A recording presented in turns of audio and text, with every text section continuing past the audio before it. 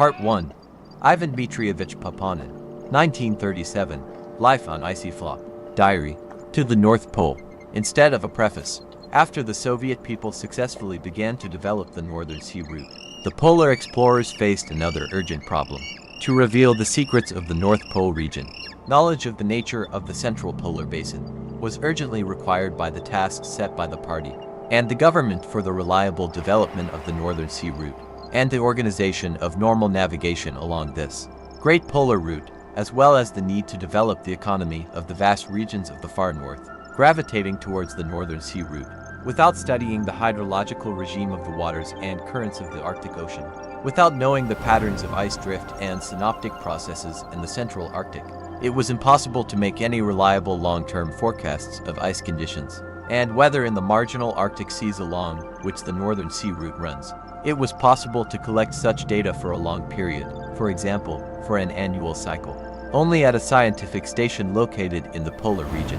Most polar explorers shared the opinion that there was no solid land there, and that such a station should be created directly on the surface of the sea ice that completely covered the Arctic Ocean in high latitudes. Thus, life itself put forward the idea of organizing a drifting scientific station on the ice of the polar region. The creation of such a station meant a new stage in the offensive of the Soviet people on the harsh nature of the Arctic. This idea arose long before the organization of the first drifting station North Pole. It was expressed by many scientists and polar explorers. Academician O.Y. Schmidt quite rightly notes that it is impossible to attribute to this or that individual the initiative to raise the question of creating a drifting station in the North Pole region. This was the common dream of all polar explorers. For example, long before our expedition, the famous Norwegian Arctic explorer Fridtjof Nansen expressed the idea of the expediency of landing scientists on the ice in the North Pole area and organizing stationary long-term work there, using the drift of ice fields. The famous Soviet polar scientist Professor V.Y. Weiss wrote in 1931, the project of arranging permanent housing on the drifting ice of the central Arctic, which seemed ridiculous at the time when Peary made his amazing trips to the pole. Now, after the conquest of the air by men and the invention of the radio, has become quite feasible. Otto Yulievich Schmidt, polar pilot M.V. Vodopyanov, experienced polar explorers G.A. Ushakov and A.I. Minev, Captain V.I. Voronin, my future drifting comrades P.P. Chershov, E.K. Fedorov and D.T. Krenkel and others were ardent supporters of the air expedition to the center of the Arctic and the creation of a scientific drifting station there. The Chelyuskin epic of 1934, when dozens of people were forced to live in the Arctic on sea ice in winter and were then taken from there to the mainland by our wonderful pilots, the first heroes of the Soviet Union, practically proved the feasibility of landing aircraft on ice and creating a long-term station on drifting ice. It is quite understandable that before proceeding to develop a plan for such an expedition, we carefully studied the history of the issue. The attack on the North Pole was a logical consequence of the long historical process of man's conquest of the polar regions, his gradual advance further and further into the undeveloped regions of the Arctic, and the transport development of the Northern Sea route. In our country, the Arctic regions occupy an important place. According to the figurative expression of Admiral S.O. Makarov, Russia is a building facing the Arctic Ocean with its main fog. Therefore, the great interest that the Russian people have shown in the Arctic throughout the history of the Russian state is absolutely natural. A review of the activities of the Russian people in the Arctic in the pre-revolutionary period speaks quite convincingly of the enormous forces and energy expended by the best representatives of the Russian people on the conquest and development of the Arctic regions. A review of the activities of the Russian people in the Arctic in the pre-revolutionary period speaks quite convincingly of the enormous forces and energy expended by the best representatives of the Russian people on the conquest and development of the Arctic regions. But in most cases, these were the exploits of loners. The Tsarist government, its ministers and senior officials most often remained deaf to the persistent proposals of the leading people of Russia to penetrate the Arctic more boldly, and buried more than one carefully developed project of the Arctic expedition. The great Russian chemist D.I. Mendeleev, together with Admiral Makarov, developed a project for a polar expedition. At the beginning of the 20th century, Mendeleev turned to the Ministry of Finance with a proposal to organize an expedition to the North Pole. In his note to the Minister of Finance, Mendeleev wrote, "Russia must desire a true victory over the polar ice even more than any other state. That is, with the help of ships, because no other state owns such a large stretch of coasts in the Arctic Ocean. Here huge rivers flow into it, washing the greater part of the empire, which could hardly develop not so much because of the climatic conditions, as because of the lack of trade outlets across the Arctic Ocean. Victory over its ice is one of the economic issues of the future of the northeast of European Russia, and almost all of Siberia." This letter was returned to Mendeleev with a refusal not only of funds, but also of consideration of the project in general.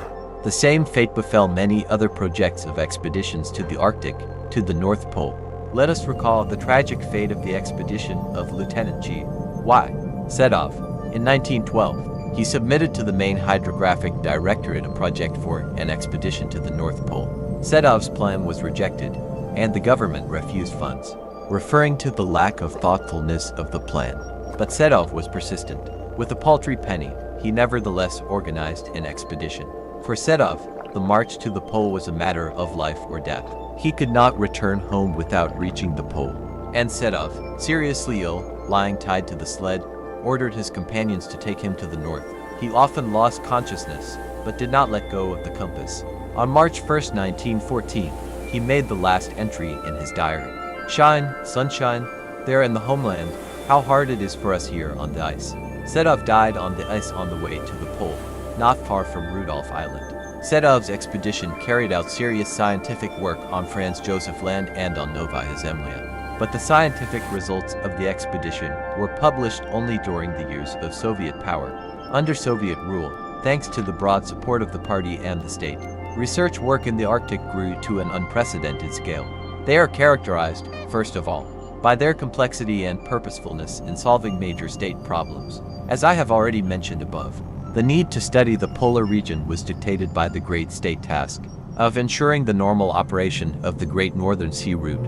We were going to fly to the North Pole, knowing that it had already been discovered by the American Robert Peary in 1909. But Peary did not make any scientific observations at the pole. We also knew that we had flown over the pole 4 times without attempting to land. We remembered the unsuccessful attempt of the Italian noble to reach the North Pole in an airship. Consequently, the North Pole region still continued to be a mystery to mankind, and the Soviet people and the government were entrusted to our group to solve this riddle. We have studied in detail the history of all foreign and Russian expeditions that went to the North Pole. The starting points were usually the 2 points closest to the pole, Greenland and the Franz Josef Land archipelago. From Greenland, for example, Robert Peary made his attempts to storm the pole, but we stopped at Franz Josef Land. It was more convenient for us in all respects. Many expeditions went to the North Pole from here. Franz Josef Land, comparatively easily accessible by ships and at the same time pushed far to the north, seemed especially suitable for the base of expeditions whose goal was to reach the North Pole. At the end of the 6th century, the English expedition of Jackson worked on Franz Josef Land. At about the same time, the famous Arctic explorer Fridtjof Nansen wintered in the northern part of Franz Josef Land, returning to the south after his daring attempt to reach the pole on foot on drifting ice. Nansen then reached latitude 86 degrees 14 minutes. Soon, an American journalist appeared on Franz Josef Land. Wellman. He made a big fuss in the world press around his voyage to the North Pole, but the results of his expedition were inversely proportional to the scope of the advertisement. Wellman only reached Rudolph Island. An Italian expedition led by the Duke of Abruzzi established its base on the western shore of Rudolph Island in Teplitz Bay. In the spring of 1900, the members of the Italian expedition of Captain Cagni set out from Rudolph Island to the pole. The load was pulled by 102 dogs. 3 months later, the exhausted, completely weakened members of the pole party returned to Teplitz Bay, with a few miraculously surviving dogs. 3 people died. The rest managed to reach 86 degrees 34 minutes north latitude, that is, 20 miles further than Nansen reached in 1895. However, Kai's expedition did not yield any scientific results. A year after the Italians, a new expedition operates on Franz Josef Land. This time, the Americans are again trying their hand at reaching the pole with meteorologist Baldwin at the head. This expedition brought with it 420 dogs and 15 horses. but Baldwin returned to America without even attempting to reach the North Pole. Another American, Fiala, who participated in Baldwin's expedition as a photographer, undertook to continue the business. Having lost his ship, Fiala settled on Rudolph Island in 1903, from where he went 3 times on dogs to the pole, but due to the accumulation of hummocks, he could not advance beyond the 82nd parallel. 2 years later, a rescue ship sent by the Americans approached Franz Josef Land and filmed Fiala and his companions. Finally, the expedition G.Y. set off, which I have already mentioned earlier.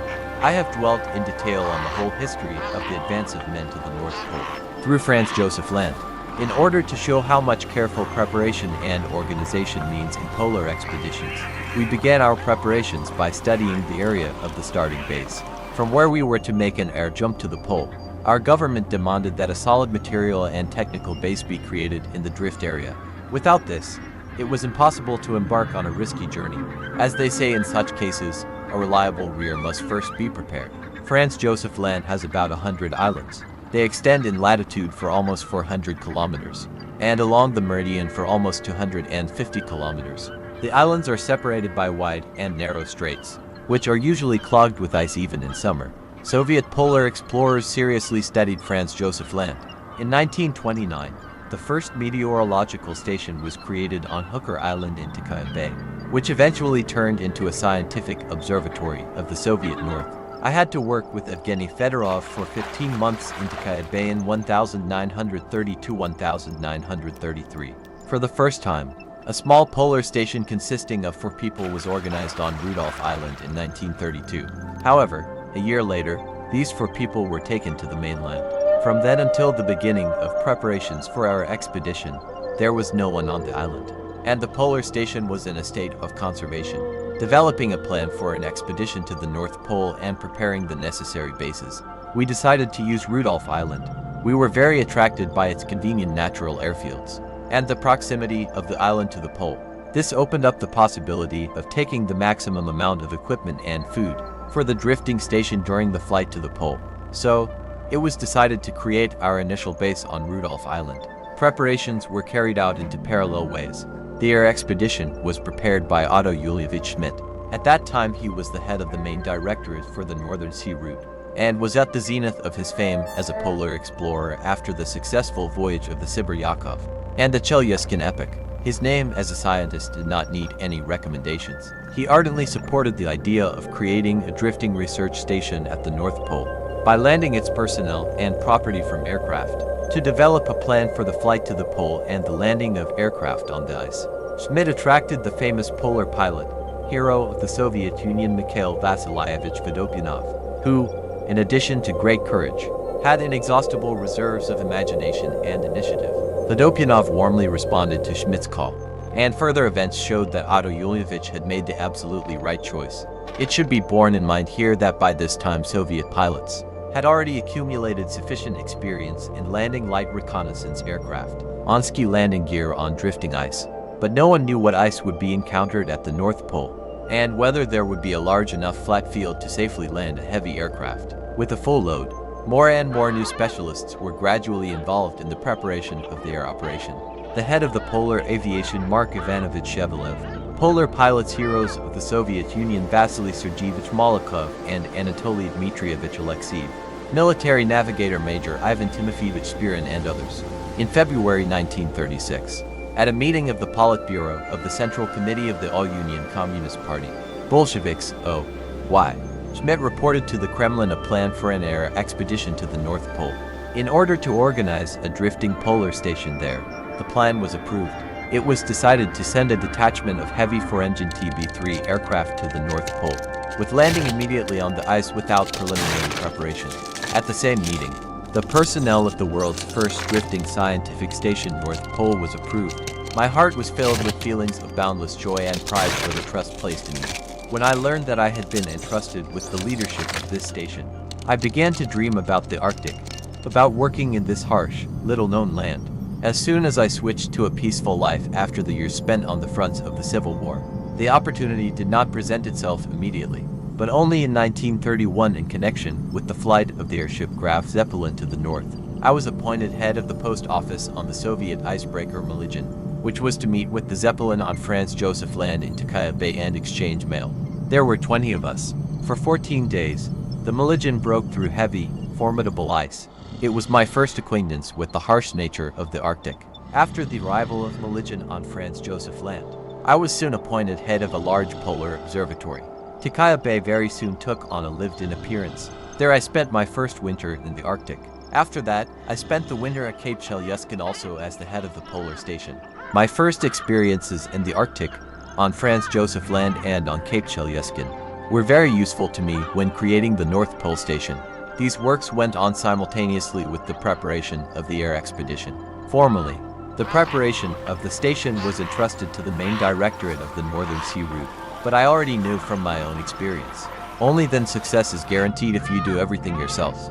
In the numerous rooms of the impressive building on Raisin Street, as in any institution, from morning to evening streams of paper flowed, typewriters clattered, telephones rang.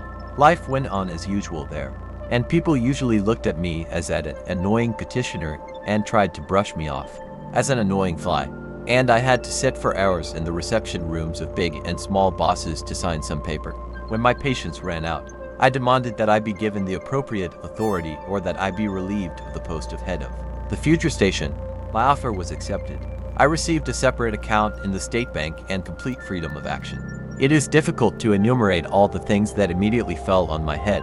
Based on the capabilities of the air detachment, the maximum weight of equipment and food of the future station should not exceed 9 tons.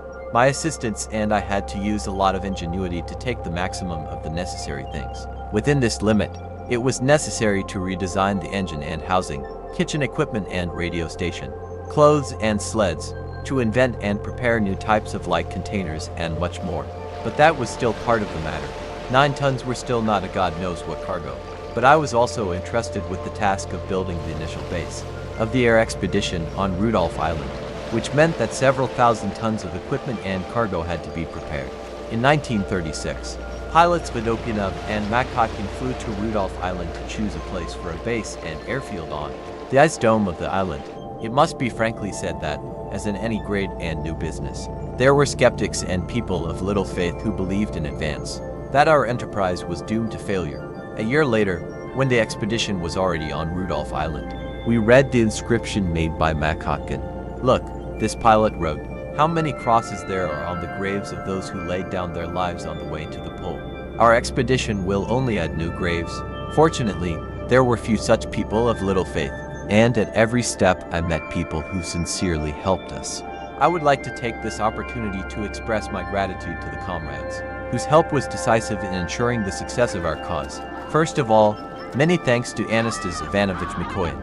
He was appointed by the Council of People's Commissars of the Esser as chairman of the government commission to supervise the preparation and equipment of the expedition. Being loaded with a lot of state work, he found time to deal with the issues of preparing the expedition on a daily basis. According to his instructions, all our orders at the enterprises of the country were carried out as extraordinary.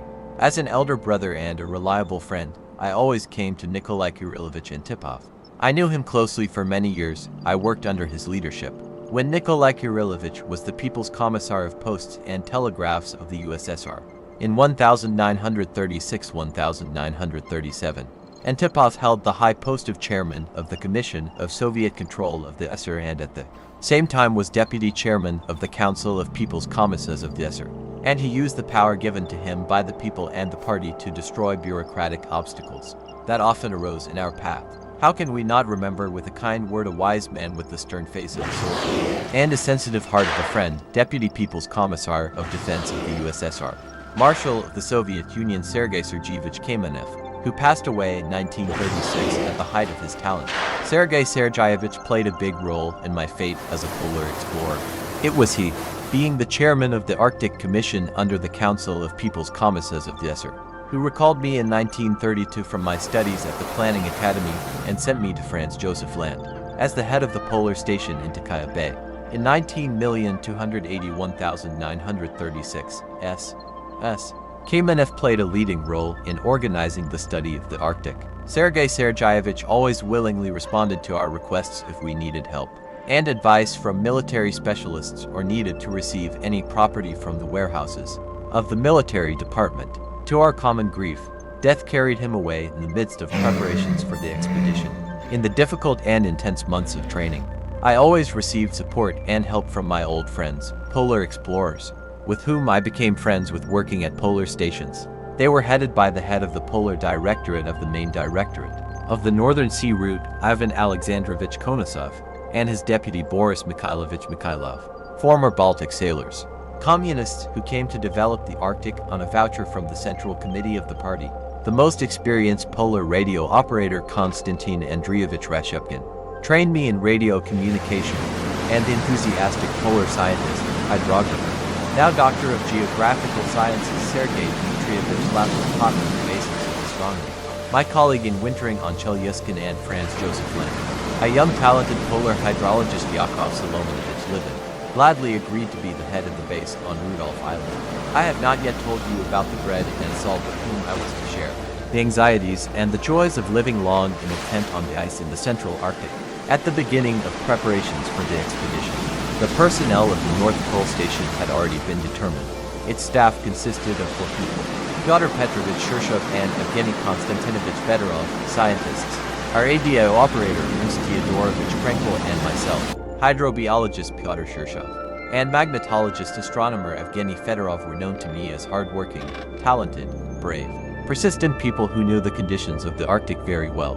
Despite their youth, these 2 Soviet scientists were not new to the Arctic. They took part in the northern campaigns, in the work of polar stations, and therefore their inclusion in the drifting expedition was met with approval by everyone. I knew no less Ernst Krenkel, a tireless Arctic radio operator, who became famous all over the world during his voyages in the central polar basin, and in his work at polar research stations. However, there was another participant in the North Pole Station, the famous polar oceanographer Vladimir Yulievich Weiss.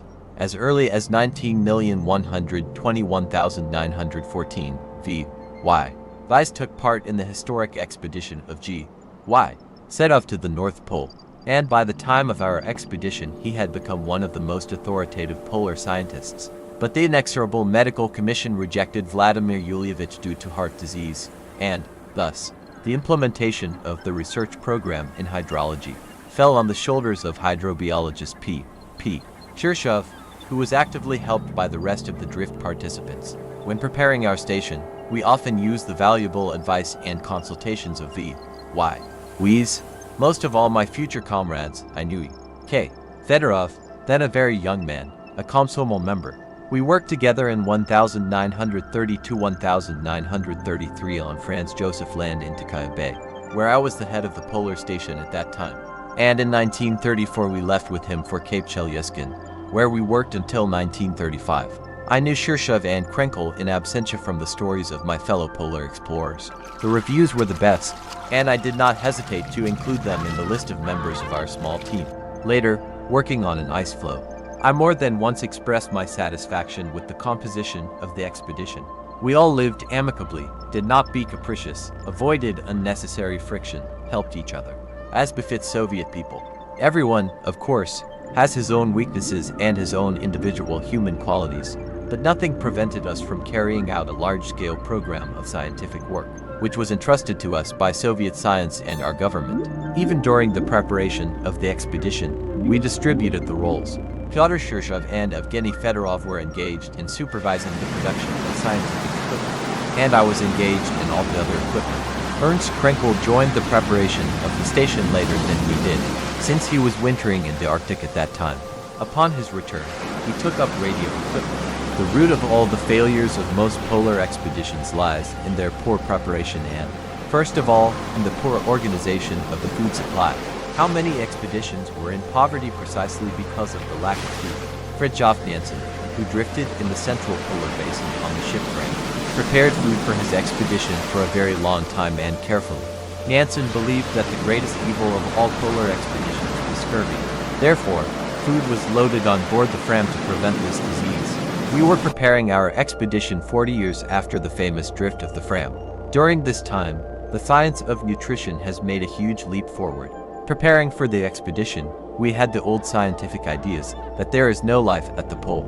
There are no living beings. Consequently, they could not count on hunting, on fresh meat.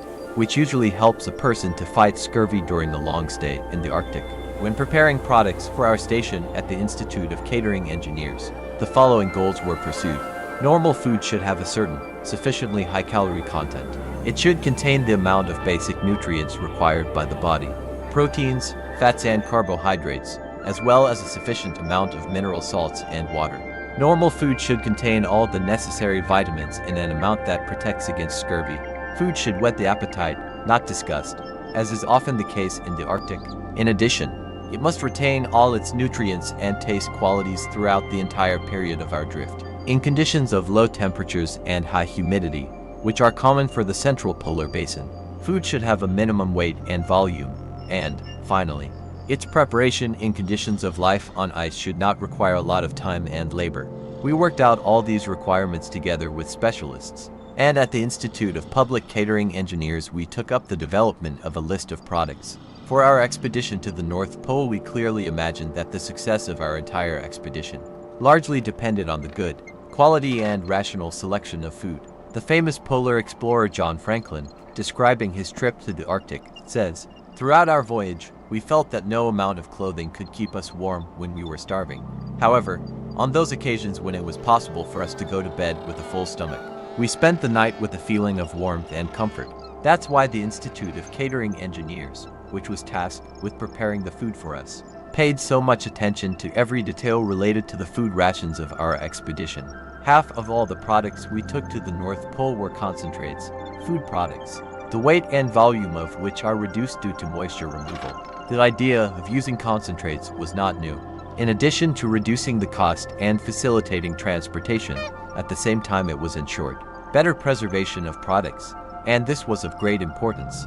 The range of products developed for our drifting expedition consisted of 46 items, along with specially made concentrates. It also included products that were not subjected to any processing, except for drying and pressing. All products were packed and sealed in special tin cans at the rate of 1 can per 10 days. For 4 people: butter, pausa caviar, bacon lard, loin, hunting sausages, processed cheese, rice flour, compote, starch, crackers, dry onions, soup concentrates, borscht, meat cutlets, meat and egg powder, natural chocolate and chicken powder, berry jelly, coffee, sweets with vitamin C, citric acid, spices and more were put into each can. Each can weighed 44 kilograms. We took 135 of these cans on the expedition, of which 65 were left on Rudolph Island as a reserve.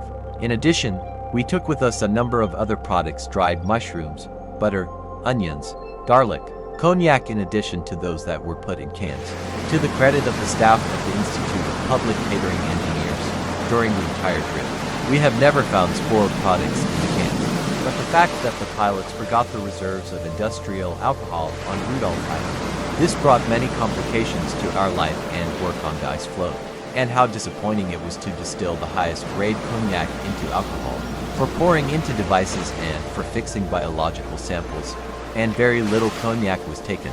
The speed and convenience of cooking food from concentrates, the ability to get a hot and delicious lunch without spending a lot of time and effort. We appreciated all this very quickly. We could not only have a real dinner every day, but also arrange our own banquets on holidays, when ham, cheese, caviar, butter, condensed milk, sweets, cake were served to the table on such days. We even allowed ourselves to drink a glass of cognac. Before the construction of the ice kitchen, we ate in a silk tent. It cannot be said that this dining room was very comfortable. We had to hold the bowls on our knees, since we occupied the entire area of the tent ourselves. After the construction of the capital ice kitchen, we had lunch in a more spacious and comfortable room. All food was cooked onto Primus stoves, but these were unusual Primus stoves. They had a tank that could hold up to 12 liters of fuel, which freed us from the need to add kerosene every day. We also had foreign Primus stoves, but the best were domestic ones made in Tula. All kitchen utensils were made of aluminum and plastic mass in compliance with 3 principles: lightweight, small volume, high strength. To save space, pots, pans, cups, mugs were made in such a way that one item fit into another. Only we took both aluminum and wooden spoons. After we removed them from a hermetically sealed can, the products went into plywood boxes. These boxes soon turned from soot into ebony. We used overturned cans as furniture. In addition, There was also a plywood table in the kitchen. It was quite difficult to get enough water. In summer, before the onset of frost, there was more water than necessary. Whole streams ran at the door of our living tent. But after the onset of cold weather, getting water became a serious problem. We tried to save every drop of water, especially hot water. To cook dinner, you first had to melt the snow, turn it into water, bring it to a boil, and only then, mixing it with concentrates, cook borscht or soup. The preparation of dinner usually lasted 3 hours, but throughout the 9-month drift in the central polar basin, we had hot food. We took various household items to the Ice Floe. Fuel in rubber trunks, medicines, notebooks for keeping notes and diaries, shovels, pickaxes, axes, crowbars, guns, blowtorches, plywood, soap, towels, tables, chairs, knives, scissors, razors, lighters, sledges, chests, stationery, a small library. We paid a lot of attention to the choice of the tent in which we were to live. The type of housing was established after long disputes and experiments. And here we proceeded from the basic rule that the equipment should be as light as possible. The tent weighed only 53 kilograms together with the beds and had the following dimensions: width 2.5 meters, length 3.7 meters, height 2 meters. We made the tent very warm, from 4 layers. Between 2 layers of thick tarpaulin there are 2 layers of eiderdown. A vestibule was attached to the tent, because without it, when the door was opened, the wind would blow out the heat. The floor was inflatable. The thickness of the air cushion that separated it from the ice was 15 centimeters. Beds into tiers, like in a compartment of a railway car. The frame of the tent is made of duralumin pipes. This tent was made with great love at the caoutchouc plant. Our clothes consisted of silk and woolen underwear, woolen suits, socks, stockings made of dog fur. For boots, felt boots with galoshes, pants and shirts made of reindeer skins, hats with ear flaps made of wolverine fur, woolen mittens and fur mittens, fur and down overalls, leather boots, leather coats, canvas raincoats, militsa. We were provided with wool fur sleeping bags and silk eiderdown bags. In addition, we took backpacks, sleds made according to special drawings, to clipper boats, to kayaks. We had to come up with the styles of our clothes ourselves, striving to make them comfortable and warm, according to our sketches and instructions. The tailors prepared a supply of clothes for us on the Ice Floe. We changed it about once every 2 months. We also had shoes of various kinds. We had wading boots, large felt boots, good strong torbuses. There were stocks of cologne, razor blades, toothbrushes, but we used them no more than 3 or 4 times during the 274 days of drifting. The total weight of our equipment was 9 tons. By weight, the cargo was distributed as follows in tons: 3.5 food, 2.5 fuel for Primus stoves, lamps and motors, 0.7 various scientific instruments, 0.5 radio station, 0.5 power device, 13 miscellaneous equipment, tents, polar clothing, household equipment, boats, sleds. In addition, 1 ton was the weight of the station participants and their personal belongings. All this equipment was very different from generally accepted standards, prepared specifically for our expedition. In short, it was unique. It was made with great love and enthusiasm. And then during the drift we more than once remembered with gratitude the modest Soviet workers, who helped us provide the drifting station with everything we needed. I would like to dwell in a little more detail on the creation of the initial base of the expedition. On Rudolph Island, as I have already said, the organization of this base was entrusted to me. All the cargo for our station, for the base on Rudolph Island and for the basing and flights of the air detachment, was loaded into the holds and on the decks of 2 vessels, the ice-breaking steamer Ruzanov and the steamer Herzen.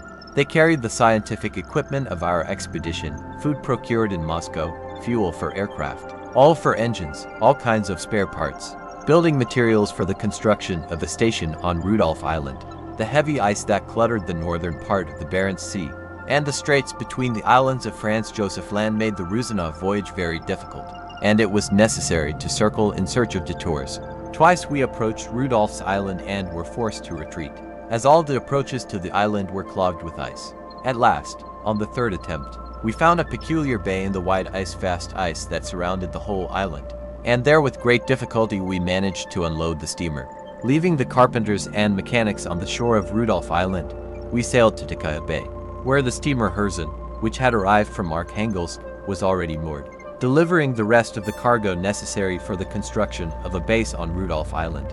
Having quickly loaded this property into its holds and replenished its coal reserves, the Rusanov set off again. Soon we were again standing at the familiar ice. Our tractors were transporting new cargo to the shore. The construction of the base was in full swing on the island.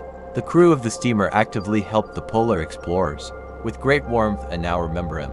V. Strakolovsky, the captain's mate for the political part of the Rusanov. He was the soul of the team of sailors and showed himself to be an excellent organizer. In a short time, a whole town was built on the deserted, gloomy shore of the island. 2 large residential buildings with 8 rooms each, a kitchen and a wardroom. A radio station with a capacity of 300 watts, a radio beacon and a garage, a bathhouse, 2 technical warehouses, a food warehouse, and a cattle yard. Rudolph Island is completely covered with a centuries-old ice shelf. The polar explorers prepared here a good airfield with fuel supplies and a house, which was transported from place to place by a tractor. Thus, in 1936, a new large polar station appeared on the map of the Arctic, the northernmost in the world. Rudolph Island became a reliable base for flights to the North Pole. 24 people remained to work on it, led by an experienced organizer Y.S. Liban. The polar explorers of Rudolph Island have always maintained regular contact with Moscow. They repaired and put in full readiness tractors and all-terrain vehicles, prepared equipment for the airfield, launched a power plant, provided everything necessary down to the smallest detail. While living on the Ice Floe, we kept radio contact with the mainland through Rudolph Island. All the equipment was successful, the preparation well thought out, and we said afterwards that if we had to prepare such an expedition again, very little would have to be changed in the character of the equipment. Such are the conclusions to be drawn from the experience of our expedition.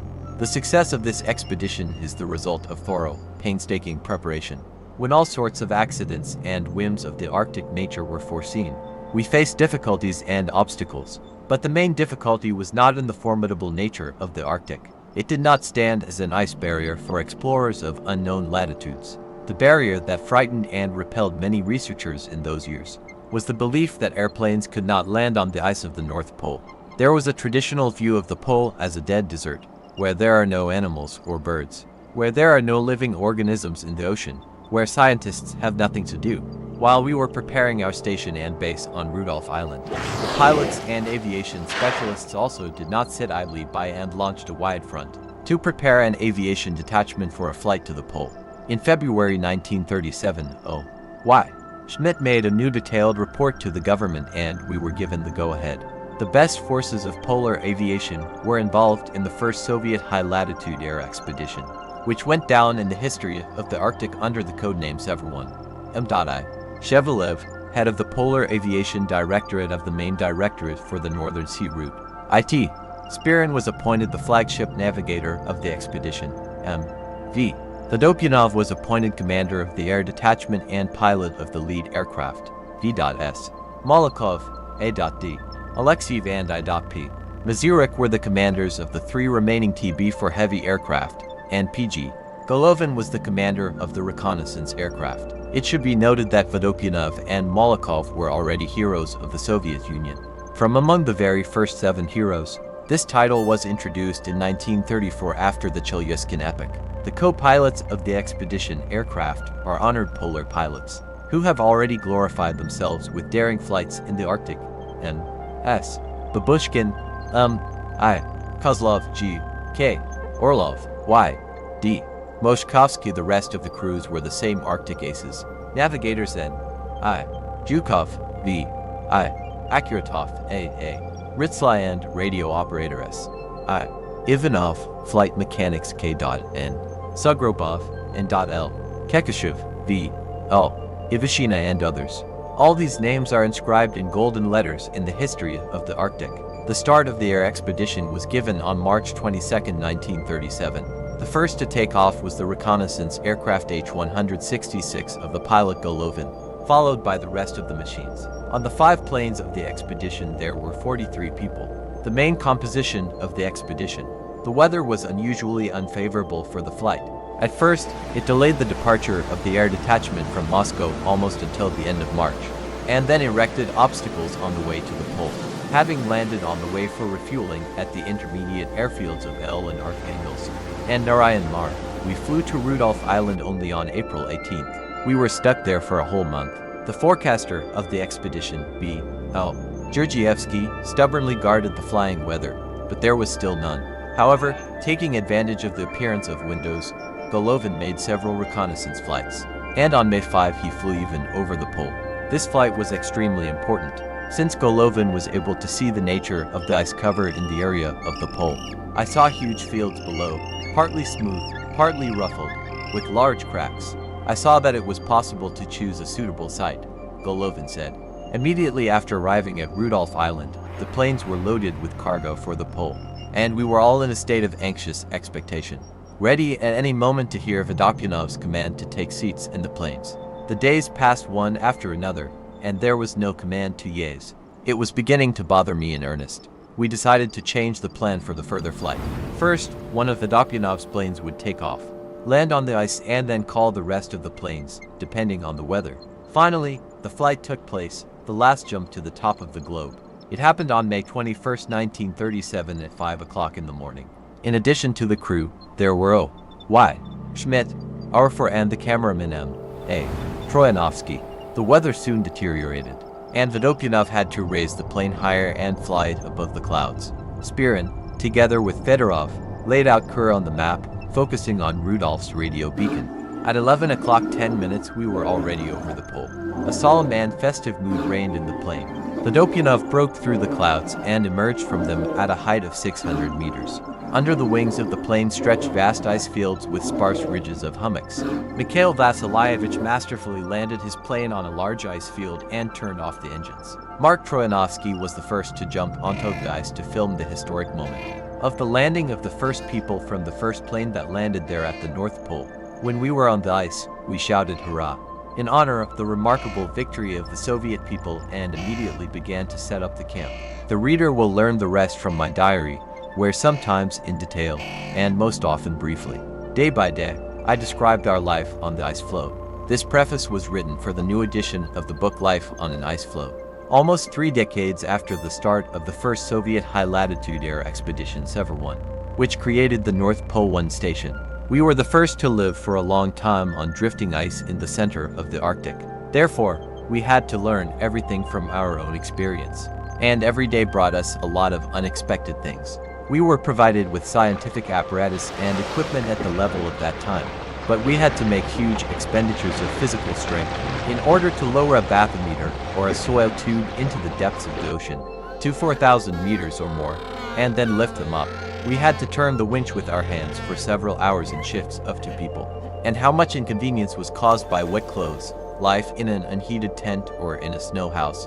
All loads were dragged by hand or transported on hand sleds. For 9 months, we had no idea what it meant to light a light bulb or wash with hot water, let alone much of what the participants in modern drifting stations have now. The nature of the Arctic is still the same, treacherous and formidable. The dangers remain the same. But today there is nothing similar in the organization of work and life at drifting stations to what was at our first station, the North Pole. The soul rejoices when you learn how polar explorers live and work now at the modern North Pole stations.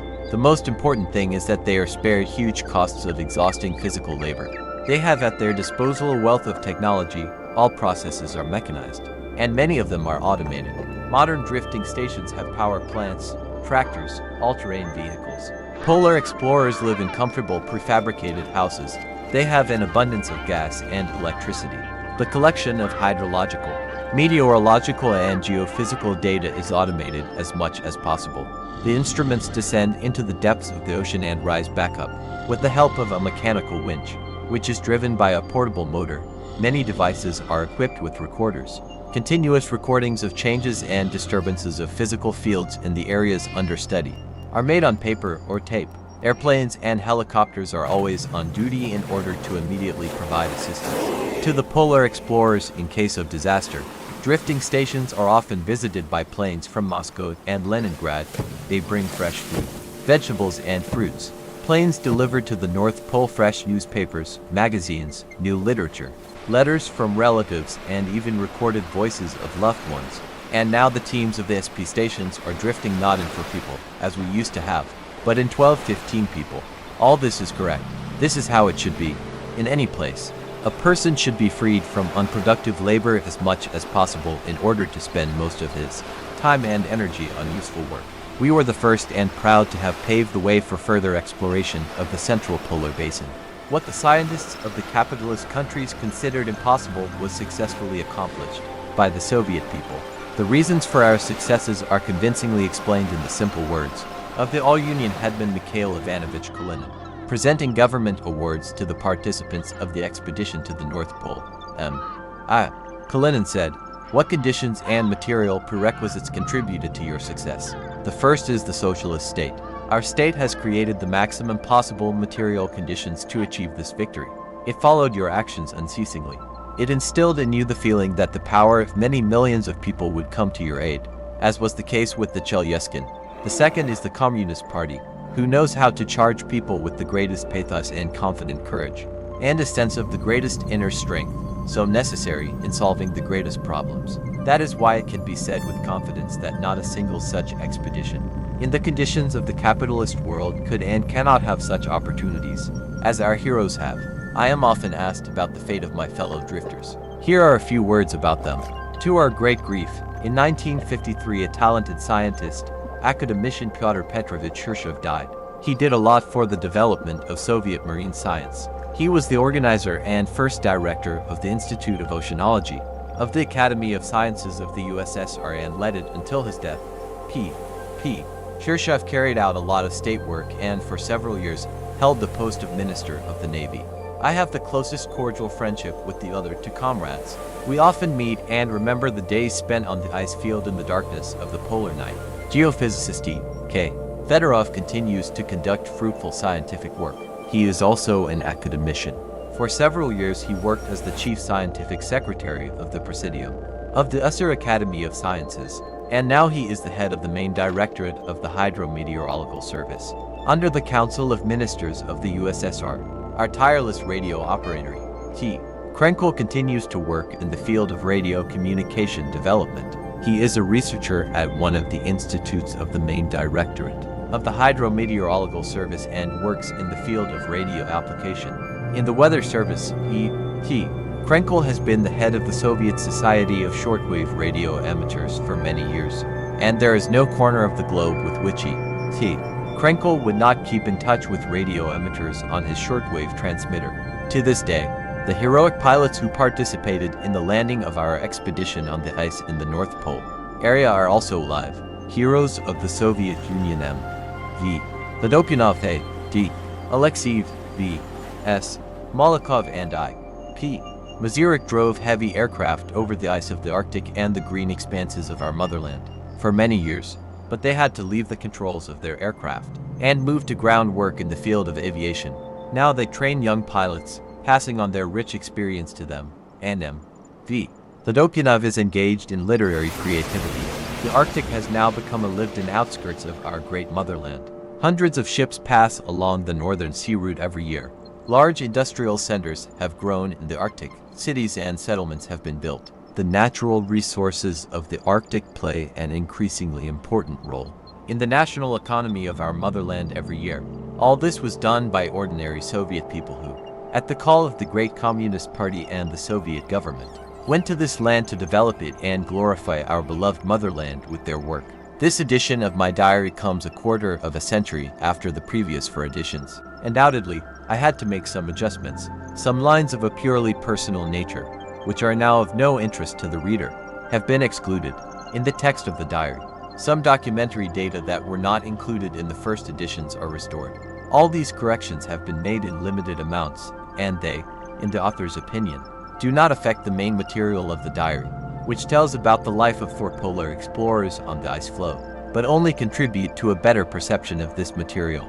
If the readers of the first editions of Life on an Ice Floe were contemporaries of these events, then this edition of the book will be read by people of a new generation, for whom the events in the Arctic of 1937-1938 are distant history, and therefore additional work on the text of the diary was inevitable. Based on these considerations, this introductory chapter has also been rewritten. Twice Hero of the Soviet Union I.D. Papanin, Moscow, July 1965. Nay, to 1 May, at 11:35 in the morning. The four-engine airship H-170 landed near the North Poles. Vodopyanov masterfully landed the heavy aircraft on the ice. It is interesting to know. How do they feel about this event there, in their homeland? It is difficult to convey the joy that we experienced, exchanging our impressions, congratulating each other. We immediately began to install our expeditionary radio station. We raised the mast, pitched a tent for Krenkel. We set up a tent for housing and a temporary tent for hydrological work. This is the place where we will live. How long will we spend here? The Ice Floe is quite suitable for organizing a research station. Here you can make an excellent airfield and receive the planes of Malakoff, Mazurik and Alexeyev. At first, not everything goes smoothly. Our batteries are dead. Krenkel is nervous. I had to recharge the batteries. Only 10.5 hours after landing at the pole did we establish contact with Rudolph Island, made ourselves known, and reported that everything was fine with us. The first message about our well-being and arrival at the goal was sent to the leaders of the party and the government. This radiogram was signed by the head of the air expedition, Otto Yulievich Schmidt, at 11 a.m. For 10 minutes, the Usser H-170 aircraft piloted by Vodopyanov, Babushkin, Spirin, and the chief engineer of Papanin flew over the North Pole. For insurance, we went a little further. Then Vodopyanov descended from 1750 meters to 200 meters, breaking through solid clouds. They began to look for an ice floe for landing and the construction of a scientific station. At 1:35 o'clock, Vodopyanov made a brilliant landing. Unfortunately, when sending a telegram about reaching the pole, a short circuit suddenly occurred. The informer of the radio was out. Radio communication stopped, which was resumed only now after the installation of the radio at the new polar station. The ice floe on which we stopped is located about 20 kilometers beyond the pole on the other side, and a little to the west of the Rudolph meridian. Let's clarify the situation. The ice floe is quite suitable for a scientific station that remains adrift in the center of the polar basin.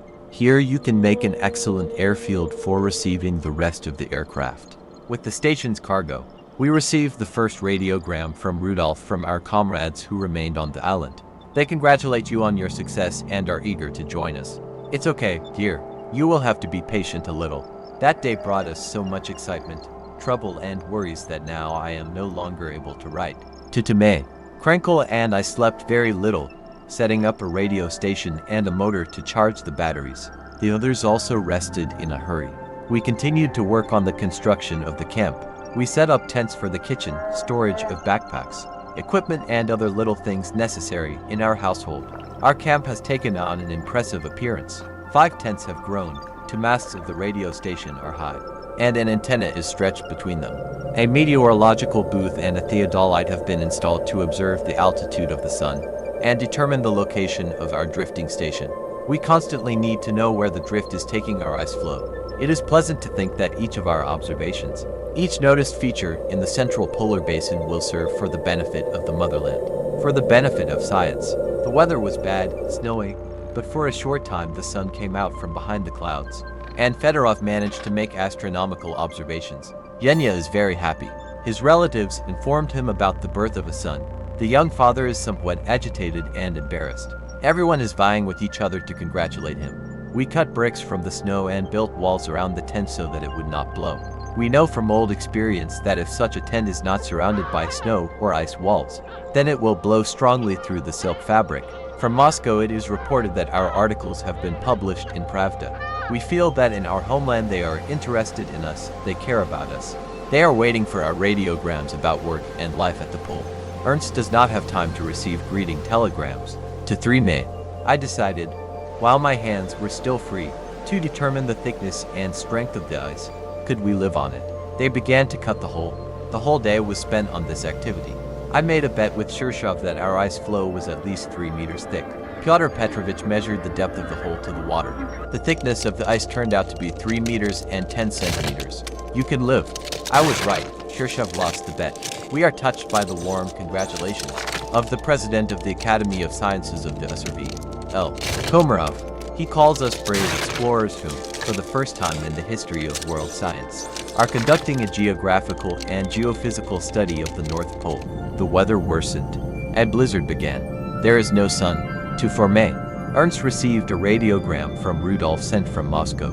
With joy and excitement, I learned about the heroic landing at the North Pole of wonderful pilots. Please accept congratulations from the great-granddaughter of the polar explorer Vitus Bering. How happy we are with such news. How does it help us work? Everything is ahead of us. Much more needs to be done. We can't work like this anymore.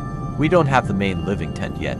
It was decided to build a snow hut for the radio station and engine room for the time being.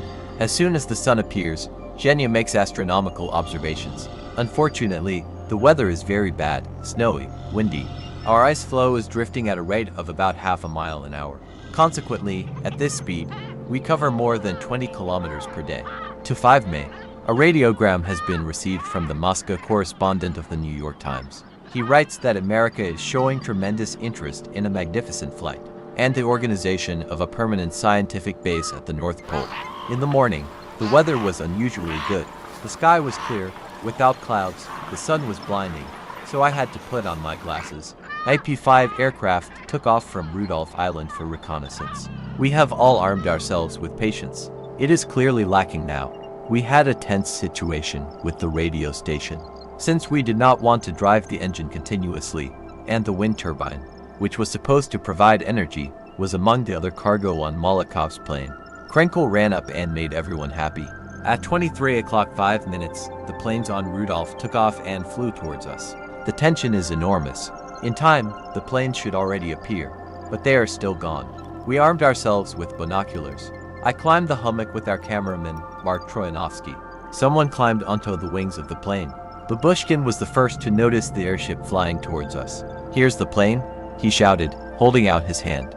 We saw the long-awaited car in the sky. "Molokov," one of the boys shouted. Indeed, it was he, our glorious Vasily Sergeyevich. How much modesty there is in this Bolshevik pilot.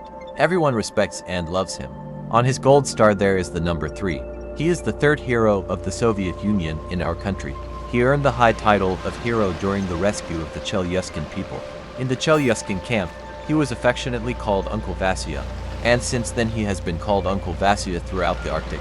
A few minutes later, Molokov's car was above us and soon landed on an ice floe. We surrounded Vasily Sergeyevich and his companion and hugged him tightly.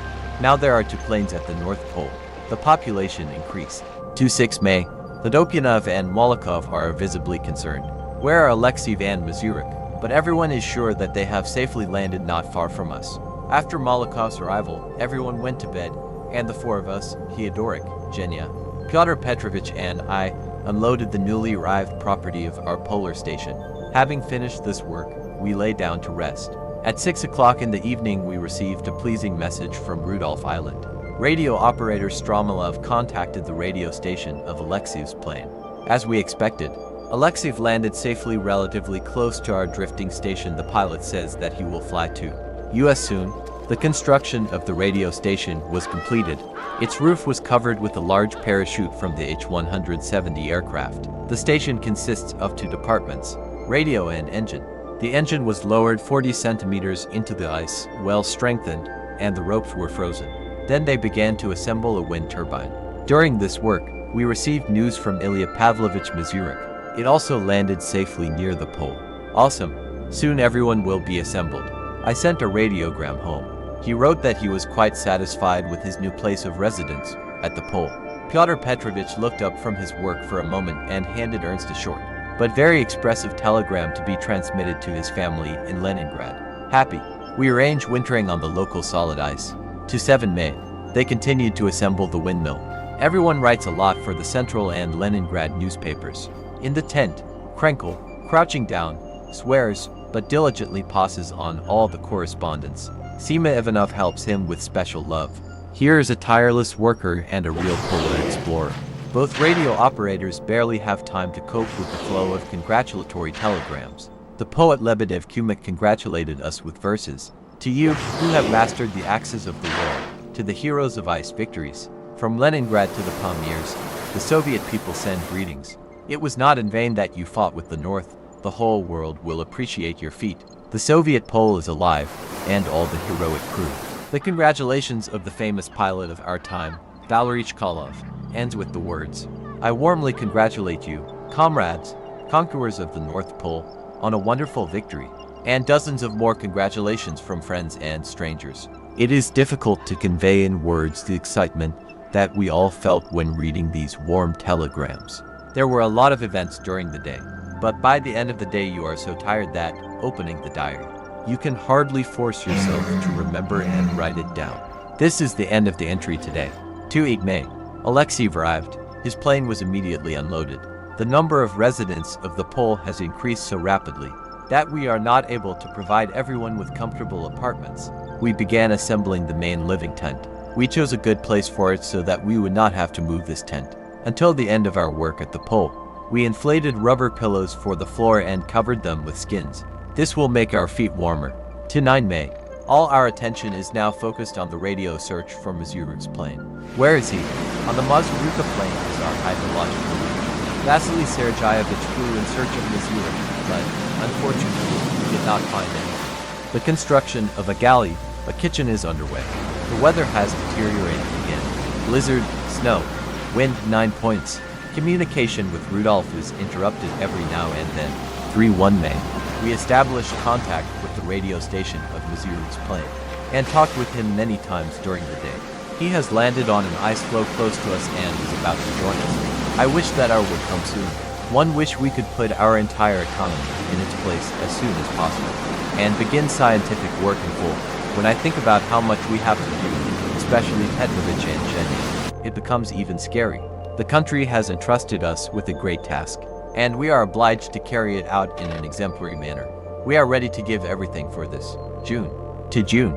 Teodorik informed the staff of the Leningrad Radio Laboratory of the People's Commissariat of Internal Affairs that the first connection between the pole and the Earth Rudolph Island was established by an apparatus manufactured.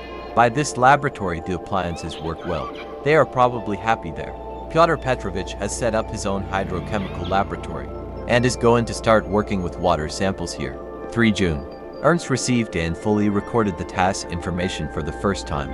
They learned that the French scientist Charles Papanin published an enthusiastic article in the newspaper Humanet. The results achieved by the Soviet expedition to the North Pole are indisputable evidence in favor of the system that dared to set itself such tasks and fulfills them.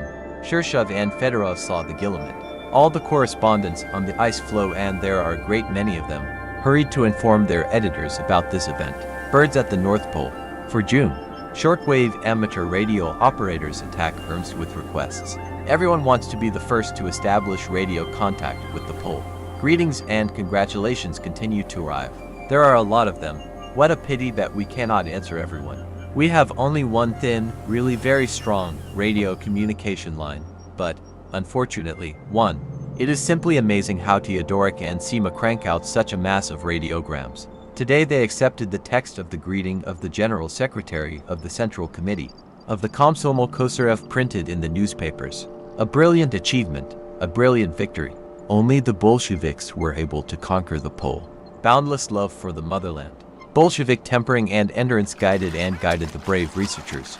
Soviet airplanes and engines, manufactured in Soviet factories by Soviet engineers and workers, once again showed their excellent qualities.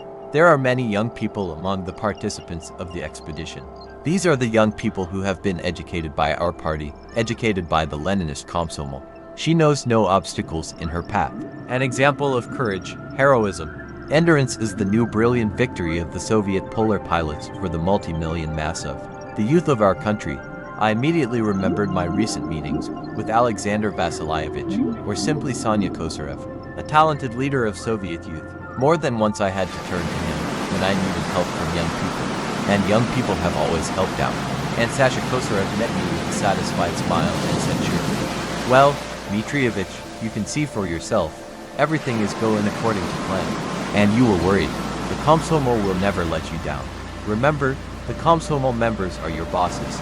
And throughout the entire preparation of the expedition, we really felt the great power of the Komsomol patronage and the firmness of the word of the first Komsomol member of the country, Sasha Kosarev. In our small team, which remains to live on the Ice Floe, there is one Komsomol member, Zhenya Fedorov. He is attacked by Komsomolskaya Pravda on the radio, asking him to give correspondence every day. But Zhenya is so busy that he has no time even to sit down to rest. And now he is making gravitational observations. Petrovich tried a homemade winch at the crack, made of a wooden drum mounted on a mast. Hydrobiologist Bogorov sent Petrovich a radiogram with congratulations and wishes of complete success in scientific work. We have a lot to do. 5 June. Finally, Ilya Pavlovich Mazurek arrived. Now everyone is assembled. The last property of our station is being unloaded. A friend of Ernst's, a radio operator working on a turnip steamer in the Caspian Sea, telegraphs that he wants to contact the North Pole by radio.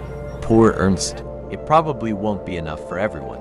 Eugene received a radiogram from his glorious wife that his little son, because of his great resemblance to his father, was also named Eugene. The entire population of our Ice Floe gathered today at 2 o'clock for a solemn meeting. Otto Yulievich officially announced the opening of a new polar station North Pole on drifting ice. And I, as the head of the station, solemnly raised the state flag of the Soviet Union over the Ice Floe. The air resounded for the first time at the pole with a loud salute from guns and pistols. This meeting was also a farewell meeting. The work is done, the station is organized, which means that now we can fly away. Schmidt made a warm and heartfelt speech before departure. Today we say goodbye to the pole, said Otto Yulievich. We say goodbye warmly, for the pole turned out to be not terrible for us, but hospitable, dear, as if it had waited for centuries to become Soviet, as if it had caught up with its real masters. We're leaving. 4 of our comrades remain at the pole. We are sure that they will hold high the banner that we are now handing them over. We are sure that their work will never be lost in the history of world science.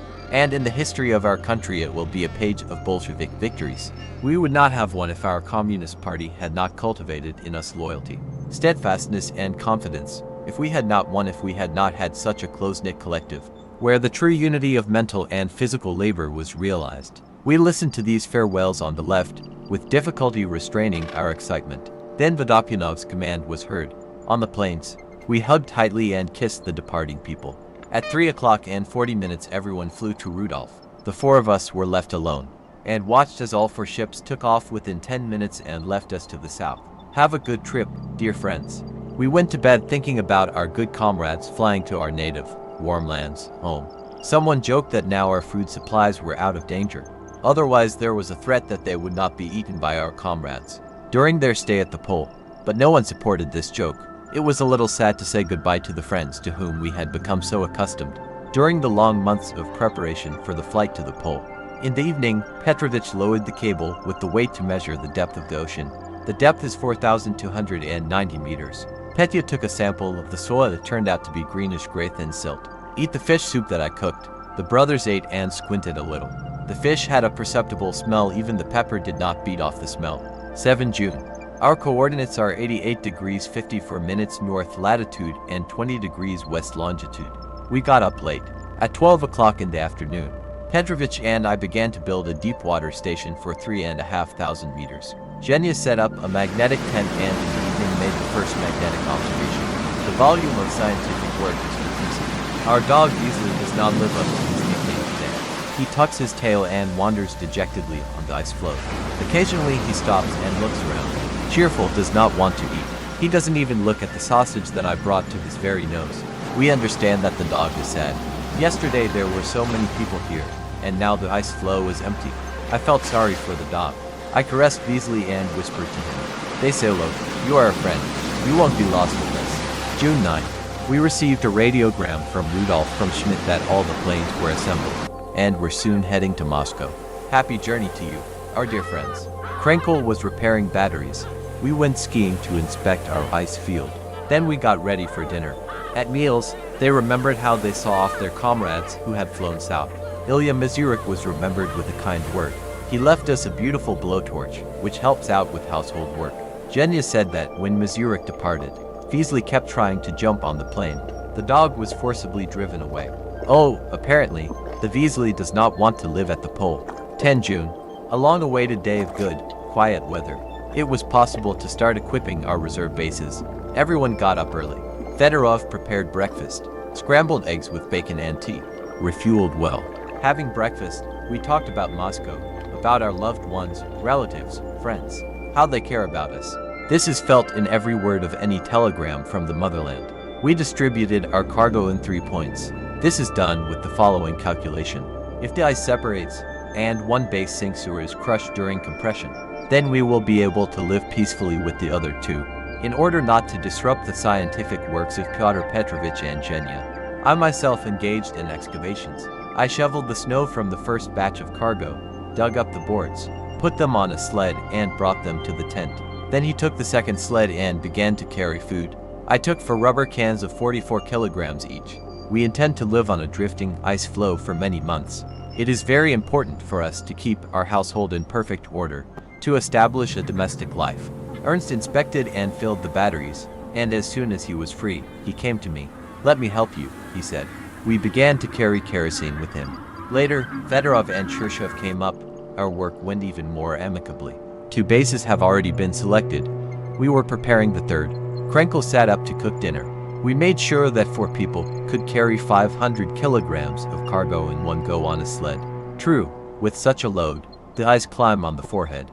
Clothes, food, kerosene were distributed successfully. Now we are not afraid if even one base sinks. We will not be lost. At 5 o'clock in the evening, Krenkel shouted, "Dinner is ready." At this time, we were engaged in setting up a tent near the residential, the 4th main base for current expenses.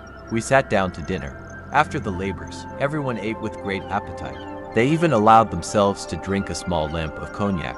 After lunch, they lay down to rest for an hour, leaving Fedorov on duty. Zhenya, of course, did not waste time and was on duty processing the materials of his observations. After a short rest, we continued to work again. An important order arrived from Moscow to serve Chkalov's flight over the North Pole to America with weather reports and radio communication. A great deed was conceived by our pilots. It is interesting to know who besides Valery Pavlovich is in the crew of this aircraft. Probably, he takes with him the same strong, intelligent, devoted and knowledgeable guys as himself. I think that he has the same crew. Last year, Chkalov, Baidakov and Bilyakov flew more than 9,000 kilometers without landing, passed through almost the entire Soviet Arctic. They were over Franz Joseph Land, over Severnaya Zemlya, over Yakutia. The government awarded them the title of Hero of the Soviet Union for this flight. Well done. The precious thing is that they did not calm down after their last year's flight. And now they are going to make a new, even more grandiose one. It's no joke to fly non-stop from Moscow through the North Pole to America. We are sure that the guys will complete the task perfectly. This will be a new remarkable victory for our aviation. There is no doubt that the successful landing of an air squadron of heavy aircraft at the North Pole and the organization of our drifting station were a good prerequisite for Chkalov's flight. Previously, from Rudolph to the islands of the American Arctic, the pilot had nowhere to land. Now, 800 kilometers north of Rudolph, on the way to America, there is a Soviet village, albeit a small one. If it is necessary to interrupt the flight, our pilots can land here. But you won't need it. They will fly wonderfully.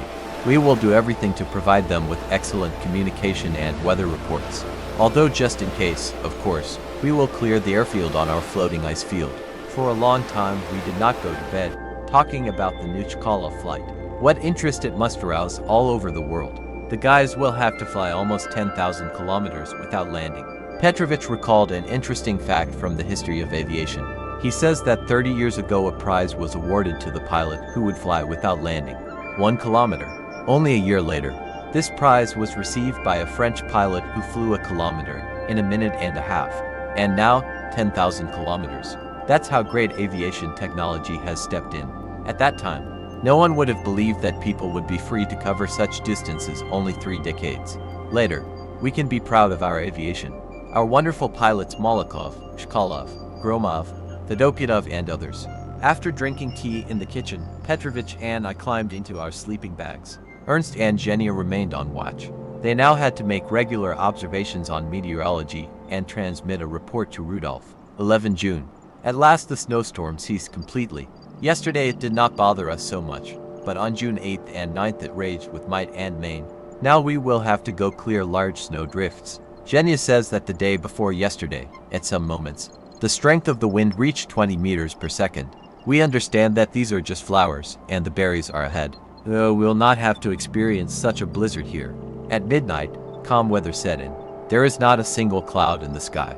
The sun heated our black tent to 24 degrees Celsius. Here is the North Pole for you. The southwest wind moves our ice floe to the northeast. We are approaching the Greenwich meridian. It is possible that soon we will find ourselves in the eastern hemisphere. Petrovich said, the average speed of our drift for the first 17 days is 6.7 of a kilometer per day. Further, apparently, the drift will accelerate, but no one can accurately predict this now. Today we got up early, although we slept badly. All night long we talked about how best to surf Kolov's flight. Krenkel is most worried. Our batteries are dead, but there is no wind, and the wind turbine does not work.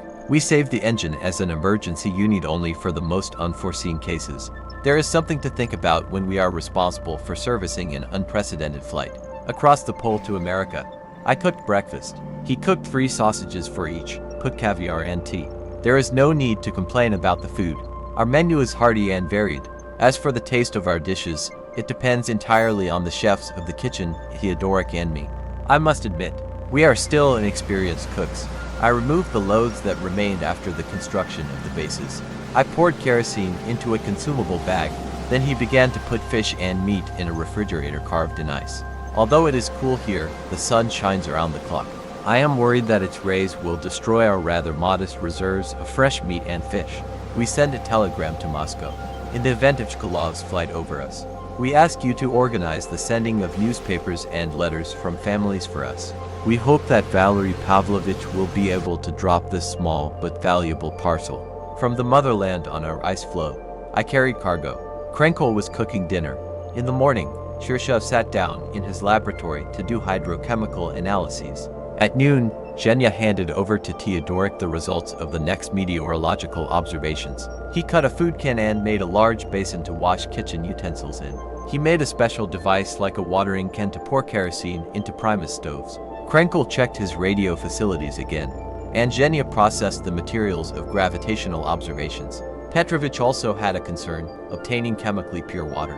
In the evening he came to the tent and said, I examined the crack. It is unrecognizable. The ice is strongly diverging.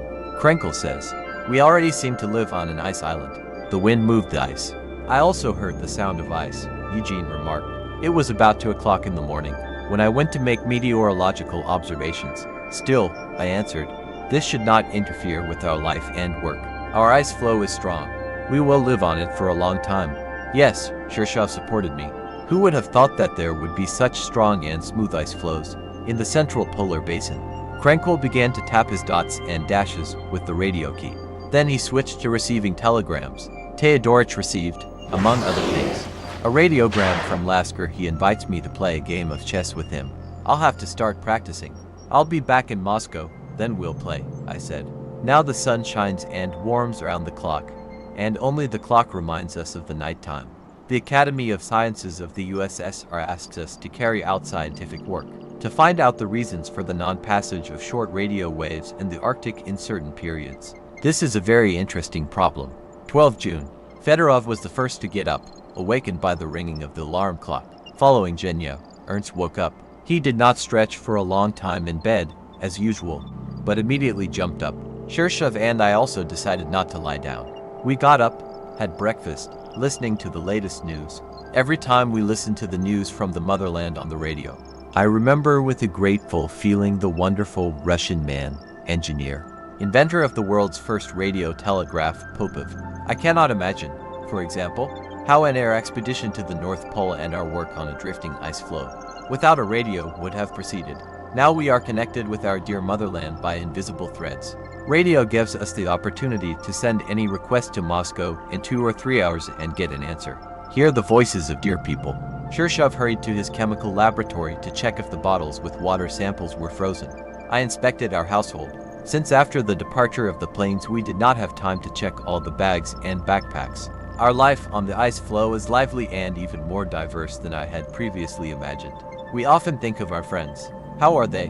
Krenkel sometimes asks. Now, probably, they are sitting at a concert or in the theater. Petya Shirshov mentally transports himself to Moscow. We must send them news from the ice floe more often, I remarked, because any long silence makes them worry too much about us. Zhenya also supported me. Of course, he said, you can shorten it a little. Transmission of correspondence, but you should not save on small radiograms for your family. I remembered my previous wintering in Franz Joseph Land, where my wife and I lived. If only we could organize a drifting station on an ice floe and take our wives with us, I joked. and generally settle on an ice floe with the whole family. Then it would really be a real Soviet city. Krenkel, however, did not find this idea entirely successful and immediately put forward a solid argument against it. What are you, Dmitrievich? Then we would have to build ice nurseries, snowy maternity hospitals, build toy factories, and in general, we would have to take teachers and nurses with us. After all, bears, as you know, are not adapted to these matters. In the meantime, our wind turbine began to work actively. The wind was picking up. Ernst often went out to see if the windmill was turning well. Over the past few days, we have all dreamed a lot that the wind will finally blow. Our batteries were so low that we were afraid to send an extra word over the radio. They even stopped telling their relatives about themselves. Only meteorological reports were transmitted.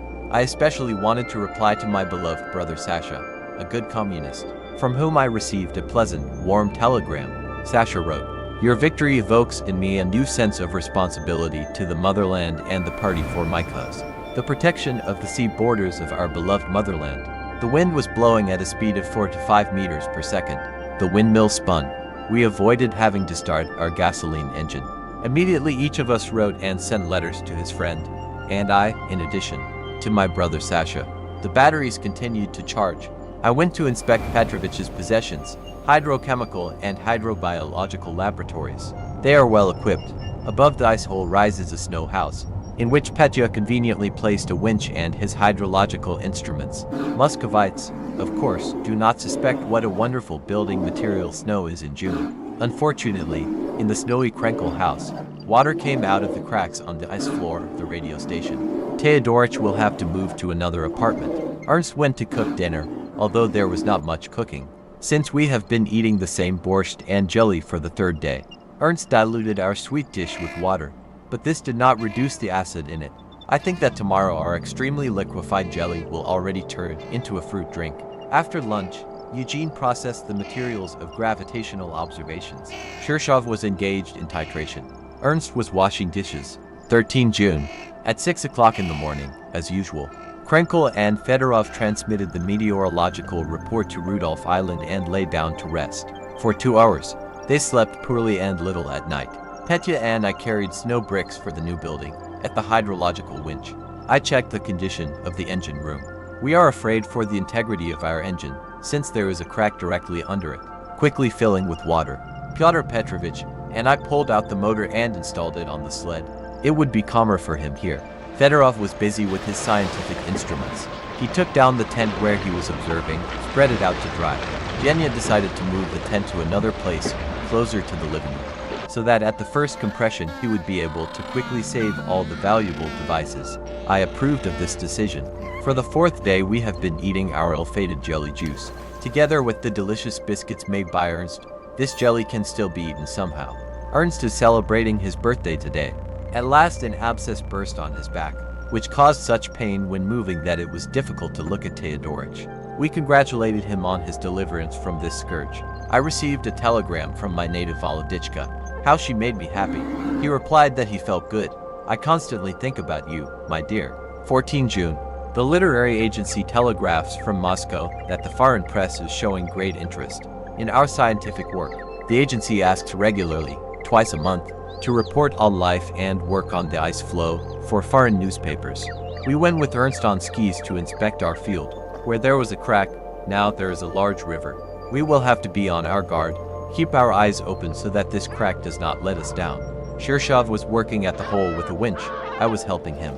At midnight, he would begin to make a daily station, which meant that Pyotr Petrovich would be at the winch for 24 hours. Fedorov examined another part of our ice field and reported that he also noticed large openings and cracks there.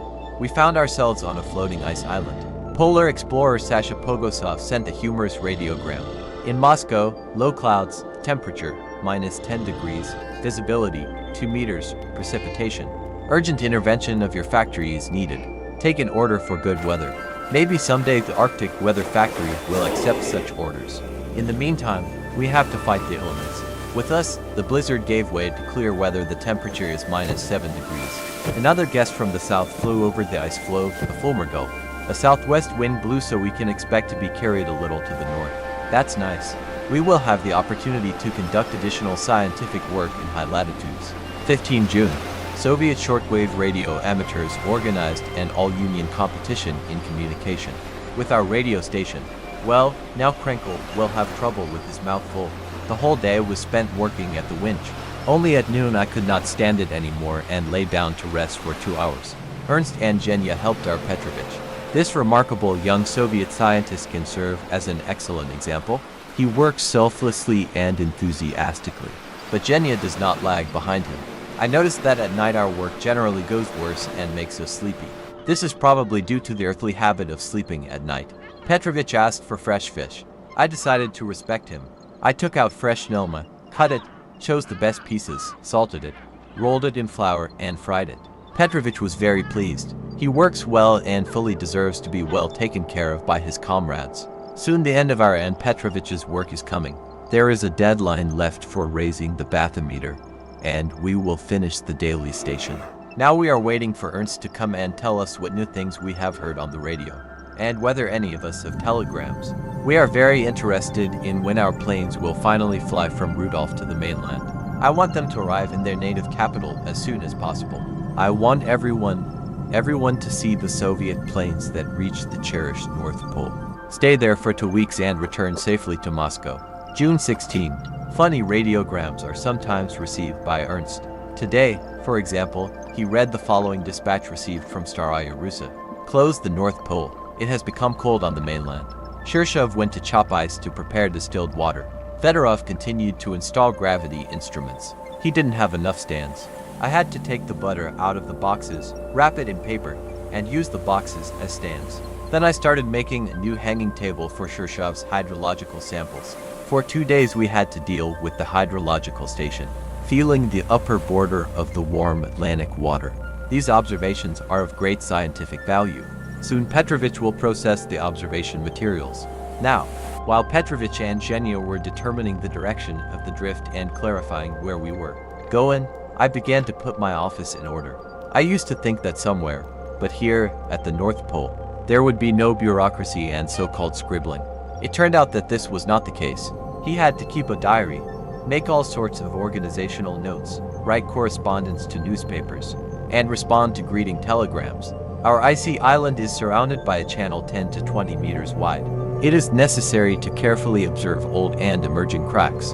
In the living tent we set up a table for storing water samples. Here they will not freeze. Genya made the third magnetic point and conducted a series of gravitational observations. He punished our Vesely greatly. He deserves it. He barks in vain. Fedorov pulled the device out of the tent, and Vesely, like a madman, became furious. I think that my lesson will have an effect on the dog, and in the polar night he will not bark in vain. 17 June. Our snow kitchen could not withstand the heat from the Primus stoves and melted. We will build a new one using canvas. Wet snow has fallen. I had to go to the bases and hide my things.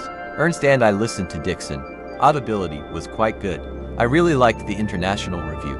We are all particularly interested in the struggle of the Spanish people against the counter-revolutionary rebels. Large snow drifts piled up around the living tent, and they had to be cleared. My tunic was very wet. I returned to the tent to dry. Maybe the blizzard will soon subside. Using his free time, he made a small table by the bed for all sorts of small things. Fedorov stretched the wires to his tent to receive chronometer signals from the radio station. Shirshov took all 50 bottles of water samples and went to work in the laboratory. I was about to go to bed. It was 1:30 in the morning when Krenkel came and reported. In 2 hours, Shkolov is flying from Moscow to America. The soul rejoices for him and his crew. I want the guys to be fine, so that they successfully complete an important state deed. After Ernst's report, I could not sleep for a long time. Tomorrow will be a hot day. 18 June. From Rudolph Island we were informed that Valery Chkalov had taken off at 4 o'clock in the morning. I arranged with Ernst to go to bed log, as he would have to work all night. After resting for a while, Teodorich sat down at the radio. I can hear the radio station of Chkalov's plane well, he said. Soon the plane will be approaching Rudolph. The guys are doing their own thing. Petrovich is titling, and Fedorov is doing a daily series on gravity. I can't think of anything else but this unprecedented flight. My thoughts, as well as the thoughts of all citizens of our motherland, are now together with the heroic pilots, who for the first time in history are paving the air route from Moscow to America, through the North Pole. But there are also their own, everyday worries.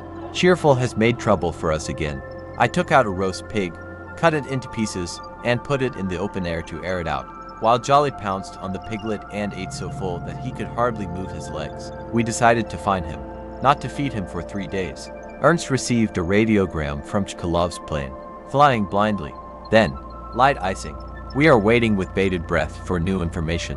A slight shaking in the engine, the plane's radio station reports. An hour later, we hear Rudolph's lighthouse. It's all right. My heart was relieved. Fly happily, our dear brothers. He made a radio table for Krenkel. After Chkalov's flight, we will immediately move the radio station to the living tent to be calmer about the equipment. After all, radio is life for us, and we especially value it. We take care of our child, appliances, and the wind turbine that honestly charges our batteries, like an affectionate mother. Without this wind turbine, it would have been difficult, because there would not have been enough gasoline for the engine for long. At 10 o'clock in the evening, Ernst said, "The flight is going well. Everything is in order." Every 3 hours, Genya gives additional weather reports directly to the Chkalov plane and to Moscow. On this night, of course, none of us even thinks of going to bed. We keep a watchful eye on Chkalov's flight. Maybe he will turn towards us, fly over us. Although it is unlikely that Valery Pavlovich will want to make a detour. For him, every extra kilometer of the flight range in a straight line is important. 19 June, an unusually tense day. All night long, Ernst was on duty on the radio, watching Chkalov's flight. At 5 o'clock in the morning, Teodorich went into the tent and said, "Chkalov is halfway between Rudolph and the pole." From the aircraft transmitted, "We are going along the 58th meridian to the pole. On the right is a cyclone. On the left is a flat cloud layer." After a while, we heard some kind of rumbling. Chkalov's plane. Genya jumped out into the street. There was nothing. But immediately he ran back and shouted to me through the door, "Yes, it's Chkalov, but you can't see the plane. It's all cloudy. I hear the engine perfectly." It was 5 o'clock and 50 minutes in the morning. Everyone jumped out of the tent. They send 1,000 curses to the clouds. When it is not necessary, the sky is clear, but at this, the most precious moment for us, everything is covered with clouds. We hoped so much that Chkalov would see our station and drop at least one newspaper, and perhaps even letters from home. After all, we have been waiting for them so much. The hum of the engine became quieter and quieter. The plane was heading north. We were in such a state of excitement that it is difficult to describe. It was just anger that people were not yet able to restore order in the heavenly economy. The hum of the engine also ended. Ernst said to me, "Dmitrievich, let's start the emergency light. There is no wind, and the batteries are dead." I'm afraid not to let the Chkalov guys down after all. We are the last Soviet point for them, which can listen to them for a long time. I brought an airplane stepladder. I put a motor on it, fastened it with a silk rope, and started it for half an hour. Then Ernst listened to Chkalov's plane at the appointed time and started the engine again. The weather is disgusting. Our mood matches the weather. On the street, clothes get wet, snow melts in the kitchen, the walls are falling. The radio room began to drip heavily. Teodorich brought Chkalov's radiogram. We read, "We have crossed the pole. Tailwind. We see ice fields with cracks and divorces." The mood is cheerful. I want so much to send a warm radiogram to the Chkalov Troika. But you can't take away precious time from the guys. Petrovich is preparing his hydrological equipment, because tomorrow morning he will start building a deep water station. I dug up snow near the tent, reached the ice, and there was a big crack. If you hit it on foot, salt water came out. It turns out that the ice field on which we live is riddled with many cracks in different directions. This forces us to be even more attentive. Although we had all slept very little for the last 2 days, we had to distribute the work so that one of us would observe the field. These cracks are a threat to us. We received an order from Moscow. Stop the transmission of additional meteorological reports. Teodorich is asleep now. He was awake for 36 hours at a time. 20 June. Petrovich and I got up a little earlier than usual, and Ernst greeted us with good news. Chkalov is flying over Canada. A winch was prepared. Today we have another hard work ahead of us, measuring the depth of the ocean. At 12:30 o'clock, the lowered cargo reached the bottom. The depth turned out to be 4,374 meters, 84 meters more than in the first measurement. This means that here, in the center of the polar basin, as Pyotr Petrovich assumed, there are great depths and there can be no talk of the proximity of the Earth, which some scientists counted on. Measuring the depth, I had to unscrew 4 kilometers of cable on a winch. Our coordinates today are 88 degrees 47 minutes north latitude and 10 degrees west longitude. The cargo was pulled back to the surface within 5 hours. When the last bathymeter was removed, it turned out that it was badly damaged, and the thermometers on it were destroyed. They could not withstand the pressure. Then Pyotr Petrovich made one station to a depth of 1,000 meters. The weather is foggy, windless. A weak thaw. Visibility is 200 meters. Wet snow often falls. Yesterday Zhenya finished gravitational measurements. In 3 places he made magnetic determinations. The wind and current carry us along with the colossal masses of ice, allowing us to explore more and more new places. A wonderful fate. At dinner, we remembered that tomorrow is exactly a month of our life on an ice floe. We sent a radiogram to the team of polar explorers of Rudolph Island, thanking them for their help in our work. The first month passed quite quickly. In our worries about the organization of the entire plant facilities, scientific work, and the creation of bases. In fact, during this time we were just getting used to the ice floe, says Shirsha. We have already made a lot of discoveries in a month, Krenkel replied, who was setting up the radio station at that time. Very little has been done, Eugene objected, although our plan has been implemented. If we can talk about exact plans on a drifting ice floe at all. Serious scientific research requires a long life here. Yes, I said. Zhenya is right. We will have to live in this hut for 9 or 10 months, or maybe a year. What do you think, brothers? Well, Shirshav replied, a year is not such a long time. In my work, time always passes very quickly. I didn't even notice how this month passed. I have the same thing, I remarked. In the future, you need to load yourself in such a way. Fill every minute with work and scientific research, so that you have no time to be bored. We decided to write radiograms to our relatives, and for 10 minutes only the puffing of people writing could be heard in the tent. Already before going to bed, Teodorik ran into the tent. Hooray! He shouted. Chkalov landed in America at a military airfield in Vancouver. The 4 of us together shouted hurrah, in honor of our heroic pilots. Teodorik and I immediately wrote a radiogram to the main directorate of the Northern Sea Route, a kind of report from our station on how we ensured the flight of the Ant-25 in the pole area. Chkalov's flight was served by meteorological messages, and was also monitored on the radio on a par with other stations. We are glad that we managed to hear the noise of engines above us. The station at the pole, Chkalov's flight, is a logical development of all the work on the development of the Arctic. Undoubtedly, in the very coming years, our aircraft will make such flights regularly. It is necessary, however, to have meteorological reports from the north of Greenland and Canada. We personally hope to take part in this. We have no doubt that in the coming years on Rudolph Island, as well as at the pole, we will sell pies to transit passengers. Papanin, Krenkel, June 21. So, today is exactly a month of our life on an ice floe. And it must be said that until now we have no reason to be dissatisfied with it. It carries the station well. We know that millions of Soviet people would consider it a blessing to be in our places, and to do similar work. We have gathered to celebrate the 1-month anniversary of our landing on the ice. But the celebration, obviously, will not succeed. You can't get around the trouble. It is necessary to equip the kitchen, and immediately move the radio to another place, because Krenkel is not able to work. It drips on his head, floods with water. We decided to use our white tent as a temporary kitchen anyway. In the second half of August, you will have to put an eiderdown blanket on the living tent, and then it will be possible to simultaneously make a capital kitchen out of ice for a long time. We had lunch in the new kitchen. The menu today turned out to be successful. Pea soup, fried fish and compote with the addition of a small portion of cognac for the sake of the holiday. At lunch, they agreed to submit to Pravda, Izvestia and TASS articles on the results of scientific observations for the first month. Until the evening, Pyotr Petrovich and Zhenya processed the materials. After midnight, Ernst and I sent a long article to Pravda entitled A Month on the Ice Floe. To June, they put the living tent in order. They took all the things, skins and air mattresses out the door, lifted the plywood, dug up the snow, laid the pads, and turned the rubber floor inside so that water did not get on the fur. Then they laid plywood, furs and put the beds in their place. Having finished the thorough cleaning, they dispersed and went about their business. Teodorich and I were rearranging the radio station. We moved the mast, stretched the antenna, and strengthened the table. Ernst placed all his equipment, transmitter, receiver, batteries, made an antenna input and 30 minutes later began to try the radio. Ernst quickly eliminated the crack that appeared and at 8 o'clock in the evening, transmitted another meteorological report to Rudolph Island.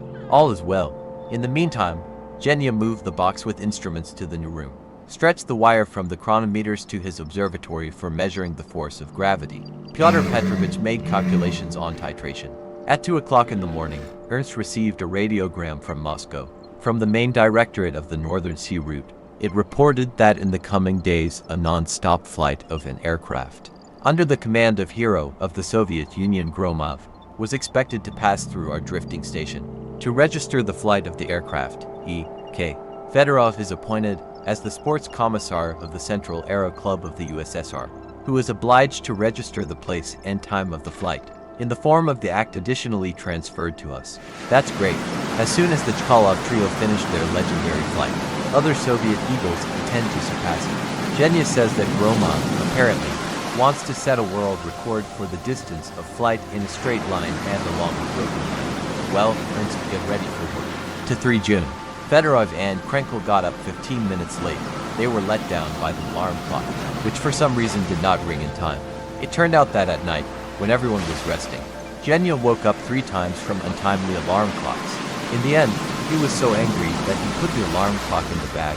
It is clear that after that the bell was no longer heard. We were convinced that we had done the right thing by moving the radio station to another place. The snow wall, which had faithfully served the former radio station for a long time, collapsed that night. If we had not removed all the devices from there in time, they would have been covered with snow. I sent a telegram to my dear Volodichka and asked her, together with the wives of Krenkel, Shirshov and Fedorov, to send letters and newspapers with Gromov's plane. Perhaps he will be able to drop a package for us while flying over the station. After lunch, everyone gathered to listen to a concert and news from the motherland. In Moscow and abroad, especially in America, much attention is paid to the flight of Valery Chkalov. Greeting telegrams are sent to him from all sides. 2 for June. At the request of the headquarters of the flight, Gromov transmitted to Moscow detailed data on magnetic declination in our areas. This is the result of the scientific work of Genya Fedorov. We are glad that our work is already bringing practical benefits. The blizzard covered all the bases and tents with snow. I went there, tied the weights tighter and checked for cracks under them. I returned home covered in snow. Eugene began to teach meteorology to Ernst and me. We've done this before. Now Genya shows the new devices. I think that at the end of the month, I will be able to start conducting meteorological observations on my own. The technique of these observations is simple. The key is to learn how to properly encrypt the data in the summary. In the evening, Pyotr Petrovich went to work in the laboratory until 5 o'clock in the morning. Teodorich turned on the music and treated us to a concert. They listened with great pleasure. Krenkel writes a new article for Pravda. Petrovich, leaving for the laboratory, said that he was going to hand over the correspondence to Leningradskaya Pravda the next day. Genya again processes the materials of astronomical and gravitational observations. Finally, our 2-day rush to improve the camp is over. I had to spend the whole day preparing ice anchors instead of wooden stakes for radio masts. Carrying them to a new place significantly improved audibility. True, Petrovich had to sacrifice 300 meters of cable from his reserves for this. Our windmill is thoroughly fortified. Its foundation consists of 2 food cans dug into the ice. Now even a storm wind will not bring down this car, which diligently supplies us with free energy. To 5 June. Ernst went to bed after breakfast, as he was on duty all night. Now we have the following arrangement. Krenkel is on duty every night. He has the duty to go out every hour and inspect if cracks have appeared anywhere, so that we know in time about the impending danger and can save our property. I train in meteorology and go with Genya to each date of weather observations. For the last 2 days a strong wind had been blowing. Our ice floe was carried for miles to the east. After lunch, Teodoric and I began to install a new mast for a special antenna so that he could contact radio. Amateurs from different countries, probably more than one shortwave radio, dreams of communication with our radio station. We were happy to hear through the radio center of Dixon Island information about how the participants of the Polar Air Expedition in Moscow were met today. On behalf of the Central Committee of the Party and the Council of Ministers of the USSR, Vlas Yakovlevich Shuber spoke at the Central Aerodrome in Moscow and warmly greeted the participants of the world's first air expedition to the North Pole who returned to their homeland. Shortly before flying to the pole, I accidentally learned that Vlas Yakovlevich played a big role in my fate. When at a meeting of the Politburo of the Central Committee of the All-Union Communist Party, Bolsheviks, there was a discussion of the question of who should be appointed to the post of head of the drifting station. Huber warmly supported my candidacy.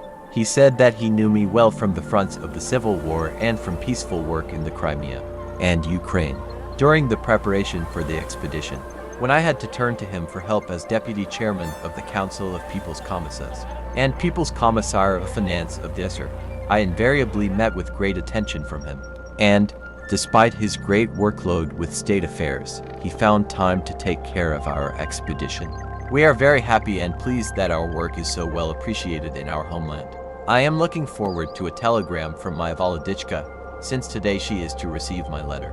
Delivered by plane from the pole. Ernst taps the key, calls for radio amateurs, but the faint audibility does not allow him to establish a connection. It's good that the fierce blizzard is over. Our tents were covered with snow. At night we slept badly. We listened to the gusts of wind, often went out to inspect the bases. The air temperature is 2 degrees below zero, and in the tent from 4 to 8 degrees Celsius. The audibility of the Comintern radio station improved significantly. Every morning we listened to a review of newspapers transmitted from Moscow. Today, to our mutual delight, the sun came out. In the fresh air, I was pouring gasoline from rubber containers into a metal tank. He poured 18 cans. I spent a lot of time fixing the alvear, but I had to give it up. He sucked gasoline according to the old method, with his mouth through a tube. During this operation, I involuntarily swallowed fuel. When I returned to the tent, Ernst joked, "Do not smoke near it and do not light a fire. It is flammable. It can explode." Eugene made an astronomical determination. We were carried back to the north for 4 miles. Pyotr Petrovich lowered the turntable today to determine the currents. It shows drift very well. Theodorik established the first radio contact with an amateur. He was a Norwegian shortwave from Ålesund. Sometimes we listen to concerts from Paris, Stockholm, London. Ernst still works on the radio. We are all waiting for what news he will hear. What a joy! Ernst received a telegram from Moscow. The participants of the Air Polar expedition were received in the Kremlin. We are thrilled by the great honor that the country gives to the work of Soviet pilots and Arctic explorers. I wanted so much to take at least one look at the meeting in Moscow. To 7 June, he collected various household items. Silk ropes, skins, tires. I put all this in our warehouse tent. He put the tools on the sled and took it to a large hummock.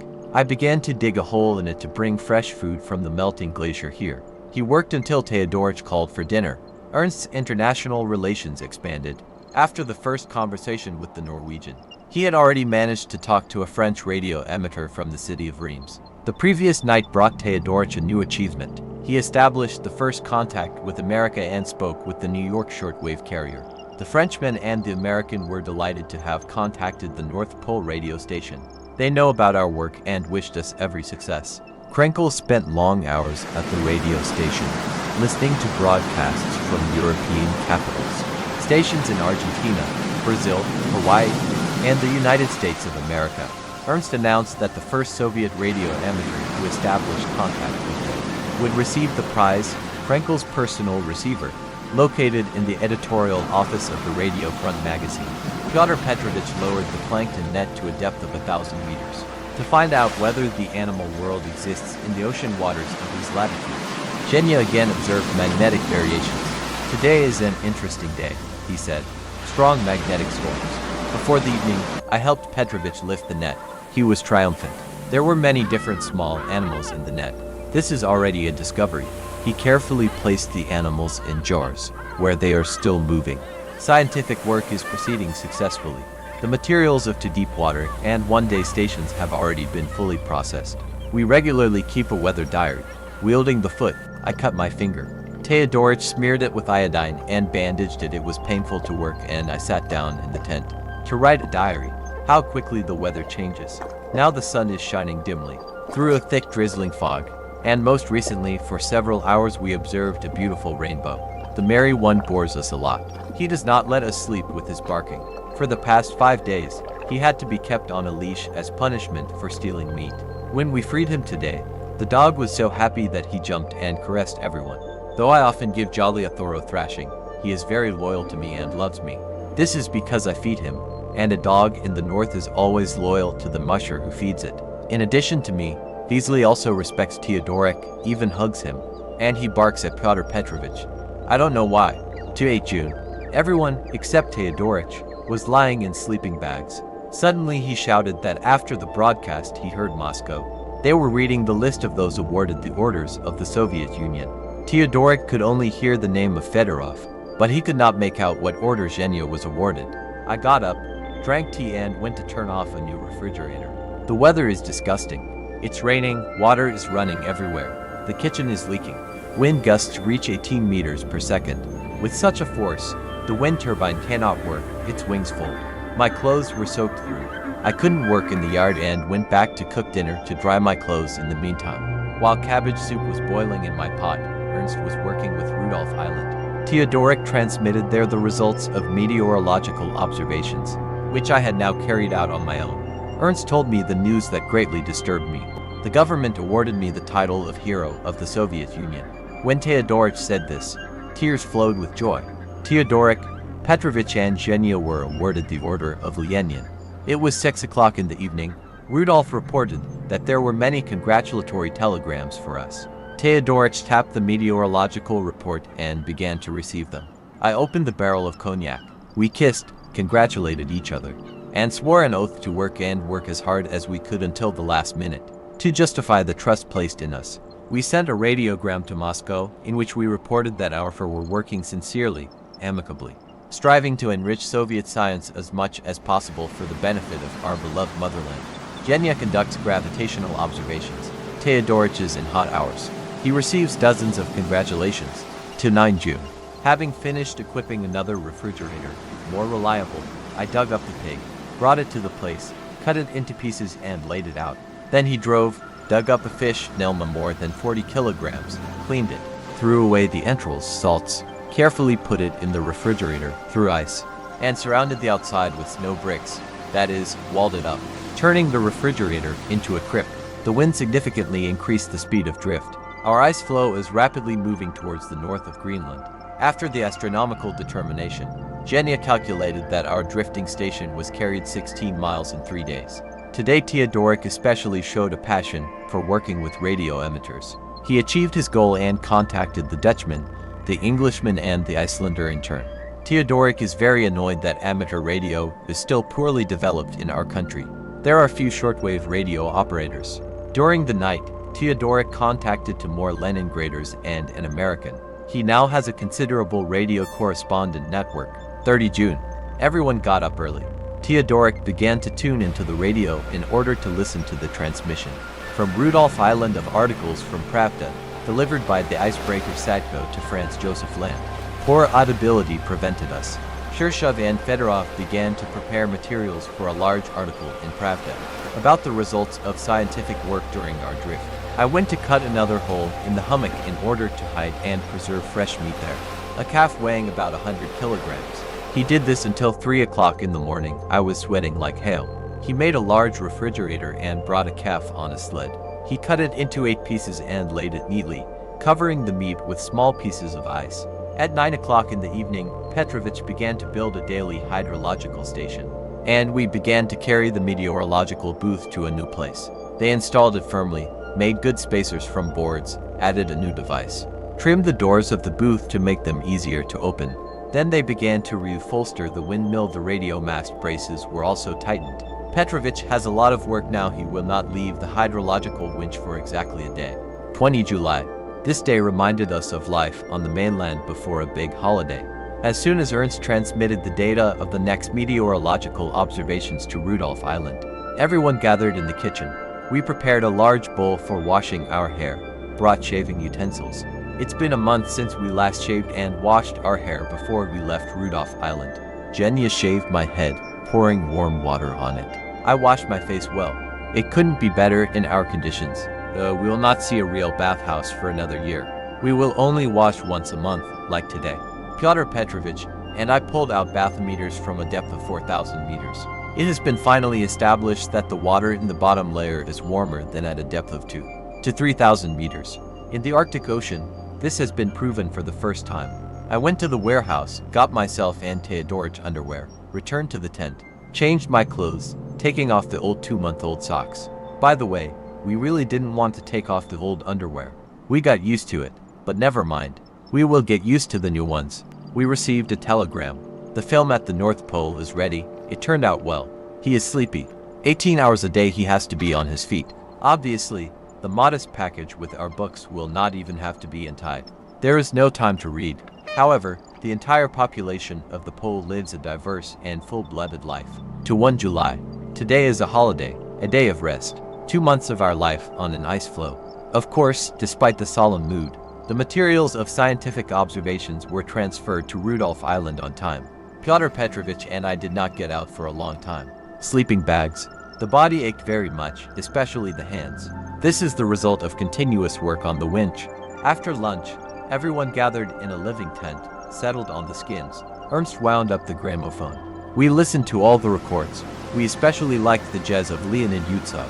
In the evening, articles from the newspapers were transmitted for us from Rudolph Island. Today we opened a package with literature. Late into the night, I read Willy Bredel's book The Test. I had a good rest, gained strength. Tomorrow we will work again. He took out a can of sugar, and it turned out to be 160 pieces of Mishka sweets. They divided it equally, 40 each. The brothers carefully delivered sweets at their beds. They will have enough of this delicacy for a few days, and I am not a particular fan of sweets. Petrovich brought an animograph. It was knocked down by the wind and broke a little. I'll fix it tomorrow. It was already after midnight. Teodorik, having transmitted the meteorological report to Rudolph Island, diligently sorted through the contents of the can, where tobacco and cigars lay. He tenderly took the cigars in his hands, as if they were fragile, valuable utensils. He laid everything out and shared it with me, since the others do not smoke. It's 2 o'clock in the morning. I go to bed. 2 July. For a week now, the weather has been calm. We are in the anticyclone zone. The lack of wind forced us to shorten all our correspondent telegrams. Because of the fog, Genya cannot conduct astronomical observations and determine our coordinates. The melting continues, and I look with apprehension at the deep lakes formed on the ice floe. In the morning I took up the burners from the Primus stoves. I don't understand what's going on. The burner is not enough for more than 10 days. I began to burn them. I was replaced by Ernst, who once worked as a boy in a locksmith's repair shop. Genya arranged a magnetic pavilion in the new place. I worked all day, and then spent 3 hours calculating the data of previous observations. Pyotr Petrovich was at the hole, studying the drift of our ice floe. There was a slight compression again. When I went to inspect the meat and fish refrigerator, I found a huge ice floe sticking out edge on our field. I don't get enough sleep all the time. Only when I sleep, I feel good. Smoking cigars makes me feel like a drunk. To 3 July. Ernst Teodorovich went to bed late after his shift, as he had also read too much. Genya was constantly engaged in calculations. He is nervous because there has been no sun since July 16, and he cannot determine the location of our ice floe. Teodorich got up only before evening. This time he had to be woken up, for it was Krenkel's turn to cook dinner for everyone. As soon as he opened his eyes, I said to him, "Get up, Teodorich. We must cook. Don't worry, I won't oversleep." He has a very good sleep. As soon as he climbed into the bag, he was ready. He fell asleep. The rest also do not complain of insomnia. Only I must dream before going to bed. There are always thousands of plans in my head. At last Teodorich went to prepare dinner, and contrived to make 3 courses in 5 or 10 minutes. The first was pea soup with a strong smell of kerosene. We couldn't finish this strange culinary phenomenon. I added 2 spoonfuls of cognac to my cup, and then it became completely impossible to eat. For the second course there was scrambled eggs, and for the third, none of us understood what he was eating. Ernst prepared a special new dish of milk, eggs, sugar and cognac, calling this mixture pompously egg grog. But, to everyone's surprise, it turned out good and tasty. For hydrological work, I made a basin from a can. I cut it in half, bent the edges and soldered 2 handles. I thought a lot about Volodichka today. She is a true comrade, a friend. Together with her, we will live out our years. Together we will walk the path of life. Pyotr Petrovich is still working on the winch, lowering the bathymeters. 2 July. I drove the motor on a sled. Together with Ernst, we removed it and fixed it.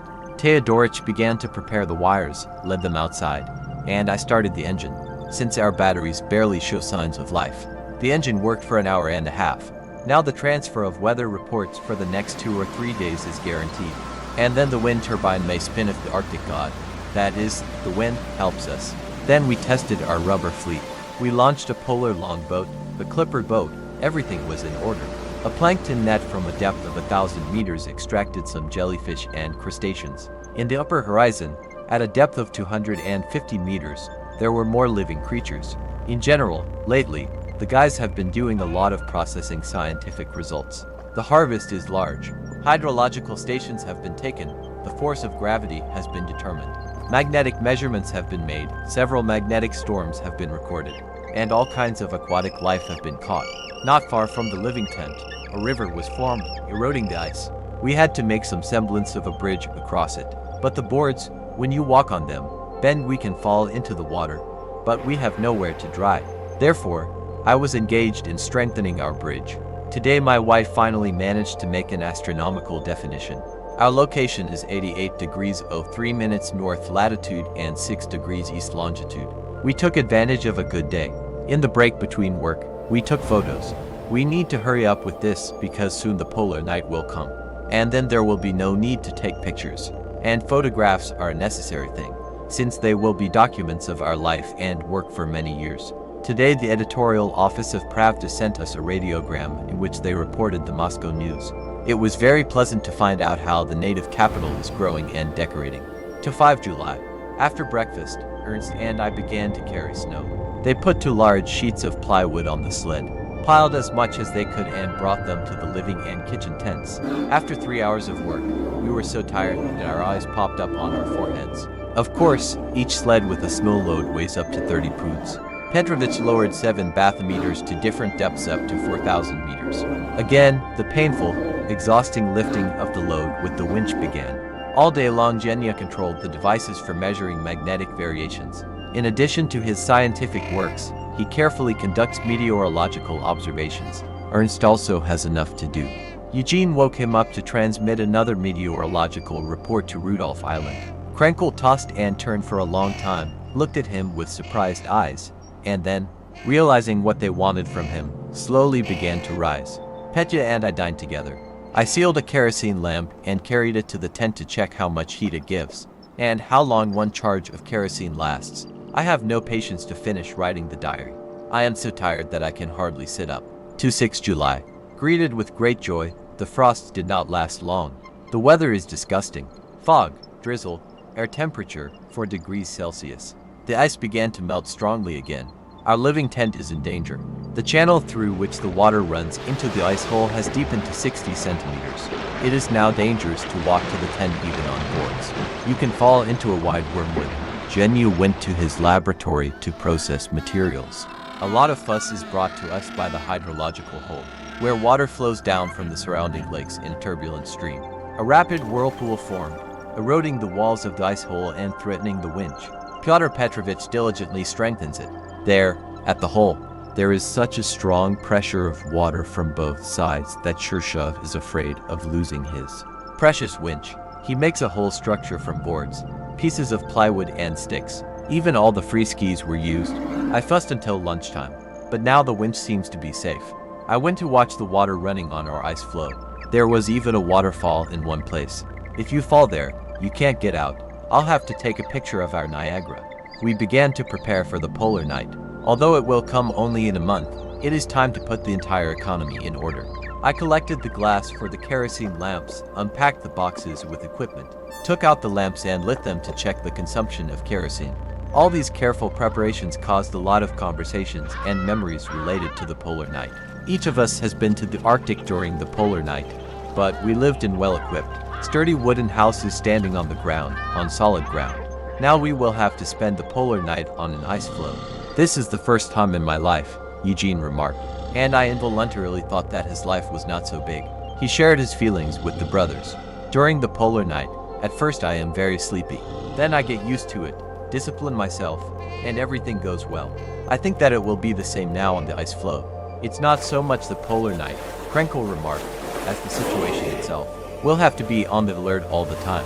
And in the dark it's much more difficult than in daylight. In the polar night, we will only hear the ice floe breaking. It will be difficult to find even bases that will have to be saved. I think that with a more attentive daily inspection of the ice floe, it will not come to this, I said. In general, as for the polar night, I think that the devil is not as terrible as he is painted. And here, as in the entire Arctic, the moon is shining. There is no pitch darkness. In addition, we have lanterns. Of course, Dmitrievich is right, Shirshov agreed. This was the end of our conversation about the polar night. But I realized that the brothers sometimes think about serious trials awaiting them here. And I was convinced that they were all seriously ready for these trials. This is very good. He went on skis to inspect the meat refrigerator again. Beasley's behavior seemed suspicious to me. In the morning, he broke free from the chain and ran around the camp all the time. However, I did not find any dog tracks near the hummock. Then I was able to convince myself that Jolly was not as stupid as we thought him to be. This cunning thief had not entered the warehouse in the usual way, but from the other side of the camp and dug 3 loopholes there. He still did not manage to get to the meat. I plugged the holes with ice and snow and returned to the tent, cheerful, as if feeling that he was about to get into a great hid under the sled. I hit him several times with a rope and left him without food for 1 day. I don't understand. Why does our dog have such a passion for stealing food? Because we feed him well enough. There is water all over our ice field. Bases can now only be accessed by clipper boat. I climbed into this rubber boat and drove around my farm. He found that only one small dry island remained on the ice floe, but it was also in danger of flooding. Like a miniature icebreaker, our boat pushed between small pieces of ice floating on the surface of the lakes. Sometimes I forgot that these were not deep openings, but lakes, and that there were 3 meters of ice under them. Having driven a fairly long distance, I decided to go back. As you know, there are no traces on the water and you can easily get lost in the fog. Pyotr Petrovich obtained a sample of plankton from the ocean, studied it for a long time in the laboratory, and then also went on a kayak to sail on the sea formed on our ice floe. If they wanted to take us out of here now by planes, nothing would come of it.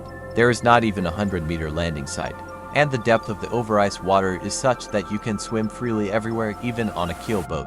Before going to bed, Theodorik turned on the music on the loudspeaker. To 7 July, Eugene began to make precise magnetic determinations, since in this work it is necessary to simultaneously check the readings of 2 devices. Theodorik came to the aid of Zhenya. Zhenya worked all day. Pyotr Petrovich again busied himself at his winch. He strengthened it, laid it with boards. I was putting the warehouse in order. In the morning, a light breeze blew, and it became possible to recharge the batteries a little. For 10 days there was no wind. We could not pass on correspondence to the newspapers, and send even a short message home. Now everyone has sent telegrams to their old ladies. In the afternoon, Petrovich and I got into the kayak and sailed to inspect our ice floe. We drove for a long time. Only in one place it was necessary to move the kayak on the ice at a distance of 20 meters, and their lakes were formed everywhere, communicating with each other by straits and forming a sea. We took interesting pictures. After dinner, Ernst Teodorovich fell asleep like a dead man. He was on duty all night, and in the morning he worked together with Zhenya. Pyotr Petrovich began processing the station. He prepares distilled water, selects chemical utensils. Tomorrow morning, Petrovich will begin to titrate the full station made 3 days ago. Zhenya also began to carefully keep a diary and write down all the events of the day. To 8 July. We got up at 6 o'clock in the morning. Zhenya made meteorological observations. Ernst passed on the report to Rudolf. Disgusting weather. Sleet, sharp wind, fog. However, Krenkel's heart rejoices. The breeze powered our wind turbine, and it began to charge the batteries. Now Theodorik will be able to rummage the air in search of radio amateurs. These lords of the ether, are well aware of our drifting expedition. The rapid melting destroyed the work of Pyotr Petrovich overnight. The winch is again in danger. Again he began to build supports. Boards, plywood, sticks, pieces of ice, ropes were used. In the afternoon a sharper wind blew. Its speed reaches 4 meters per second. Everyone's eyes sparkled with joy. Our batteries would now be sufficiently saturated, and it would be possible not to limit ourselves in the transmission of telegrams. We sent 1 correspondence to the newspapers. In the evening, the wind speed increased to 7 meters per second. So much the better. Petrovich lowered the turntable to observe the drift. We were carried to the southeast. The weather today is so nasty that it is disgusting to go outside. It is pouring heavy rain. The snow that we piled up around the tent has been washed away. I will have to sprinkle it again. Beasley has now resumed his attempts to get to the meat warehouse. This is the 3rd time. To 9 July. I don't want to look out into the street. The snow is falling in large flakes, wet and nasty. You can't work without a raincoat. The only thing that pleases me is the wind that saturates the batteries. Pyotr Petrovich worked on a winch. Every hour he lowered the pinwheel to different depths, determined the currents at all horizons. He was busy with this business for 14 hours at a time. I helped him, twisted the cable with a winch. Petrovich's Primus stove burns all the time. It heats the water. Before each descent, you have to pour boiling water over the turntable. This is necessary for the following reasons. Fresh water accumulated in the hydrological hole penetrates into the mechanism during the descent of the turntable into the mechanism and freezes there as soon as the pinwheel sinks into the seawater with a negative temperature. Today we had a misfortune. It was good that everything ended relatively well. Pulling out another turntable, Petrovich began to make notes in the book, then quickly bent down to slightly unscrew the plug of the Primus, which was heavily inflated and filled with a mixture of fuel, kerosene, and half with gasoline. As soon as Pyotr Petrovich opened the cork, a strong flame appeared. Shirshov screamed and covered his face with his hands. I rushed to his aid, greatly frightened, thinking that he had injured his eyes. It turned out that the plug of the Primus stove broke out and hit him in the eyebrow. He quickly washed his face with alcohol. The burn from the hot cork was not as strong as the blow from it. Blood appeared on his eyebrows. Peppy wiped it with a rag, but did not stop working. How careful should we be in our conditions? After all, such a trifle could incapacitate one of the 4 members of the expedition conducting the main scientific work. The wind continued its work, useful for us. The temperature dropped slightly, 0 degrees. The water pressure at the hole has decreased, but large layers of snow are brought there from all the lakes. All we know is that we are pulling the snow out of the hole. After breakfast, Eugene checked his instruments, and then sat down to make a general map of the drift for the entire time of our stay on the ice. He breaks away from this work only to conduct regular meteorological observations. Ernst began to give radio signals that called not any particular station, but anyone who heard him. 2 o'clock in the afternoon. Europe is now working. America is sleeping, but Radio Bison, as Krenkel calls radio amateurs, appear on the air. He fussed for a long time and suddenly, like a child, joyfully shouted, "Contacted." It was heard by a radio amateur from the Hawaiian Islands, Mr. Troles. Teodorich began to talk to him. A resident of the Hawaiian Islands said that he had read in the newspapers about our expedition, and about us. He is very happy that he managed to contact us. Now it's cloudless in Honolulu, warm, 80 degrees Celsius Fahrenheit. After talking, Krenkel and Troles wished each other every success, and the American, saying goodbye, kindly asked if he could do us any service. Ernst thanked him just as kindly. Less than half an hour after this conversation, Teodoric contacted another radio amateur, a shortwave radio from South Australia. Since the power of our station is only 20 watts, that is, less than that of an average table electric bulb, we consider the North Pole South Australia connection to be a record. Teodoric, of course, is delighted. He regrets that the transmitter does not have hands. He wants to shake them. At night I did not sleep until 3:30, reading Peter I by Alexei Tolstoy. It is very sad that poor audibility does not allow us to receive Posledny news. On the radio from Moscow, 30 July. While Zhenya was making astronomical determinations, each of us expressed his assumption about where we were now, where we were taken 5 days before the time of the last observations. I expressed my opinion. Our latitude is 87 degrees 54 minutes. When Zhenya made the calculations, it turned out that I was wrong by only 1 minute. Our station is located at latitude 87 degrees 53 minutes. In the morning, Pyotr Petrovich studied the drift with the help of a spinner, and in his free minutes he processed the observation materials. Eugene spent the whole day doing calculations, preparing materials about the 2-month drift of our ice floe. He and Petrovich compared the scientific data they collected with the works of Nansen and Sverdrup. I went to the bases to drag part of the load, but I could not work. My hand hurts a lot. I remembered that a few days ago I had carried snow with a shovel to sprinkle the tent. Taking a large piece of wet snow, I dragged it to the tent and barely carried it. And when I threw it off the shovel, I felt a sharp pain in the elbow. Our Dr. Pepe, after examining the sore arm, said that I had a sprain, and lubricated this place with iodine. He told me not to lift heavy objects for several days so that the pain in my arm would subside. Now I am a patient, I do only light work. we received an instruction from Moscow to prepare for servicing the long-distance transpolar flight of Sigismund Levinevsky. Ernst again had tense, hot days. 3-1 July. Theodorik woke up Genya. The sun appeared. It was possible to start a daily series on gravity. We listened to the morning review of the newspapers. I went to check the databases again. On the base number 2, everything fell apart. The spare engine fell out from under the percale. A piece of butter lay aside. Food cans, weighing 44 kilograms, crumbled like toy children's blocks. I took a general view with the camera. I chose a new site and began to transfer goods there. In an hour, I dragged more than a ton.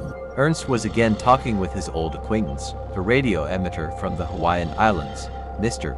Trales said that the newspapers abroad were saying that we were in danger, because the whole ice floe had melted. He even knows such details that we have to carry snow from afar to sprinkle the tent. We calmed him down. Theodorich knocked that our drifting expedition was completely safe. The weather changed dramatically. In the morning there was sun and a light frost, almost 2 degrees. Now the temperature has risen. It began to rain heavily. It's good that our living tent doesn't get wet and it's dry. Dmitrievich and Genya summed up the results of our work for 2 months. In order to transfer the correspondence to the newspapers tomorrow, I came back from the base wet as a chicken, working in a fur shirt. I was sweating profusely. Steam was coming from me, as if from a boiler. After resting, I began to read Chernyshevsky's What Is to Be Done. In the evening, he often left the tent and inspected the camp. The wind intensified. The edge of the ice began to break. We have to keep an eye on both sides, lest under great pressure the field give a new big crack. It's not safe. Pedro went to start another turntable. Today is a very interesting drift. We were carried back to the northeast. Shall we return to the 88th parallel? Genya wrote an article for the newspaper Komsomolskaya Pravda about our radio station, how it was made and how it works. He notes that the station operates flawlessly. Ernst puts the kitchen in order and rents it out to me for 15 days. Until August 15 I am on duty in the galley, as they say in the Navy. So, July, the summer month of the Arctic, has already passed. What has this month brought us? 2 periods can be noted in our drift. The last decade of May was characterized by an average speed of ice movement of 4 miles per day. The direction of drift was mainly south, along the Greenwich meridian in June and July. The speed dropped to 1.5 miles per day. In July, the snow cover melted, the thickness of which reached 40 centimeters. Large lakes of fresh water were formed. In this month, Fedorov began to study magnetic variations. Shirshov took 5 hydrological stations. In the last 10 days of July, we noted a noticeable development of plant plankton in the upper layers of the sea. Apparently, the hydrobiological spring has come. August 1. The night passed restlessly. Ernst was on duty in the camp. At midnight, he handed over to Rudolph Island another meteorological report and Genya's large correspondence for Komsomolskaya Pravda. All this time our watchman and friend Vesely was constantly barking anxiously. But Ernst paid no attention to this, for Vesely had become in the habit of barking at the windmill when it was turning, or at the birds that very rarely, but nevertheless flew past us. At 3 o'clock in the morning, Ernst got out of the tent to see what was happening in the yard, and suddenly shouted in a desperate voice, "Get up quickly, 3 bears have come." At this time, Pepe, Genya and I were lying in the bags, fast asleep. Awakened by Theodorich, we dressed in 3 counts faster than the soldiers in Nitzer's barracks when they were woken up by a sergeant major, and Ernst had already run out into the street with a rifle. When I took my rifle and jumped out after him, I saw that from the first shot of Theodorich, the bears, like a good 3, began to run, scattering water splashes. Go catch them. It turned out that we were visited by a bear with 2 cubs. The 4 of us tried to catch up with them. I untied Vesely. He rushed after the bears at the speed of a courier train, caught up with the furry guests and began to bark around them. But by the time we ran up, the bears had already disappeared. On the way back, Ernst slipped, fell and took full boots of water. It was a small pleasure, but Theodorich was so excited by the bear's visit that he did not feel the water squelching between his fingers with every step. We've forgotten how to hunt. I broke the silence as we walked back to our homes, disappointed by our failure. Yes, Shirshov replied. It would be nice to eat fresh bear meat now. I remember that during the trip on the Krasin, we were once fed with bear meat. It was quite tasty, but for some reason the meat was very salty. They don't know how to cook it on ships, Eugene said. Well, our Dmitrievich would have cooked it well, Petrovich remarked. If Teodorich hadn't interfered with his shouts and shot, the bears would be lying at our tent now. I answered. Krenkel was not offended by this remark, but decided to provide a theoretical basis for his unsuccessful hunt. We live here, he said, not for hunting, but for science. You, Petya, should be interested not in fresh bear meat here, but in the very fact that the bear visited us. This is already a whole scientific discovery. So, long live science and down with hunting. Teodorich finished his brief speech. We all laughed, and I was very glad that Ernst stopped talking about the unsuccessful hunt with his joke. Today's visit to the camp by bears finally convinced the pass of the mistake of Fridtjof Nansen's opinion about the absence of life in the high latitudes of the central polar basin. During our drift from the North Pole, that is, for 2 months and 10 days, we have already seen 5 fulmars from the seagull breed, 2 snow buntings, and today a female bear with 2 cubs. This is especially indicative, since we have no doubt that the female gave birth to them here. On the drifting ice, bears need to feed. Their food is sea animals. It means that there are seals here. The presence of living beings in the heart of the central polar basin can be considered firmly established. We did not sleep all night while talking. We did not even notice how the time came to transmit the meteorological report to Rudolph Island. It was about 6 o'clock in the morning, and Genya went to make observations. Then Ernst knocked out a report and a small telegram to Pravda about our nocturnal guests. Pyotr Petrovich and I climbed into sleeping bags, tried to sleep, but nothing worked. I got out and went to prepare breakfast. He treated the brothers to scrambled eggs from fresh eggs. We had breakfast with pleasure. August began with a stormy wind. The weather is again vile. The wind is strong. Its gusts sometimes reach a speed of 12 meters per second, and then the ticker window falls. Rain and snow penetrate into all the cracks. The wind tore apart the tent where Genya conducts his observations on gravity. My wife had to move all the appliances to the living tent until the wind subsided. Together with Petrovich, he began to compile a telegram on the results of scientific observations. In a telegram of 1,000 words, it was necessary to tell about scientific observations in meteorology, astronomy, magnetology, gravitation, hydrobiology, hydrology, especially on drift. I checked the meat base. I cut through the ice with a knife, took out the meat from the refrigerator, the hind leg. It began to deteriorate. I had to shave it with a knife on all sides as a result of this operation. The leg was halved. Still, even after that, the meat continued to emit a bad smell, although not as strong as before when I took it out, but quite palpable. There is nothing to do. We will have to use it in this form. We really miss fresh meat. I called our sanitary Dr. Pyotr Petrovich. He has a good sense of smell. He examined the meat from all sides, winced slightly, but nevertheless came to the conclusion that it was still possible to eat. Then I cut the meat into pieces and began to grind the minced meat for cutlets in a meat grinder. I stuffed more onions, garlic and pepper there to knock off the smell. In the evening I lowered the spinner to a depth of 400 meters to study the drift. Today is an exceptional day. We are quickly carried to the north, then to the northeast. The speed of drift reaches 21 kilometers, and a day. We have not noted such a rapid pace of movement of our ice floe since the day of landing at the pole. Tomorrow, if there is sunshine, Genya will make an astronomical determination, and we will know exactly where we are. 1 o'clock in the morning. Ernst sends a large telegram to Rudolph Island. Pyotr Petrovich works with the turntable. We received a welcome telegram from Moscow, from the participants of the International Geological Congress. August 2.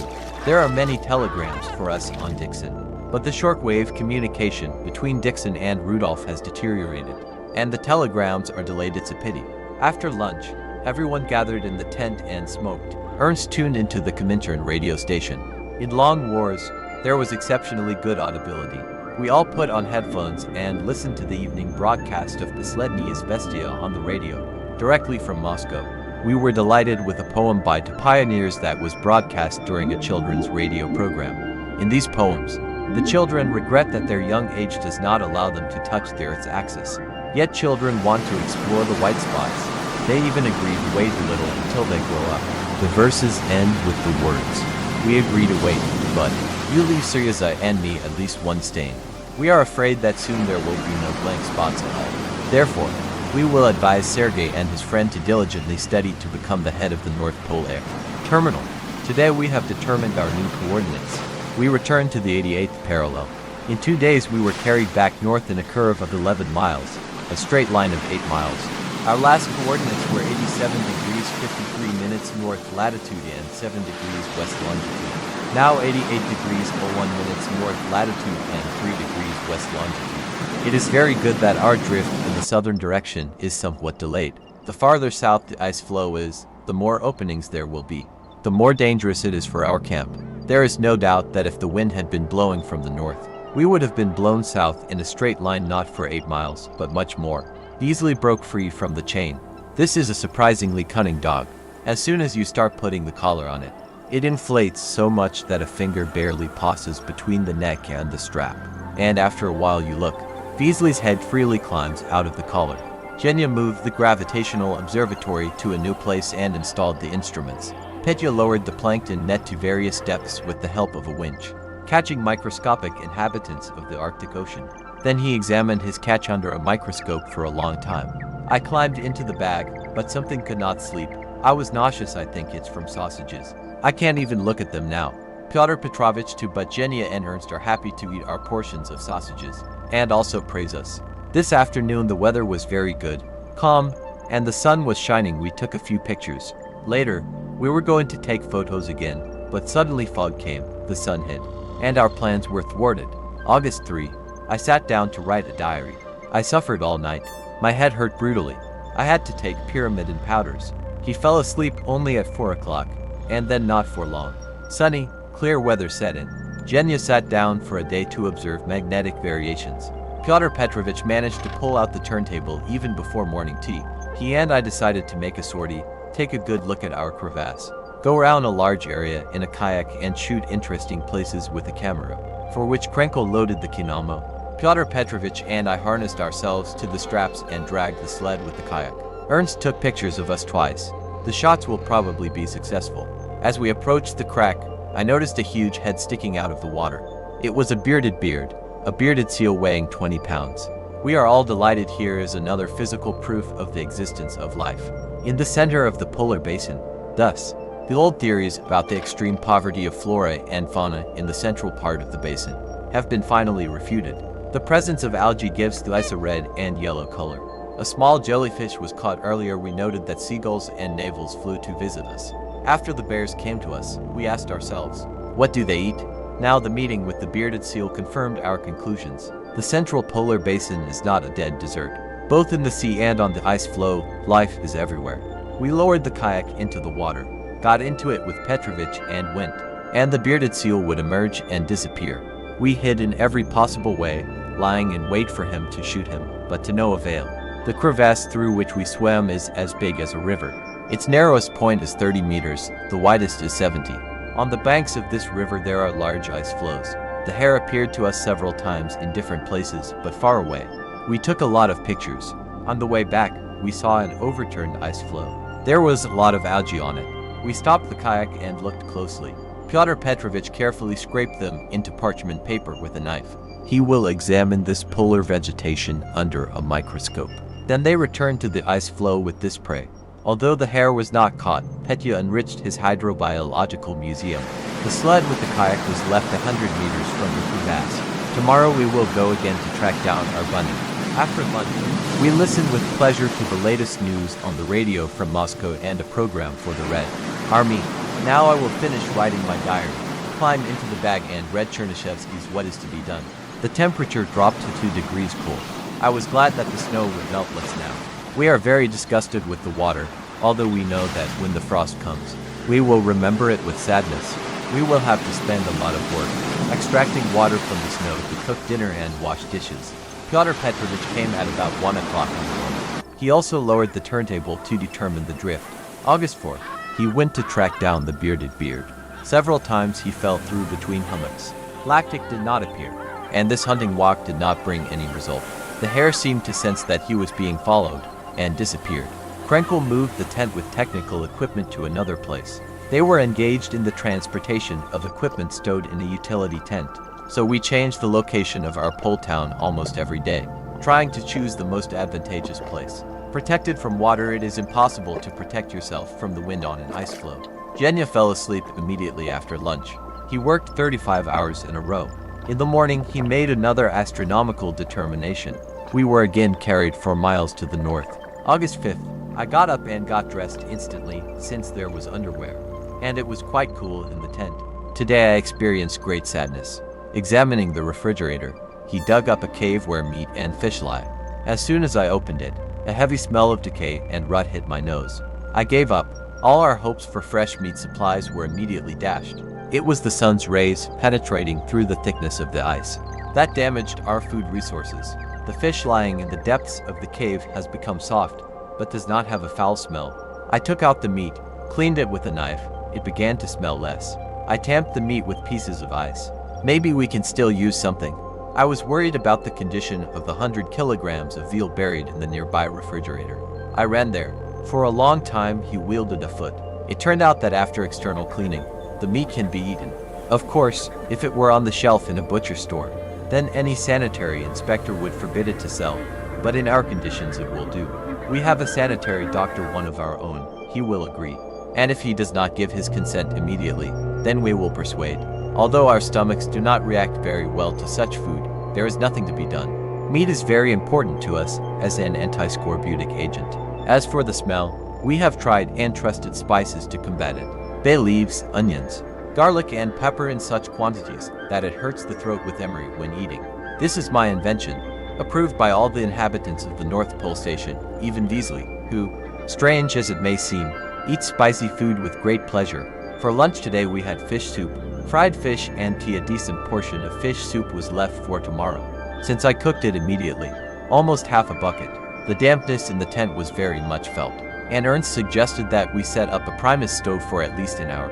Indeed, it helped. It became warmer and more pleasant. We even reached for books, took up reading during a short leisure. Dmitrievich worked all day on the winch, making a complete hydrological station to a depth of 1,000 meters. In addition, he lowered the turntable 4 times. I told Shirshov that I had seen an ice floe with algae again. He went to this place on skis, collected algae there, and now carefully examines them in his laboratory. 6 August. Before lunch, I made parts of a new device from tin, which Zhenya decided to use to register the direction of the wind. A northwest wind began to blow, which drives our ice floe to the southeast. Like milestones, a pinwheel counts down the miles, lowered into the depths of the ocean. We definitely don't like this rapid journey to the south. The ice is unfriendly there. With the onset of cold weather, it becomes more difficult for Dmitrievich to work. All day long he has to heat water to pour over the freezing mechanisms of the carcasses. Ernst, Zhenya and I were putting the wind turbine in order. Now it charges the batteries smoothly and well. The wind is intensifying, and Krenkel is therefore in a festive mood. At dinner we drank 40 grams of vodka.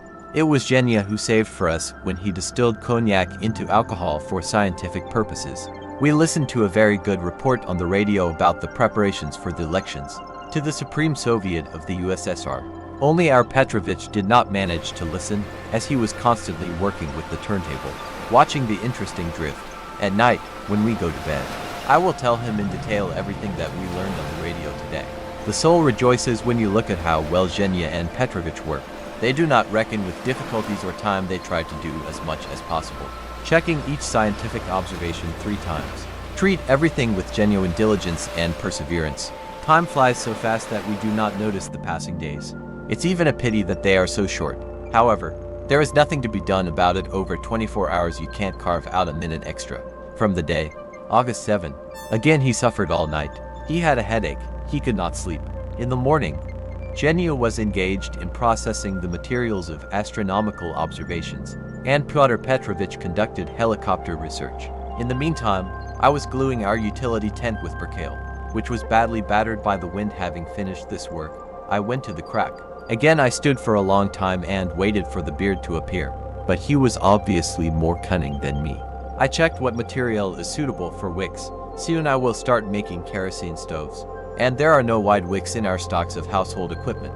He inserted a sock of pure wool cut into ribbons into the lamp. Such a wick burns very well. Cloth is worse. It contains a lot of paper. He informed the brothers about a new invention: use all old woolen stockings on wicks. It's midnight. Petrovich is still working with the turntable. A strong drift has begun, and Shirshov wants to trace the speed at which the ice floe is being carried away. Now we are approaching our homeland with every hour, although there are still many thousands of kilometers of unexplored path to Moscow. And the very method of our movement can in no way be considered stereotyped and tested. Good. The ice does not bother us. The wind does not break our field. When we find ourselves even closer to our dear motherland, we will be more pleased. Although in those areas we will face considerable difficulties. The farther south, the rarefier the ice. Maybe our ice floe feels this and resists in every possible way, unexpectedly changing the southern direction to the northeast or northwest.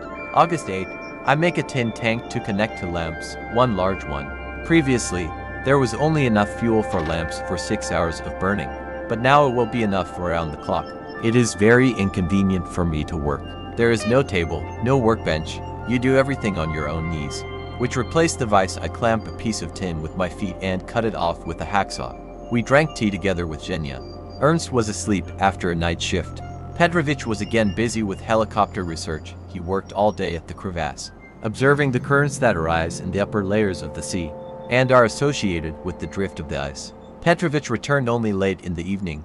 In the morning, Zhenya sat down to process the materials of magnetic and astronomical observations. Astronomical definitions are the basis for the study of drift. To make a detailed drift map, it is desirable to have as many of them as possible. Therefore, Zhenya catches the sun every time it shows itself from behind the clouds. This is what Fedorov is doing now. I'm very sad. I believe that this is a consequence of my poor physical condition. I have nausea, saliva flows, my head in the morning is heavy, like tin. I try not to show it, but the brothers notice everything themselves. Sometimes I feel so bad that I think, my business is bad. Yesterday we all sent correspondence to the newspapers. Ernst and I to Pravda, Zhenya to Komsomolskaya Pravda, Pyotr Petrovich to Leningradskaya Pravda. The weather is getting worse. The dampness has finally tormented us. August 9th. At 4:30 in the morning, Ernst woke Petrovich and congratulated him. Shershov's daughter had been born the day before. The radio brought this news to our ice floe. Petya is worried about his wife, about her health. An hour later, an additional message came. The daughter was born excellent, weighing 10 pounds. Shershov's wife was doing well. Petrovich is in a joyful mood. After tea, I continued to work, bending, soldering, and drilling in aluminum cork. However, this lesson had to be interrupted, as the brothers wanted to have lunch. I went to the kitchen, heated up the rest of the fish soup, added water and salt, as the fish soup was too thick. For the second, I cooked peas for yesterday's meat cutlets. For the third, we had tea with dry compote. Zhenya made another astronomical determination. We crossed the 88th parallel for the third time, this time to the south again. The speed of drift increased. When they received our coordinates on Rudolph Island today, they even gasped in surprise that we were being carried so quickly to the south. Petrovich is so busy processing materials on helicopter observations that he does not even have the opportunity to write an article for the newspaper's Vespa. He is its correspondent. The editors sent him polite reminders one after another.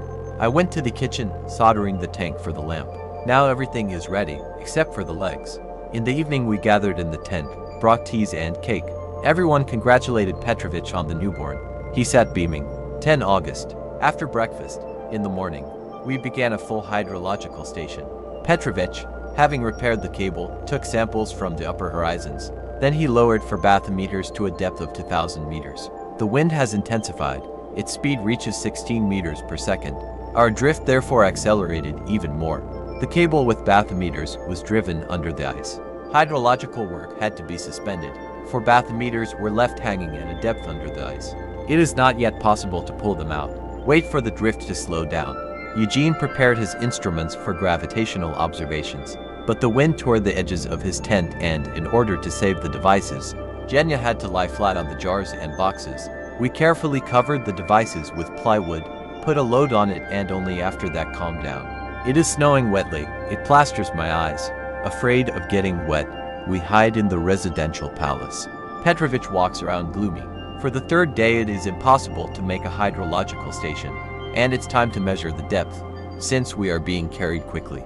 Zhenya must prepare for gravitational observations, but all plans are thwarted due to stormy winds. Shershov assures that he heard how the bathymeters touched the meridian of Greenwich.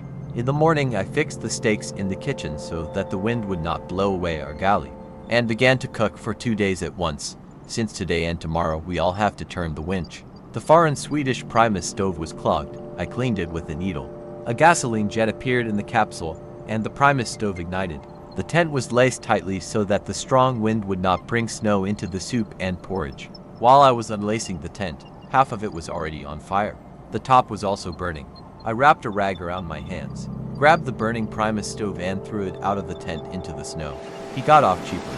He only burned his hands. It hurts very much when I wash them in the water. For lunch, we still managed to cook. In the afternoon, everyone gathered in the kitchen, had lunch and went to the living tent to smoke. She is covered in furs here. As Ernst says, it is quite cozy in addition. The temperature in the tent is +2 degrees.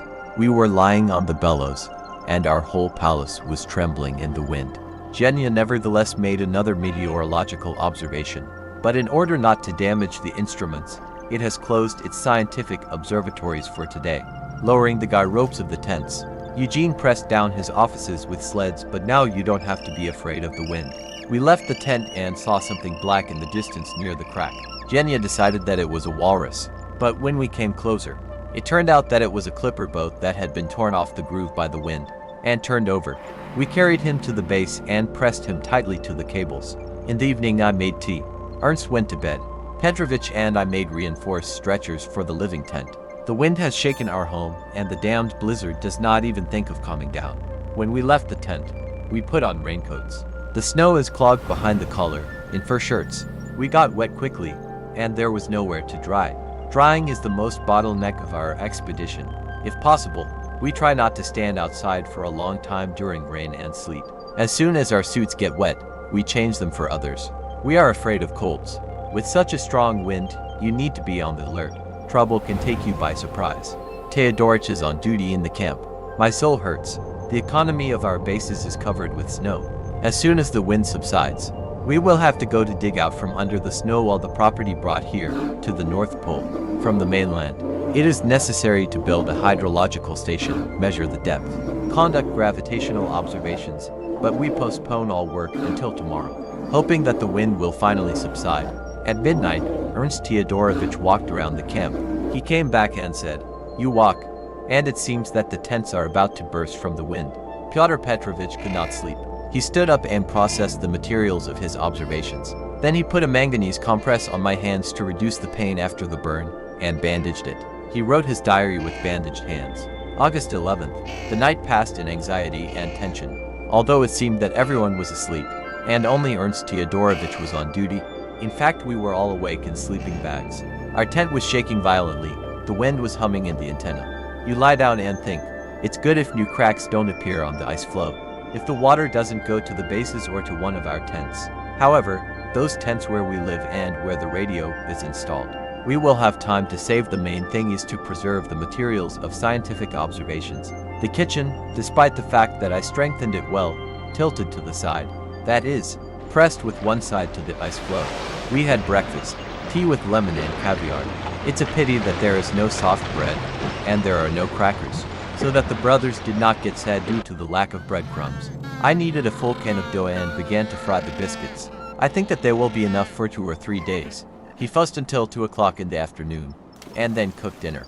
Still, I was convinced, in order to sit patiently for 5 hours at the burning Primus stoves, you must first of all undergo training in hell. I sit on the barrel, and the Primus stove hums at my feet, and so for hours. Only housewives can understand my condition.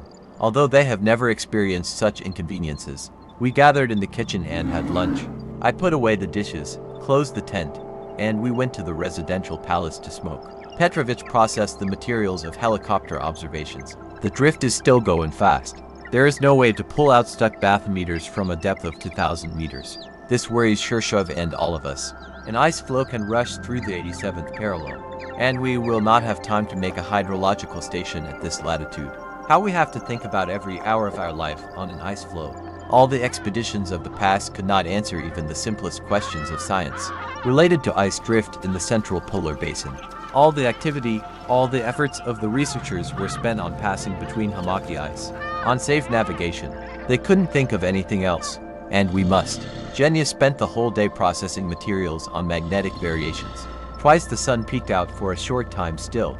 It does not forget us. Genya managed to make an astronomical determination. It turned out that our ice floe had traveled 10 miles in 1 day. We live in a tense state, but no one has fear of unhappiness. Everyone has only one fear, that scientific works will not disappear. Everyone has only one dream and we think and talk about it all the time, lest our research work fail. We need to sit on the ice floe until spring at the cost of any effort. We know that the 6-month polar night is not entirely pleasant. It is especially difficult to be on the ice during the polar night during severe frosts, but everyone is determined to endure at all costs, to make as many scientific observations as possible. I went to bed, and Zhenya continued to process the materials. Pyotr Petrovich also processed the results of research, and then began to write an article in his Vestia. Our dog, cheerful in such a strong wind and in wet snow, no longer looks like a merry one, but has turned into a pitiful, unhappy animal. He is curled up and does not even ask for food. We had to move him to a sheltered place and set up behind the tent, where the wind was quieter. As soon as we moved him there, the dog immediately reminded us that he was still jolly. He came to life. He was important. Theodorich woke up. He had been resting before his duty. He saw that we were not in the tent and was about to get out of the sleeping bag, thinking something had happened on the ice floe. But when he heard our voices, he calmed down and continued to lie in the bag. He says that you won't be able to sleep for a long time because your nerves are pumped up. You listen to the wind all the time. I understand him well. We all have the same tense state. It is surprising how Theodorich rests. He lies with his eyes closed, as if he is asleep, and he himself hears everything. In the evening I wrote an article in Pravda about the results of 3 months of work on the ice floe. I received a telegram from my beloved native Volodichka that she was going to Yessentuki for treatment from August 15th. I am glad that she will rest. I worry about her all the time. Here, on the ice floe, I think very little about myself. Her health worries me more. I want her to get better and stronger. 12 August. The Arctic continues to remind of itself, as if fearing that we will forget and indulge in complacency, peace and entertainment. The wind blows with a force of up to 12 meters per second. It is snowing. The temperature is -1 degree. In the morning, it was impossible to pull out the bathymeters, as they were still pressed against the edge of the hole. Peter Petrovich, so that time is not wasted, processes materials and writes an article about drifting. The sun broke through the clouds again, and Zhenya managed to draw one astronomical line. But you still need to catch the second one. Theodorich went to bed after breakfast. I walked around all the time, clearing the bases of snow, as they are half hidden under snow drifts. The trunks with kerosene were also completely skidded. In the afternoon, Zhenya again caught the sun, drew a second line and determined our location. It turned out that during the day we had traveled another 16 miles to the south, and were at a northern latitude of 87 degrees and 20 minutes. We have never had such a rapid drift in all the time of our life on an ice floe. We will rush even faster, Petrovich predicts. Theodorich received a large radiogram. A competition was announced among Soviet radio amateurs. Which of them would reliably contact Krenkel, a radio receiver, is promised as a bonus. I cooked dinner. After lunch, we decided to rest. I especially persuaded Theodorich to sleep, since he would have to work hard at night. From Rudolph Island we were informed that Levinevsky's 4-engine plane was flying from Moscow to Alaska and we had to keep an eye on it. Ernst did not sleep all night until morning and then all day. He listened to the radio station of Levinevsky's plane. I brought tea to Theodorich, as he was constantly busy. Our drift has weakened a little. The cable can already be chosen. I woke Petrovich up to go to the winch. Shirshov had just gone to bed, and he really did not want to get out of his sleeping bag. After grumbling a little, he quickly stood up. The two of us went to the hole to choose a cable from the depths of the Arctic Ocean. 13 August. Despite the fact that I went to bed only at 5 o'clock in the morning, I could not sleep for a long time. 2 hours later, I got out of the bag to ask where Levinevsky's plane was. We again had a faint hope that this third transpolar plane would turn towards us, and Levinevsky would drop the burners for the Primus stoves that we had requested. Letters from relatives and newspapers. Petrovich continued to build a complete hydrological station. I boiled the tea, offered it to Theodorich, but he did not want to drink it. Then I made him coffee and took it to the radio room. After breakfast, Zhenya set up a tent, preparing for gravitational observations. I repaired the Primus, then cooked dinner. Almost every 5 minutes I ran to the radio station, asking if I could hear anything from Levinevsky.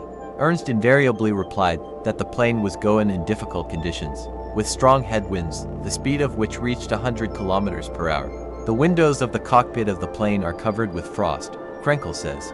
and quickly writes this message in the radio log. Then we find out that the plane is flying over the North Pole. It was difficult for us to get it, Levinevsky said. We know that this is a difficult path, especially in clouds and headwinds. Soon we learned that the plane's right-wing engine had failed.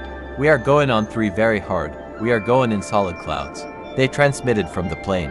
This message pierced everyone like an electric current. We realized that the situation was very serious. If such a steadfast, reasonable and experienced pilot as Levinevsky radioed about this, then, therefore, it is very difficult for the crew. Everyone felt such pain, as if something had broken in their souls. I made Ernst coffee so that he would not fall asleep, since Theodorik had been sitting in the radio room with headphones for the 2nd day. By this time, Genya had set up a tent and all his gravity devices. Tomorrow morning, he will begin a daily series of observations. Petrovich lowered for bathymeters to a depth of 4,000 meters. Soon he came to dinner and said, "We'll rest a little, then we'll start pulling out the bathymeters." We were preoccupied, sat in the tent in silence and smoked. Then I stood up and said, "Well, Petrovich, let's go pump up the separation." This is how we jokingly call our manual hydrological winch, with the help of which we raise bathymeters. It was already late in the evening from Levinevsky. No more messages were received. This silence greatly agitated and disturbed us, but we continued to work. We think that he continues to fly ahead on 3 engines, and his radio station has soured, as happened to Vodopyanov's plane when we landed at the North Pole. Ernst sits at the radio and listens tirelessly, persistently, attentively. Petrovich and I went to choose bathymeters from the ocean. Genya came to our aid, since it is very difficult for her to turn the winch without a change. Then I brought a can of food and a box of butter from the base. The 3 of us had a little snack. Theodorik did not take off his headphones and could not join us. Every 5 to 6 hours, I make coffee, and I wear Ernst down. He looks tired. He is about to fall off his feet. Everyone is in such a heavy, excited mood that, of course, there is no time for sleep. I wanted to finish the article to Pravda, which he had started the day before, but half an hour later he was back on his feet. A message came from Moscow that the radio station of Levinevsky's plane was under surveillance. Ernst was asked to watch the emergency wave. Maybe the plane has landed on the ice, and now its emergency radio station is working. I went to the tent, but, of course, I had no time for sleep and no rest. I got up again and returned to the radio station. Genya and Petrovich also lay for a long time and could not sleep. 14 August. We slept very little, and, as if by agreement, everyone went to the radio station. Theodorik is still sitting with headphones at the radio table and listening. Will the signals of Levinevsky's plane appear? At 7 o'clock in the morning, we listened to the latest news on the radio. We found out that Levinevsky did not report anything. My heart became sad and anxious, where to look for him. But we do not lose hope. They asked the radio operators of Rudolph Island to give Theodorik the opportunity to put him to bed. At least for 2 or 3 hours. He is pale and exhausted without sleep. True, Krenkel is a hardy man, but sleep overwhelms him too. On Rudolph Island, they agreed. They will keep a close watch and will not call us until a certain hour. Genya made an astronomical definition, but he does not have free time to count. Therefore, we are guided by the old coordinates. Taking advantage of the good weather, Genya conducts gravitational observations. He does not leave the devices all day. Petrovich builds up the cable and repairs the places of old cliffs. He devotes the whole evening to this activity. We are all now trying to work even harder. But as soon as the moment of rest comes, we start talking about Levinevsky. We get nervous, and this is not very useful on an ice floe. Let us not have a single free minute. But during the work the condition of the brothers will not worsen. I dismantled the warehouse. Before the snowstorm, we covered it with percale, but, despite this, a lot of snow accumulated in our militia, personal backpacks and for things. I cleared everything and laid it out on the ice, like in a shop window. Taking advantage of the appearance of the sun, he dried things. Then he cooked dinner and made coffee for Theodorik again. He says that coffee helps him stay awake. We are all very concerned about the situation of Levinevsky's plane. Petrovich's hands were swollen from working on the winch. Frankly speaking, we did not expect that the winch would exhaust us so much. Hydrologists, obviously, have no idea, says Petya, how difficult it is for us to obtain every water sample or measure the depth. Of course, you have to do everything by hand, I said. But the most unpleasant thing is that you sometimes have to take a water sample twice, to be sure of the result of the research. When I returned to Moscow, Shersha jokes, I must always walk bent over. So often we bend our backs in front of the wind, twisting the cable. Krenkel disagreed. By the time we get to the mainland, he said, there will be a complete straightening of the back, and we will even forget that there were such difficult days. I can't forget that, Shirshov objected. Then he was silent for a moment and for some reason remembered. It's a pity we didn't take a soccer ball with us. Maybe we could snatch time for sports. Genya laughed. I imagined Dmitrievich in the role of a goalkeeper. We would have to order for panties specially, and invite bears to replenish the teams. We were forced to stop our sports conversations, as Krenkel tuned into the Comintern station.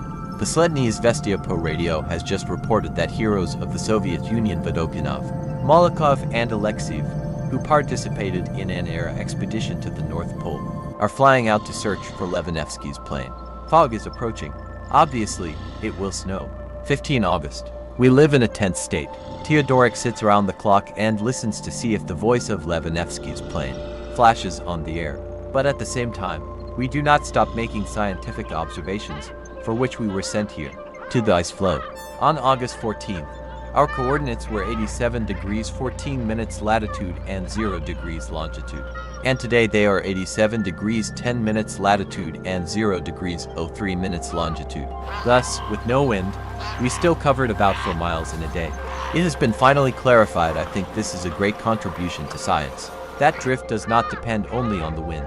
Putting on skis and taking binoculars, I went to the crack to check the condition of the clipper boat. Our legs were covered with a thin crust of ice.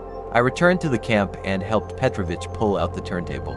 He has been busy with helicopter observations since the morning. He has already made 2 episodes. They lowered the load to the bottom, and I went to cook dinner. Although it is my turn and Teodorich has to take over the duties of cook from me, I continue to prepare dinners, since Krenkel is always busy at the radio station. Pyotr Petrovich came and said, the depth is solid, 4,354 meters. Teodorik received a radiogram for me. Moscow is inquiring about the state of our airfield. We went on skis to inspect all the best parts of the ice floe. Went in different directions for several kilometers. The results are far from comforting. There are a lot of hillocks, hummocks, puddles. Late in the evening, they made an answer. The surface of the old playground is ruined, but within 5 days we can prepare airfields 500 and 700 meters long. In different directions, with the freezing of puddles, the size will increase. The cover is strong. We recommend landing on wheels. We ask you to bring 10 ampoules of normal water for analysis. Chemically pure hyposulfite 500 grams, kerosene wick stoves, 3 lamps and 30 lines. Fruits, vegetables and Tchaikovsky's oceanography. Then we went to the hydrological winch to pull the cargo from the bottom of the ocean. They worked continuously until 1 in the morning. Hungry, I made tea, and all 4 of us gathered in a living tent. The winch is exhausting for 3 hours of continuous work. It is quite difficult to turn it. But we no longer think about the difficulties, since everyone got involved. And this is the most important thing. We are here to enrich science with new observations, and therefore we do not reckon with any difficulties. We went to bed at 2 o'clock in the morning. Ernst Teodorovich must continue to listen until morning. I look at him with pain. He worked with us on the winch. Then I ate only a piece of sausage over tea. From fatigue, overwork and systematic restriction in food during these days, he only drank coffee. He began to vomit. Instead of going to bed, he nevertheless went to the radio table, put on headphones and continued his work, listening to Levanevsky's plane. After tea, Petrovich continued to conduct helicopter observations and worked all night until 8 o'clock in the morning. He was also very tired and exhausted. I barely got to the tent, climbed into my sleeping bag. Before I knew it, he was asleep. We have to work a lot here, a lot. 16 August. We received a detailed report from the government commission on the measures to search for Levanevsky's plane. Our ice floe is supposed to be turned into an airbase. The intention is good, but difficult to implement. We are surrounded by stirred ice fields. Our 4 pairs of hands are not enough. In addition, autumn is approaching, and with it the rapid onset of darkness. But we will be able to organize a weather service and a radio communication service. It is in our power. Here we will be able to be useful to our polar pilots. With pain in my soul I think about our Soviet aviators, who, perhaps, found themselves in serious trouble. Having finally handed over the meteorological report, Ernst decided to go to bed. I got up and, taking a sled and a gun, went after the clipper boat. since the possibility of a sudden compression of the ice is not excluded. And then we will be left without a rubber boat. He made his way through floating ice and openings. He dragged the sled on himself. It was not possible to drive over cracks 50 to 70 meters wide in a kayak. They were covered with a thin crust of ice. I pulled out the clipper boat, put it on a sled, photographed it and took it to the camp. Now I calmed down. Our clipper boat is safe. I prepared lunch. Pea soup for the first course, buckwheat porridge for the second, and tea with dry compote for the third. We had a hearty lunch. From morning to evening, Genia was constantly busy with gravitational observations. After lunch, Dmitrievich made observations with 2 helicopters over the currents and the drift. Yesterday he thought that the second turntable, lowered to a depth of 400 meters, did not work, and checked it several times. Today he has already accurately established the reasons for the capricious behavior of the turntable. This is a very interesting phenomenon that no one has observed. It turns out that after the rapid drift of the ice, there is a reverse current, which he discovered at a depth of 50 to 75 meters.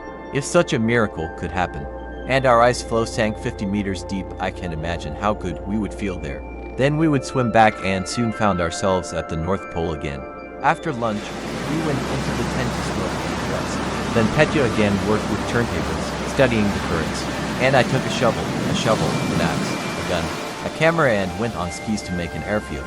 Now we must be ready to receive heavy aircraft that may fly for us. This is a large and difficult operation to clear the airfield of hummocks, hillocks and other obstacles.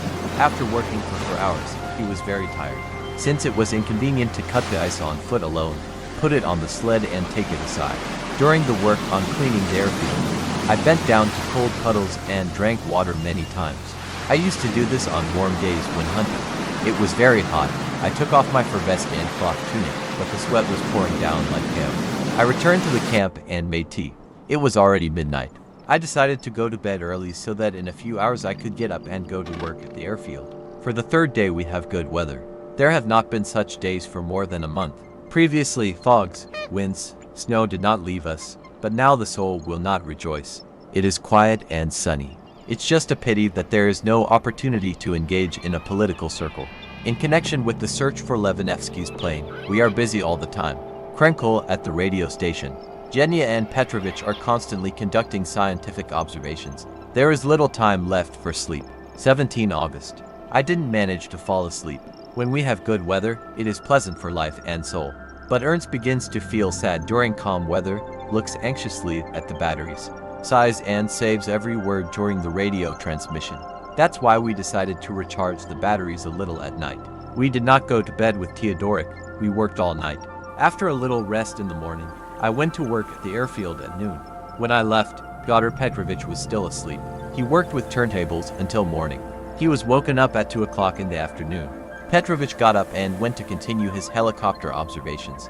As soon as I reached the airfield site, the weather began to deteriorate. A strong wind blew. It became dark, and fog approached. The sun disappeared, which warmed us for 3 days and gave us vigor. Teodorich hurriedly started the windmill. I returned to the camp at 3 o'clock in the afternoon and cooked dinner. After lunch, I washed the dishes. Ernst put on his headphones. He continues to listen to Levinevsky's plane on the radio station. Petrovich went to the hole to work. Genia conducts daily observations of magnetic variations and will be continuously busy until noon on August 18th. I put our pharmacy in order. I equipped a special box for her, in which we used to have sweets. Now our pharmacy will hang in the tent, and Petrovich will move his hydrochemical laboratory to the free place of the table, on the shelves and under the chair, since everything in his tent is freezing. In the evening, I fried biscuits for tea. He wrote a diary. Twice I tried to listen to the Comintern station, but nothing worked. It's very annoying when it's hard to hear on the radio. I want to know the news. We sit with headphones on, chasing every word on the air. The ice floe is quickly carried to the west. A great hurry began. A lot of ice has piled up near the cracks. From a distance, it seems that 3-story ice houses rise there. I wanted to photograph these glittering buildings, but poor visibility forced me to abandon the shooting. 18 August. A strong wind blew at night, and even with snow. All night long I could not sleep for a single minute. Genia made a series of magnetic observations. Teodorich was on duty in the camp. Only Pyotr Petrovich did not wake up until morning.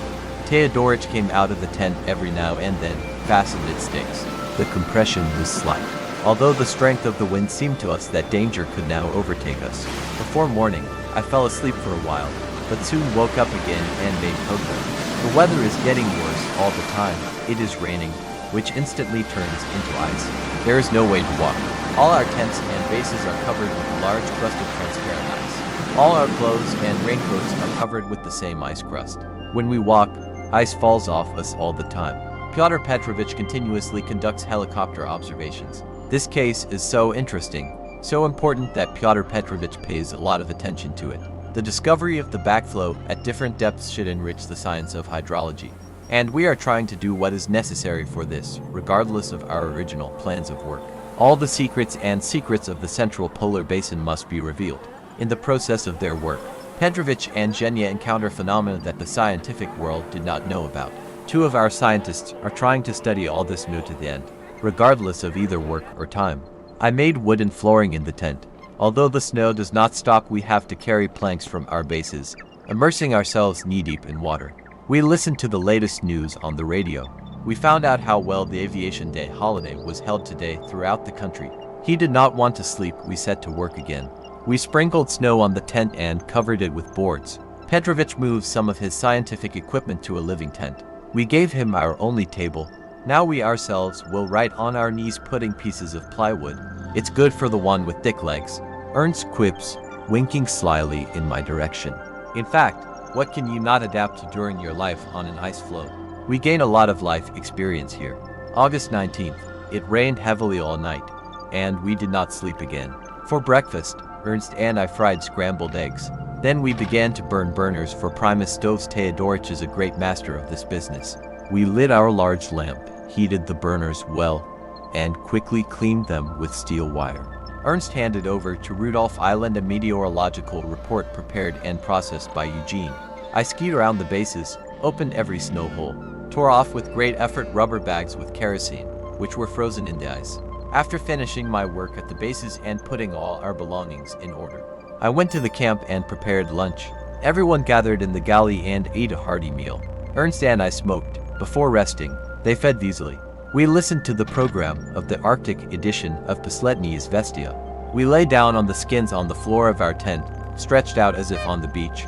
Although the available living space restricts our movements, everyone carefully hung on every word, listened so as not to miss anything. The headphones were tightly pressed to their ears. We were very excited, since we had not heard Moscow for a long time. Announcer Golovina, we especially like her voice. At our request, passed on an international review. My soul rejoiced that in Spain the valiant Republican units had beaten the rebels very thoroughly. Petrovich, despite the rain, worked with the turntables, watched the drift. He is glad that there is no frost and he does not need to heat water for the turntables. Zhenya has been processing the materials of gravitational observations all day. As he has accumulated a lot of notes, he folded his camping tent laboratory so that the wind would not tear it. After each strong wind, he has to seal one or another tent with enamel. He was tired of this, for soon it would come to the point where there would be nothing to repair. Both tents had already been torn apart. The silk tents turned out to be fragile. Their only advantage is that they do not allow water to pass through. Although the fabric is rubberized, the tents are very weak. The best material for a tent is linen. In the future, of course, you should not take silk tents on such expeditions. I was attracted by their lightness and small volume. Now I am convinced that this is an impractical and fragile material. The day after tomorrow is the 3-month anniversary of our stay on the Ice Floe. I calculated whether we had saved food and fuel. It turned out that 1 can of food, which we planned to spend for 10 days, was enough for us for 15 days. It turns out to be a very large savings.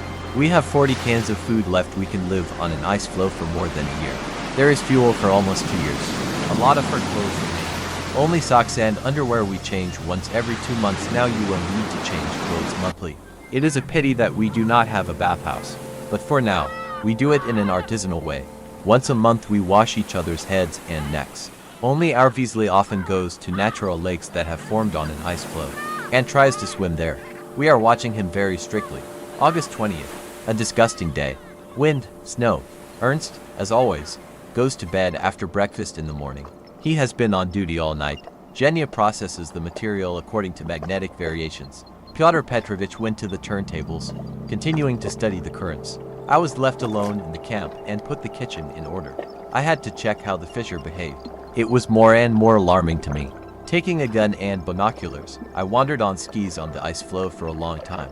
So far, no complications are expected. True, you can't go far, as heavy fog interferes. Visibility barely reaches 50 meters if you move a little to the side. The camp is already out of sight. Returning to the living tent, I met Genya. He was also skiing. I decided to warm up and examine the ice floe, he said. Let's do it together, I suggested. We went to inspect the crack farther away. It is more fun and safer together. We went to the south side. The whole area is littered with huge blocks of ice. I can barely see my ski footprint. 10 days ago I walked here. Everything is covered with snow. Together with Genya, we walked along the crack for about a kilometer. In fact, there was nothing left of the crack. A large shaft has formed along the edge of the ice floe, behind which water is already visible. Eugene took a closer look and remarked, "Look, there's something floating there. Suspicious. Probably algae. I'll have to take it for Petya." He examines them under a microscope. Genya began to climb the ice rampart, took out seaweed, carefully wrapped them in paper. We arrived at the camp and handed over the find to Petrovich. He immediately sat down at the microscope. He looked at it for a long time and said, "A very interesting find. I'll go myself." Petrovich got on skis and went to where we were in the morning. He returned with a large catch. He collected all the algae that were floating in the area in a bottle. I carefully and for a long time examined them under a microscope in the laboratory. After working at the airfield, I decided to fry biscuits for the guys. Since we had not had them for a long time, I stirred a large pot of dough, but something didn't work out right. The housewives will obviously laugh at me. Instead of pouring flour and then diluting it with water, I did the opposite. I poured half a pot of water and began to pour flour into it. I keep pouring flour, and I get a liquid dough. I had to fry the cakes until late at night. He made coffee, which Theodoric loves very much. The two of us, without waiting for the arrival of the guys, were fueled well. By the way, the preparation of biscuits is also useful in the hygienic sense. After kneading the dough, the hands become noticeably cleaner. Genya and Petya should come soon. I made more cocoa for them. In an hour, the three of us will have to go to the airfield to clear hummocks. Only Ernst remains in the camp at his radio. Recently, our activities have been subordinated to the tasks of rescuing the crew of Levanevsky's plane. We conduct only the most necessary scientific observations and radio watches.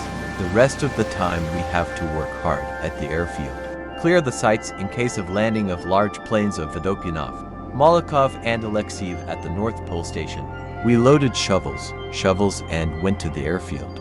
They threw off their fur jackets. The work was in full swing. The weather is disgusting.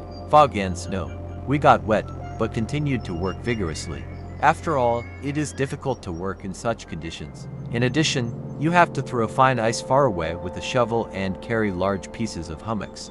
Occasionally, we stopped working and rested. I used one such break to go to camp and warm up lunch. To 1 August. Today we have a traditional holiday, the anniversary day of landing on the ice of the North Pole. For 3 months now, we have been living in our ice camp. On this occasion, I prepared a sweet dish for dinner. Before lunch, we drank a glass of cognac. These days we have worked so much that our hands and body ache. When today we returned to the tent after clearing the airfield and sat down to rest. Less than half an hour later, everyone fell asleep. When I woke up, I looked at the guys and involuntarily laughed. Everyone slept in the same position and in the same place where they sat down to rest. I decided to wake everyone up. It was not so easy to succeed. After hard work and brutal fatigue, which now overwhelms us all, the brothers wake up only from long shouts and exhortations. Finally, the guys woke up, undressed, climbed into their sleeping bags and fell asleep soundly again. We are all busy with the fate of the crew of Levanevsky's plane. Our radio station is constantly monitoring the airwaves, and therefore we have not had any contact with our families in recent days. The guys are a little nervous. We are used to receiving messages from home often. Petrovich has a daughter, but he does not even know what name she was given. We all calm him down. It's okay, they won't call it bad. To 2 August. After breakfast, we went back to the airfield. We took flags with us to fix them on the ice floe and thus outlined the boundaries of the site for a possible landing. This time Ernst went with us.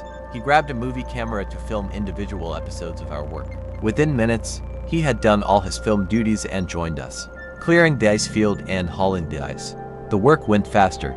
We must be starting to get involved. We have already destroyed the last large ridge of hummocks. Under the blows of our foot guns, it quickly crumbled. I looked around. The hillocks disappeared. The ice wall disappeared. The field became smooth. Now we dream of frost. If the temperature dropped, our airfield would be strengthened, and we would be able to receive large aircraft. In the afternoon, I went to cook dinner, and the guys continued to work until the evening. Suddenly, the sun broke through the clouds. True, not for long, but this was enough to cause great joy in Genya Fedorov, who immediately began to determine our location by the sun. In the evening, we were already transmitting new coordinates to the mainland during these 6 days. We were carried a little to the north. Everyone's mood has risen. We are glad that our work is moving forward quickly. In addition, radiograms from the mainland began to arrive today. Teodorich received the most. He sits and smiles silently. But his mood is worse than ours. He is ill, and our Dr. Petrovich is already taking care of him. Shirshov says that Teodoric has a slight poisoning with sausage. Ernst must have had a bad bite. The poor guy has been suffering for the 3rd day. After lunch, Petya rested for an hour and again began to work with the turntables. Genya processed materials by magnetic variations. To 3 August, the day begins measuredly, like in a military town. According to a precise and predetermined schedule, Ernst wakes up Genya, who goes outside, makes meteorological observations, hands the report to Teodoric, and he, in turn, transmits it to Rudolph Island. Then we all gather in the kitchen. We have breakfast, drink tea, smoke and go our separate ways. Petrovich proceeds to the next descent of the turntable. Genya is gathering tools to go to the airfield, but at this time course, wet snow falls on us. We are afraid of getting wet, since there is nowhere to dry clothes. Therefore, we refrain from traveling to the airfield and sit in a tent. In our free time, we make flags for the airfield. I brought black satin into the tent, even this turned out to be in our Pole department store. Cut it into pieces, tie the flags to the sticks. Soon the snow stopped, but our entire camp was shrouded in a thick, impenetrable fog. The world around us is closed to us. Everyone decided to go on a campaign to finish cleaning the airfield. There is only one Teodoric left in the camp, who continues to work at his radio station. He does not take off his headphones. At the airfield, the work was going well. The cleaning of the ice rink was completely completed. Just in case, we decided to find a place for a second airfield. For 2 hours, they felt each section of the ice floe, inspected hummocks and hillocks, but did not find a suitable site. Perhaps the fog disturbs us.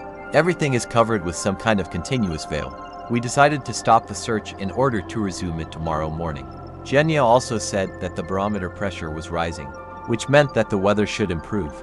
We arrived at the camp, brought all the tools, pawns, shovels. Petya, without resting, went to his turntables, and Genya laid out the notes on gravity on his lap and began to process them. An unexpected guest came to us again, who caused great excitement. A seagull flew into the camp. I ran out of the tent, fired 5 times, but to no avail. It was difficult to hit a flying bird with a bullet. In the evening, we listened to the latest news on the radio. It was reported that the heroes of the Transpolar record flight returned to Moscow from America. Mikhail Gromov, Andriy Yumashev, and Sergei Danilin. Moscow solemnly welcomed them.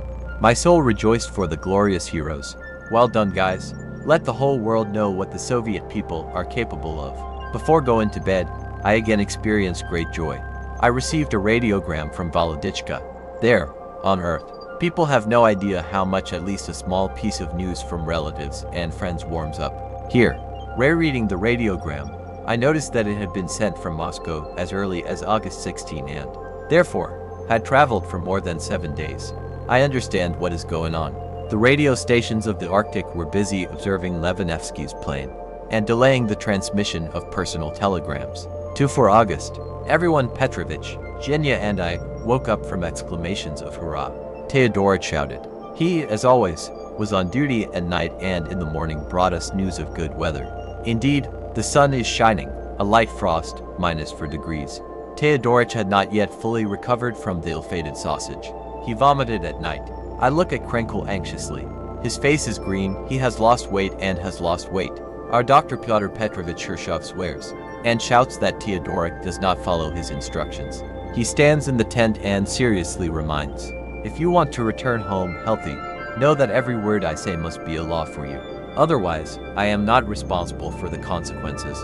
Teodoric loves his family very much, wants, of course, to return home healthy and solemnly promises that from now on all the instructions of Pyotr Petrovich will be carried out by him unquestioningly. He will strictly observe the regime. Now he no longer eats biscuits or chocolate, but prepares a dietary dish for himself, rice porridge. So Ernst switched to a dietary regimen. When we returned from the airfield, he cooked us scrambled eggs, and he sat on the sidelines and drank tea.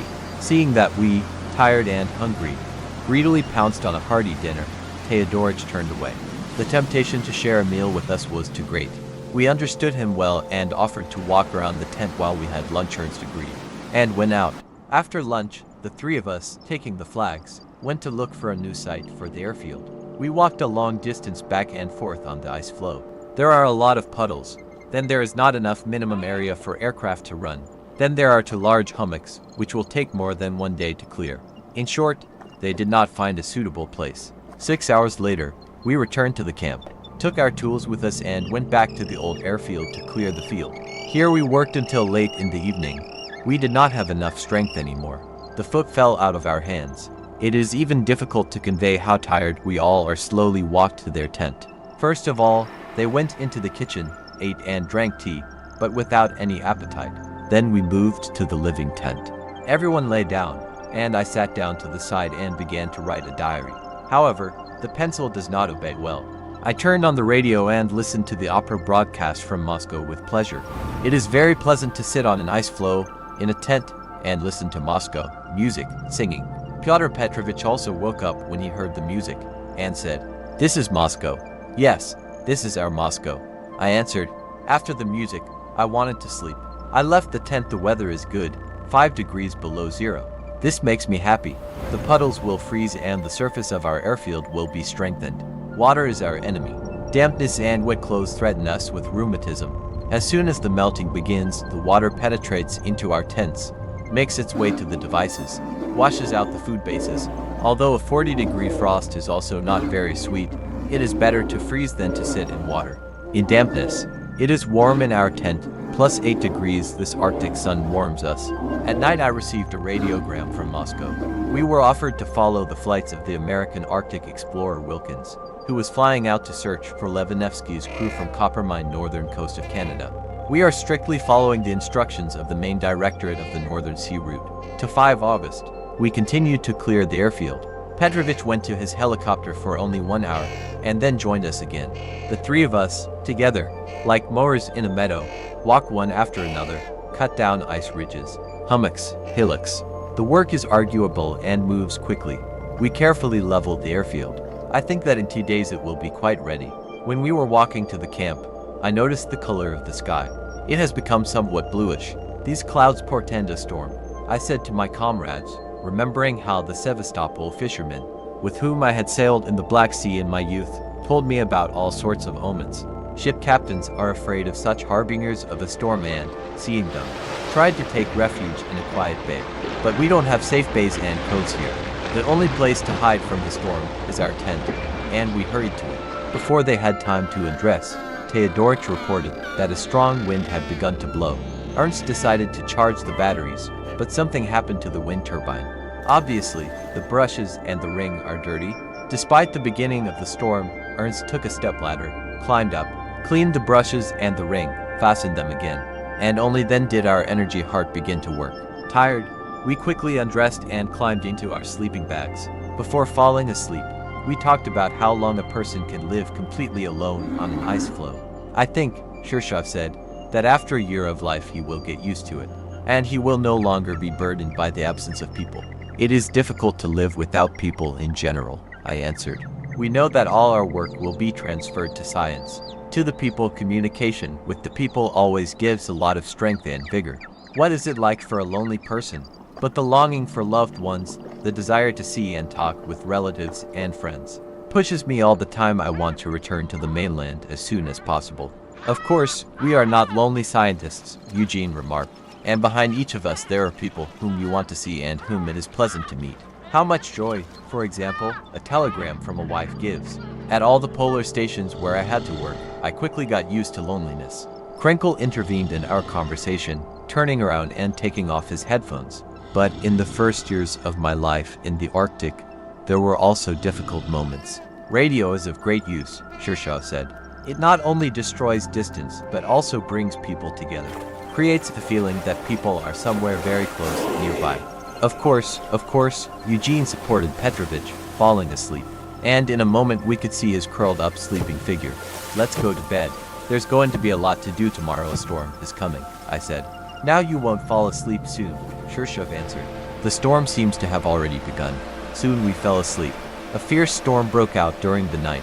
It seemed as if 1,000 devils were running on our canvas roof, at the very least. Large drops of rain drummed over us, giving us no rest. And the wind was howling behind the tent. 26 August. The storm rages with greater force. The rain does not stop. Sometimes it snows. I don't want to get out of the tent, but I have to go to work. Each of us has his own duties, his own deadlines, and his own measured life, which requires accuracy. Endurance, accuracy. First, it was necessary to make meteorological observations and transmit them to the mainland. This was done, as always, by Zhenya. Wet, he returned to the tent and could not warm up for a long time. Secondly, it is necessary to continue scientific work. Petrovich put on his cloak and went off to lower the turntable. According to Petya, the ice floe is now strongly carried in a westerly direction. Soon he will obviously come and say whether his assumption has been confirmed.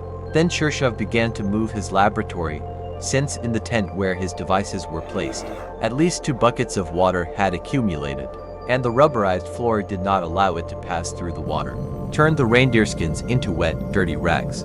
During bad weather, Zhenya usually processes the materials of scientific observations. He folded both of his tents, gravitational and magnetic, and covered the instruments, since a strong wind threatened to tear them off and damage them.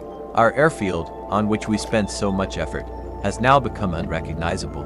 All the flags placed along the ice floe were torn off and covered with snow. Snow drifts appeared around our tent. The sleds are filled up, and tomorrow they will have to be found. Petrovich says that before lowering the spinner into the hole, you need to throw out wet snow for an hour. The engine is half buried. The food base is also hidden under the snow. As soon as the blizzard subsides, we will begin to dig out all our household from under the snow. Such is our life.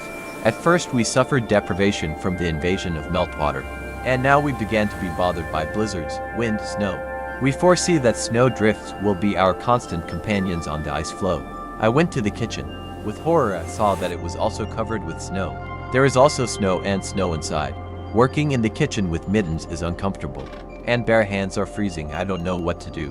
The barometer continues to fall. To 7 August.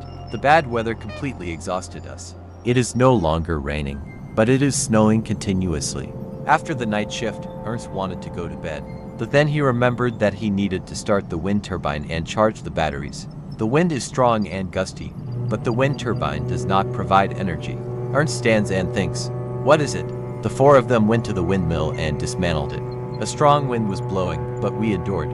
With an ammeter, each wire was checked. There is current. Finally, they found a defect. The pad, in which there are 2 copper brushes, was clogged with snow. The brushes froze. We quickly fixed this defect, reassembled the wind turbine and started it. Everyone got wet, but the batteries came to life.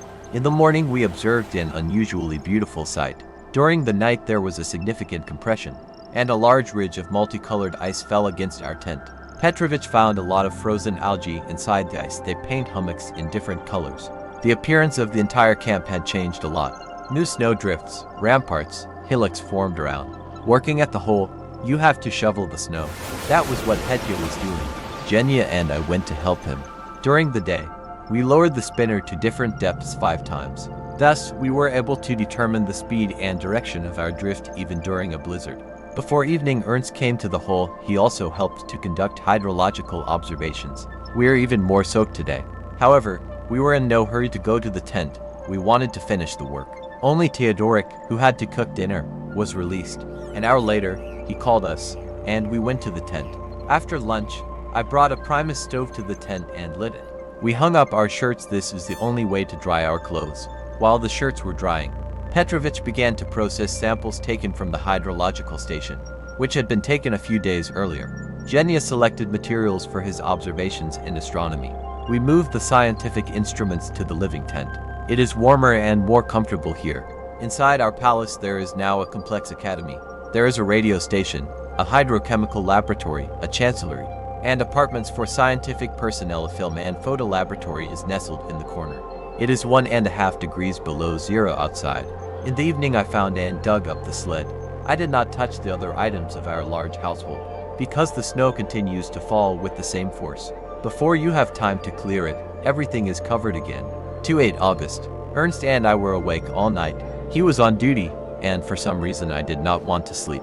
They boiled tea, slowly sipped a pleasant hot liquid, and talked quietly about Moscow. We had a distinct and clear idea of every hour in the capital. The blizzard and wind do not stop. Petrovich got up and went to the hole to work with the turntables, not paying attention to the weather. After lunch, we'll start the full hydrological station, he said as he left. This work will take a whole day. Genya took up the processing of materials by magnetic variations and atmospheric electricity. Now he immediately, without delay, processes the data of scientific observations. Tomorrow Genya is going to install scientific instruments in the pavilions again. Our ice floe is carried very quickly. Obviously, we have already said goodbye to 87 degrees north latitude. If the sun appears tomorrow, it will tell us through the astronomer Fedorov where we are. Teodorik is constantly monitoring by radio the airships that our country has now sent to the Arctic, in search of Levanevsky's missing plane during the Moscow's flight. We handed over the correspondence to Pravda. We had not written to the newspapers for a long time, as the radio station was heavily loaded. After lunch, the blizzard stopped. I went on skis to check the airfield. Flags are scattered and covered with snow. I had to install them again. After bypassing the airfield, I dug out sleds and cans. Tomorrow I will continue excavating the rest of the farm. In general, after a blizzard, I look more like an archaeologist than the head of the North Pole Station. I continue to write the second article for Pravda, 100 Days on a Drifting Ice Floe. I sent a small telegram to Volodichka. How does she feel there? I always think warmly of her, my wonderful friend. To 9 August. Again we went on a clipper boat to inspect the airfield. But without the sun, it is difficult to determine the state of the field. When we returned, Genya also excavated and set up a tent pavilion. Petrovich cleared the hole of snow and began pinwheel observations. In the evening I was renovating the kitchen. You have to put a patch on the tarpaulin, because the wind has already begun to rule the soups and borscht. As soon as the sun appeared, Genya determined the coordinates. We were at latitude 86 degrees 55 minutes. I continued to dig out the motor, stepladder, buckets, cans. All this is covered with snow. Everything has to be felt and pulled out. Every now and then I asked myself, where are the buckets? Where did the cans go? Where to look for sleds? What can the recently formed bump near our tent mean? Ernst also walked around the tent and determined by the size of the snow drifts, where the sleds were filled in, where the stepladder was hiding, where he could look for the sleds. I never expected that the snow would hide all the property of the station so quickly. And what about the bases? Krenkel asked. I was there, I answered. It must be necessary to carry out serious cleaning work after each blizzard. And if there is a blizzard every day? Ernst grinned. Well, then we'll have to clean our homestead every day, otherwise we'll all be under the snow. And then even the planes won't find us. We drank tea in the new cramped kitchen, which we arranged for the renovation of the old galley room. We feel the frost getting stronger. This makes us happy. At night, it became cold in the living tent. We quickly hid in our sleeping bags. Soon, obviously, it will be necessary to insulate the tent. Put on a canvas with a layer of eider down on it and warm it inside with Primus stoves. We went to bed early, as we would have to get up early and continue excavation. Now I will climb into my sleeping bag, try to warm up as soon as possible and fall asleep. To do this, first of all, you must not think about anything. 30 August. Petya put patches on the kitchen tarpaulin and went to the hole. In the morning I cleared all 3 bases from snow drifts. It's amazing how the snow gets clogged in all the nooks and crannies. I made protrusions around the living tent. He covered all the holes with snow. Frost quickly grabbed the putty. A rather original cement was obtained. In addition, I built a kind of rubble or bench out of snow near our house. In your free hours you can sit on this rubble and dream. But will the passers have these free hours? I think that until the end of the drift is unlikely. Ernst again remembered his film business, filmed episodes of Work on the Hole and Winch. He managed, among other things, to film the process of lowering the bathymeters and the turntable. Having set up a hydrological tent, we went to lunch. Then Petrovich finally strengthened the tent and continued to work with the helicopters. Until late at night, Fedorov's silk tent tears quickly. and so Petya did a generous deed. He gave him the tent where the hydrochemical laboratory was located. Genya equipped a gravitational observatory here. I do not recommend anyone to take silk tents to the Arctic. The sun burns them out, and the wind tears them into small pieces. There is fog on the ice floe. The temperature is -5 degrees. In the northern part of our field, there is a little bitterness, but the ice floe itself is unharmed. It is already the 4th month of our drift. So far, everything is going well. August was marked by a great movement of our ice floe. 70 miles were covered in a straight line at an average speed of 2 to 3 miles per day. The drift was especially rapid from August 7th to 12th, when in 5 days our ice floe covered 40 miles. In August, 3 hydrological stations were taken, 2 to a depth of 1,000 meters, 1 to a depth of 4,000 meters. Another deep station was torn down during a rapid drift, when the etch cable was driven under the ice. A series of pinwheel observations were carried out over the currents of the upper layers of the sea, rising as a result of ice drift. In August, 3 hydrobiological stations were also taken, 1 at a depth of up to 1,000 meters, and 2 in the surface layers of the ocean. Another joy. A seagull flew to us from the southwest. From Greenland she flew by, shouted something in her bird language, and disappeared. 3-1 August. We got up at 6 o'clock in the morning. They collected boards, sleds, plywood from under the snow, in a word, everything that was brought in by the blizzard. Genya took up gravitational observations. The instruments no longer torment him. Now they do not melt or warp. Dmitrievich again went to the hole to make pinwheel observations. Before evening, he made a complete series of observations of the drift and currents. Interestingly, we were quickly carried south again. After lunch, Dmitrievich frees the hydrological dishes for the next station. To do this, he will have to process samples of all previous observations. I have a presentiment that today Petya will have a sleepless night, but this is not the first time. Shirshov was used to working full day and often without rest. In the afternoon, the 3 of us went skiing to inspect our crevasse. A lot of ice has grown around us. We felt all the hummocks. They are quite strong. We returned back to the camp calmed, but wary. Now the time of autumn storms is coming, during which you must be prepared for all the whims and insidiousness of the Arctic nature. From Dixon Island, the Arctic edition of latest news on the radio was broadcast. Then the ensemble of the Polar Theater performed. The songs in his repertoire are good, but the voices of the artists are weak. I want to listen to something strong, bright, soulful. It lifts the mood. Dmitrievich went to the turntable. At night he returned and said, "Our drift continues at the same rate." He said no more, undressed, and fell asleep at once. Fatigue was making itself felt. September 1st. For the second day, Genya, without looking up, sits at the devices. Every hour he has 15 minutes to spare. But even these minutes he does not rest. He needs to check the chronometers by radio signals. Today Fedorov was so carried away by the work that he compiled a meteorological report for transmission to Rudolph Island with a delay of 5 minutes. Genya transmitted the results of his scientific observations to Leningrad. We tried to send everything we have gained in labor by radio to the mainland. The life of each researcher belongs to the people, and grains of experience or wisdom live for centuries, because the people carefully preserve the results of the scientific work of their sons. We decided, just in case, we live on an ice floe and not in a sanatorium, to send a large radiogram to the Arctic Research Institute. It begins with the following phrases, dry but full of deep meaning. Over the past time, the definitions of declination and the horizontal component have been made at 20 points. The determinations of inclination have been made at 10, and the variations have been counted for 170 hours. Dmitrievich continued pinwheel observations, and by lunchtime he had already finished 2 episodes. At the same time, he was engaged in the installation of a device for obtaining distilled water in the living tent. A Primus stove was lit in the tent, and soon we all felt warm. In order not to get the skins wet, I made a large tray of tin, on which Dmitrievich put a Primus stove and a device for distilling water. I started repairing the Primus stoves, as Shirshov took the only serviceable one from the kitchen. In the living tent, the temperature is +3 degrees, and in the yard it is -5. During the inspection of our ice floe, new hummocks were found. It turned out that at night the ice floe was squeezed a little again. The crack approached us. The size of the ice field on which we live is getting smaller. Now the camp is located only 120 meters from the crevasse. But this does not cause us much concern, because in a pinch we will be able to move to another ice floe, a larger one of course, only if there is no strong compression of the ice. I think that we will be able to spend the polar night on the current ice field. The wind had died down completely, but we were again enveloped in a thick and impenetrable fog. With difficulty we make our way from base to base. I have to grope to avoid falling into the crevasse. In the fog, we try not to travel too much on the ice floe. It is dangerous. Pyotr Petrovich worked at the hole for a long time.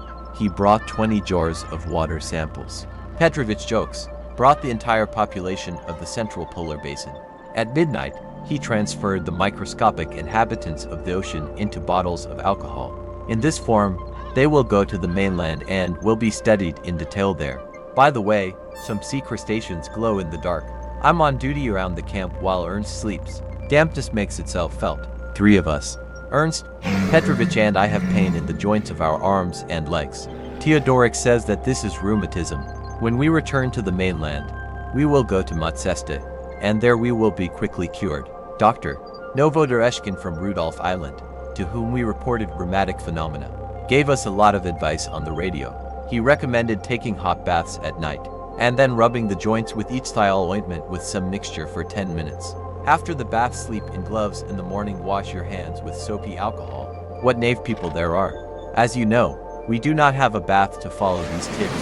We need alcohol, and we don't have it. Even for scientific work, we extract alcohol from cognac. We replied to the doctor with a joking radiogram. The first is that there is no bath. The second is that the composition of the ointment is unclear. The third is that if alcohol is found, at least soap, we will use it inside. Everyone is in a good mood. We joke and laugh all day. 2 September. It was an exceptionally good day. The sun is dazzlingly bright. The sky is deep and boundless. The sun rose at 4 o'clock in the morning. Ernst, who regularly observes everything that happens around us at night, woke up Genya. You can make astronomical observations, he said. Genya came out of the tent with theodolites. Then he went for a ski trip around the ice floe.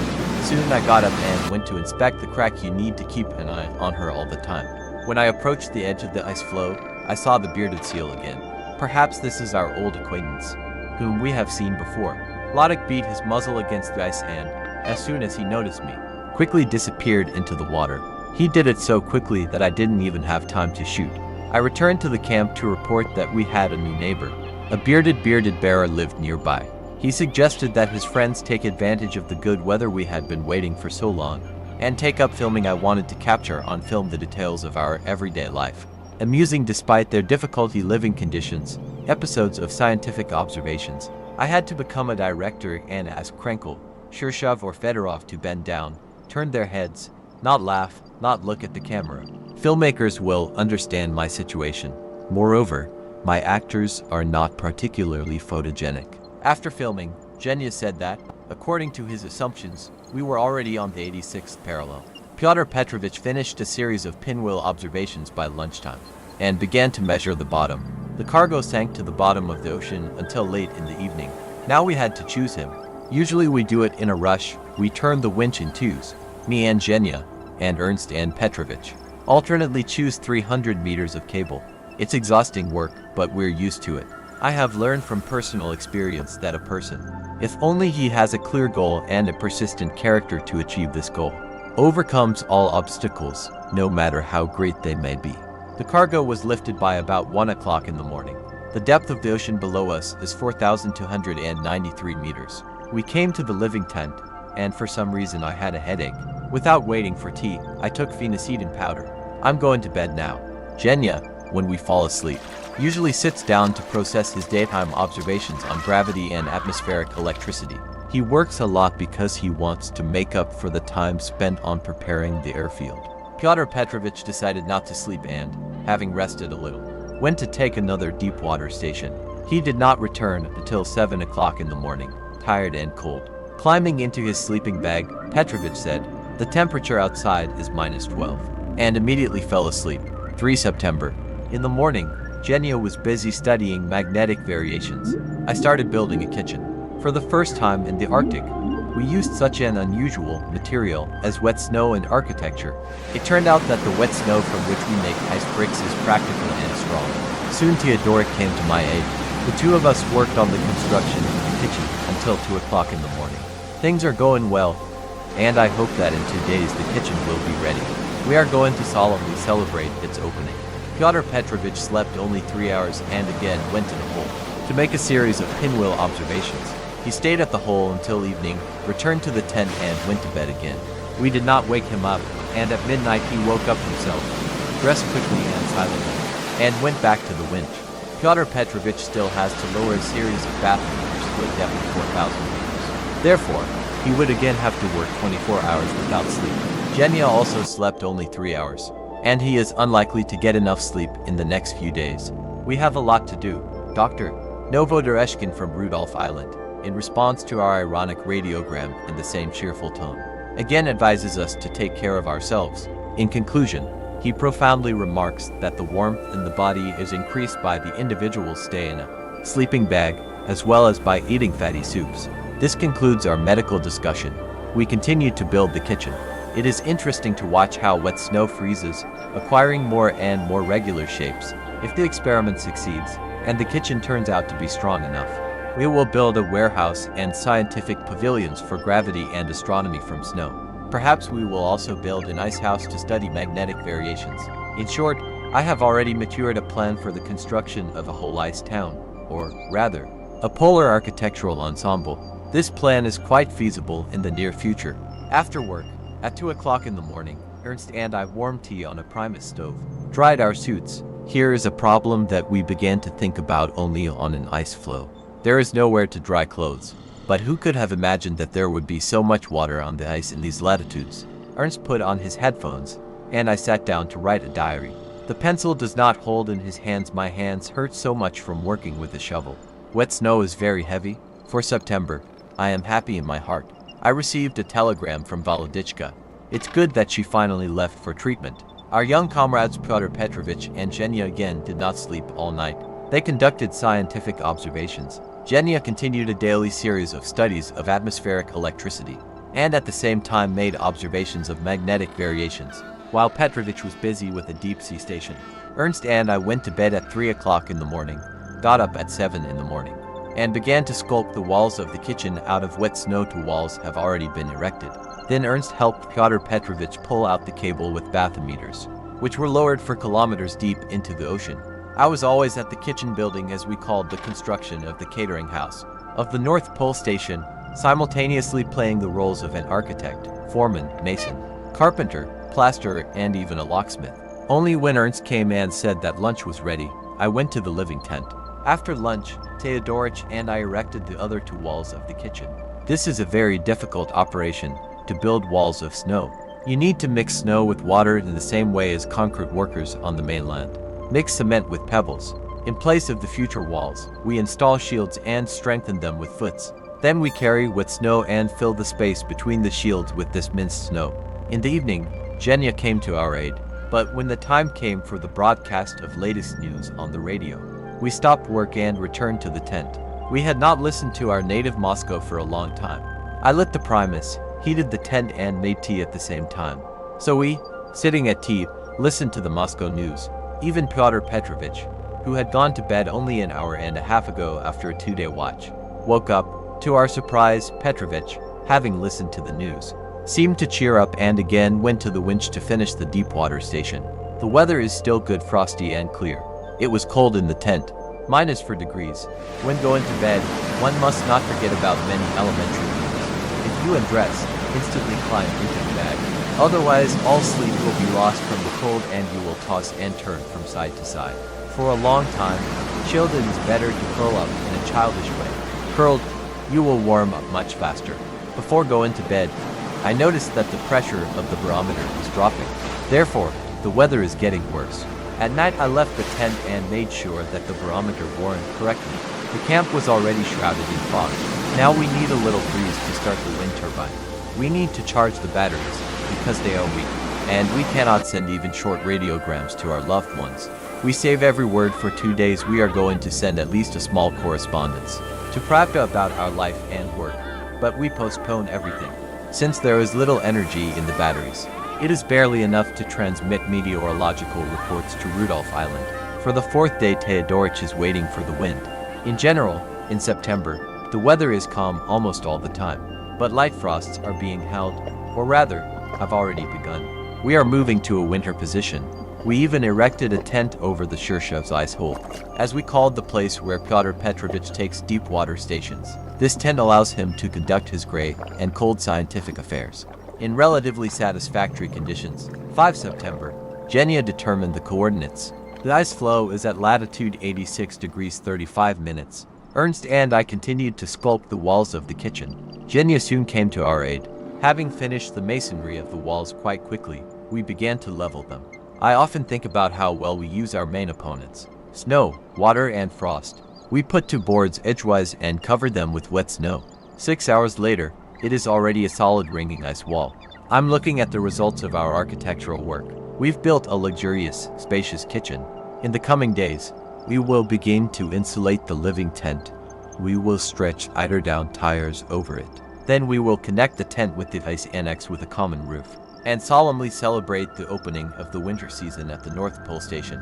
Day after day, almost continuous twilight drags on. The sun is already low above the horizon. Long blue shadows fall from hummocks. Soon, very soon, the polar night.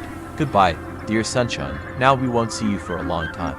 A wind turbine, a living tent, and a radio mast were strengthened. Teodorich went off to cook dinner, and I sat down to write correspondence to Pravda.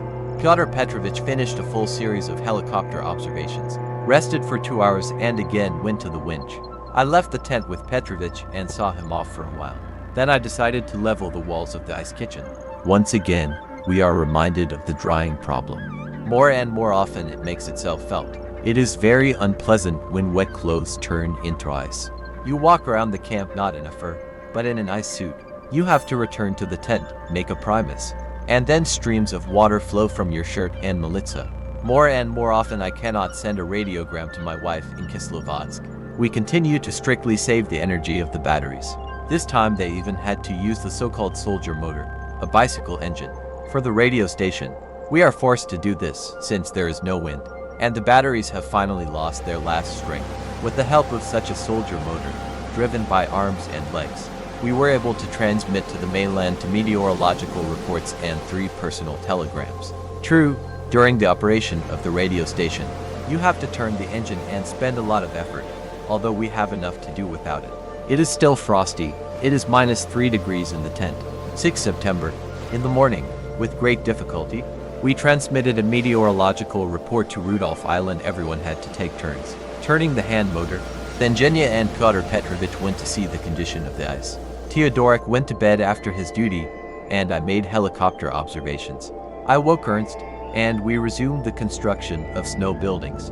Now we are building a warehouse. By the time the expedition returned, as we jokingly called the ski raid of Genya and Pyotr Petrovich, we had already erected 2 walls of the warehouse. Our scientists returned and said that the ice floe on which we live got off happily. During the last compression in the whole district, there is still no such flat and unharmed field.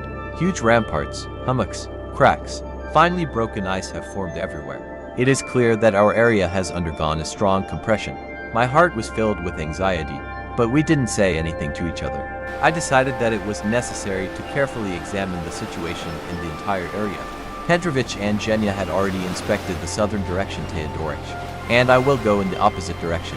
After lunch, they decided to submit a long article to Pravda.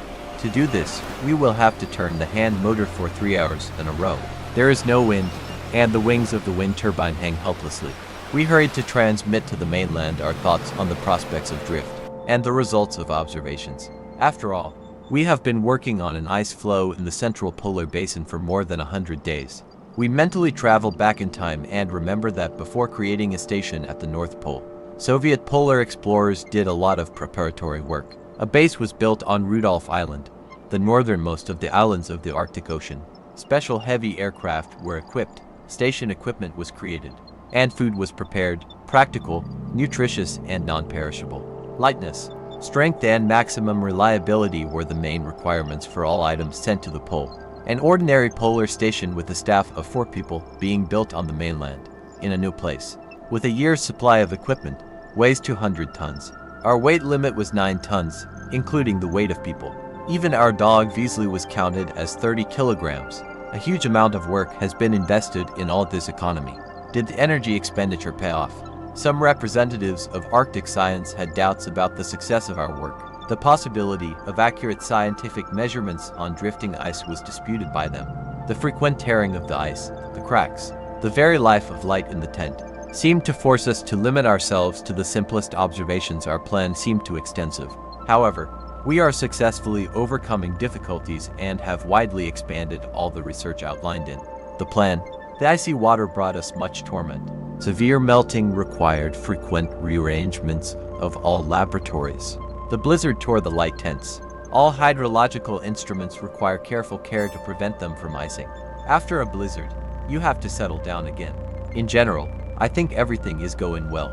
The equipment of the station turned out to be quite convenient, despite the complete novelty and originality of the conditions of our life.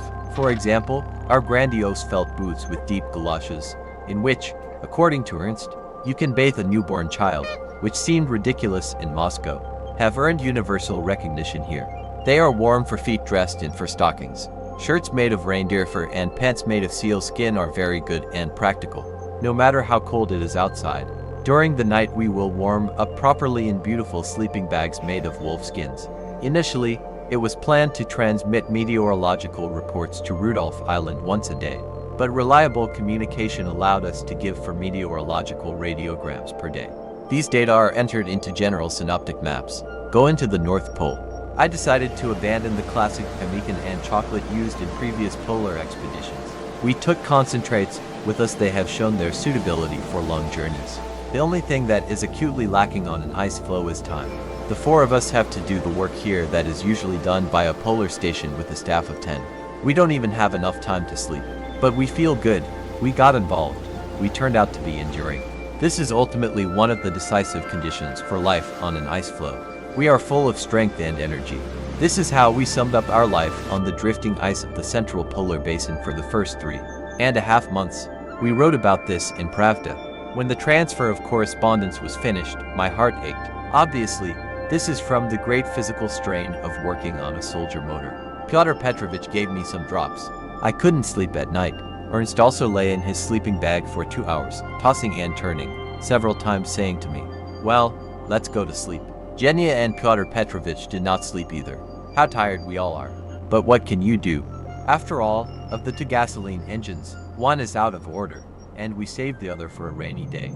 We don't know much about mechanics, so we take care of it if the wind turbine breaks down and fails. The engine will save us.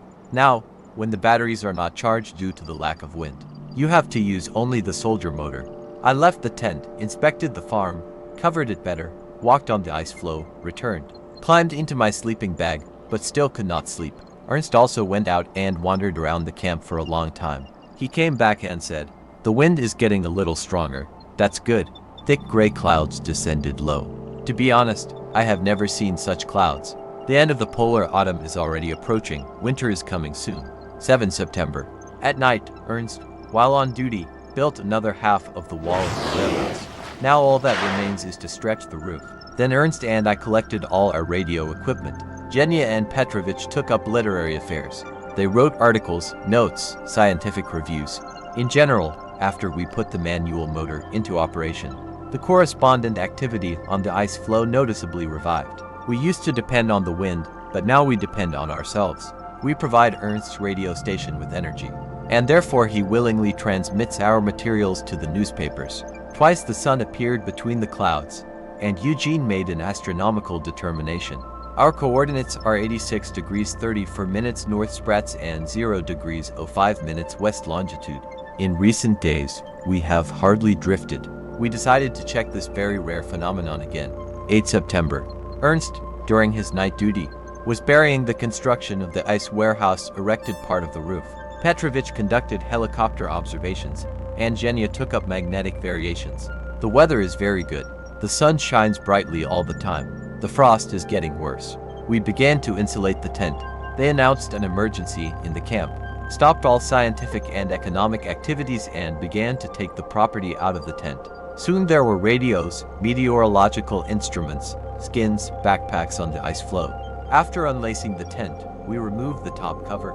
We unpacked the eider tires, stretched first on the first, then on the second wall, covered everything with a tarpaulin, and quickly laced up the tent. They brought skins, under which there is also plywood and rubber. Bunks were placed on the reindeer skins, a radio table was fixed, and instruments were installed. So, we moved into a winter apartment. Crankle jokes. The summer season is over. We cooked lunch and rested for the first time in an insulated tent. In fact, we did not even rest, but checked the warmth of our home, or, as we jokingly call it, the central house of the North Pole. Now, to get to the living tent, we need to go through the vestibule and the kitchen. In the vestibule, we take off our felt boots. A kerosene lamp was lit. It will burn around the clock until the end of the polar night. I had to take the vacant position of lamp maker of the North Pole. Pyotr Petrovich lit a Primus stove to warm water for hydrological work. He follows it all the time, often tears himself away from an English book. 9 September at night. While on duty, Ernst always finds a job. So, for example, last night he fried biscuits for us. In the morning, Theodorik lay down to rest. And Genya and I went to finish the roof in the ice kitchen. Pyotr Petrovich, lowering the turntable, also came to our aid. The three of us spent the whole day tinkering with the kitchen. Now it is completely ready. At night, Ernst will flood the threshold with water, and tomorrow, we will have a holiday. We will cook dinner in the new kitchen. Despite the fact that Pyotr Petrovich worked with us all the time, the study of drift did not stop. As soon as the time came, Shershev went to the hole. The drift has increased today, he said. The weather is cloudy, getting darker and darker. The polar night is approaching. After the tent was insulated, it became dark in it. The lamp now burns around the clock. 10 September. At last a strong wind blew. But this prevented Genya. He had to fold his tent, as he says. Close the magnetic point. Obviously, Fedorov will have to make an ice house instead of a tent according to our method, so as not to depend on the wind. Today we were already cooking dinner and dining in the new kitchen. It is spacious and nice there. It was our first polar housewarming. The wind is humming on the tightly stretched roof. Transparent, translucent blue ice walls perfectly protect from the wind. The floor is slightly cut into the ice and covered with plywood. We installed a loudspeaker in the kitchen. Today we listened to a concert from Moscow. Strong northwesterly winds are quickly driving our ice floe. The barometer is falling, overcast. After lunch, I tidied up the kitchen and set up shelves by freezing the planks into the icy walls. He arranged kitchen utensils on the shelves, hung lamps, cleaned the vestibule. Now the kitchen has been brought to such an exemplary condition that any hostess can envy. Right there, in the kitchen, I put 2 cans of fuel for the Primus stoves and for the lamp. In the evening we drank tea here. Everyone felt good. Ernst, who was in charge of the kitchen radio, treated us to a concert again, and we listened to music and songs from Moscow over tea. After the concert, Pyotr Petrovich went to the helicopter to check the speed of the drift and returned only at 1 in the morning. 11 September. We have established an emergency supply on 3 sleds. We take into account that ice compression may occur, and then our tent together with the bases will go to the bottom of the central polar basin. That is why we decided to create stocks of food, fuel, clothing, tents in a mobile state, on sleds. We will cherish them like the apple of our eye. Genya carries out his decision. He builds an ice house for the laboratory, sculpts walls from sea snow. Theodorich helped him, and in the evening I helped him. In the afternoon I checked the condition of the airfield. He bypassed the veto of the platform. After each blizzard, it becomes smoother and smoother. This is the only positive work of the blizzard. Pyotr Petrovich went to the hole in the morning. He was conducting a series of pinwheel observations of the drift and currents. In the living tent, the temperature has already changed dramatically. It has become warmer. It's -8 degrees outside, and in our palace it's +7 degrees. You can live. We agreed to send several correspondents. Theodorich and I to Pravda, Genya to Komsomolskaya Pravda, Pep to Izvestia and Leningradskaya Pravda. For a few hours, everyone sat down in a living tent to write articles. Then Theodorich began to pass them on. In order not to interrupt him from the radio station, I prepared dinner for Theodorik. Mushroom soup for the first course, rice porridge for the second, and jelly for the third. Ernst had already tried several times to contact Barentsburg on the island of Spitsbergen, but to no avail. We need a connection with Barentsburg, as we are getting closer to the latitude of Spitsbergen every day. After tea, I went to the crack to check its condition. From a distance I saw a bearded seal floating between the ice floes. I returned to the camp, took my rifle, quietly crept up to the crack, but the bearded beard surfaced far to the side, and I imagined in my mind how delicious liver and chopped cutlets from bearded beards would be. The beast had obviously guessed my thoughts and preferred to stay as far away as possible. With hunting excitement, I followed him for a long time, but I did not fire a single shot. I returned to the camp as I was very cold. People obsessed with the passion of a hunter will understand my disappointment as much as I do. Several times I turned around and looked in the direction of the crack.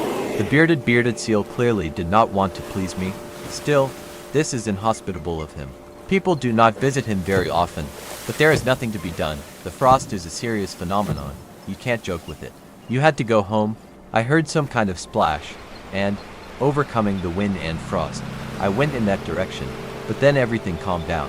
Maybe it was just imagining it. I quickly ran to the tent so that there would be no more temptations. A strong north wind blew, but it was warm in the tent. I warmed myself well over tea, and soon, after listening to many witticisms and ironic remarks about the unfortunate hunter, I fell fast asleep. 12 September. Dmitrievich is making a hydrological station. Genya continues to sculpt his ice laboratory, quickly learning this new type of construction. Today I have become a tinsmith. I make a stand for kerosene lamps from empty cans. Genya broke away from his icy affairs only to determine our address, that is, the coordinates. The sun has already sunk very low, and soon it will leave us completely. Then Fedorov will make astronomical determinations from the stars. Genya calculated that in 5 days we drove 25 miles. Theodorik tries to contact Barentsburg, but fails. Krenkel does not hide his irritation. Well, radio operators, he exclaims angrily. I don't get along well with hunting. Taking a gun, I went to the crack with confidence in success and saw a swimming seal from afar. He shot 3 times and killed her, but she instantly went under the ice. What a shame. I wanted so much to feed the brothers with fresh seal liver. Tomorrow I will go again with the gun. I will try to rehabilitate myself as a hunter. It's amazing how unlucky I am.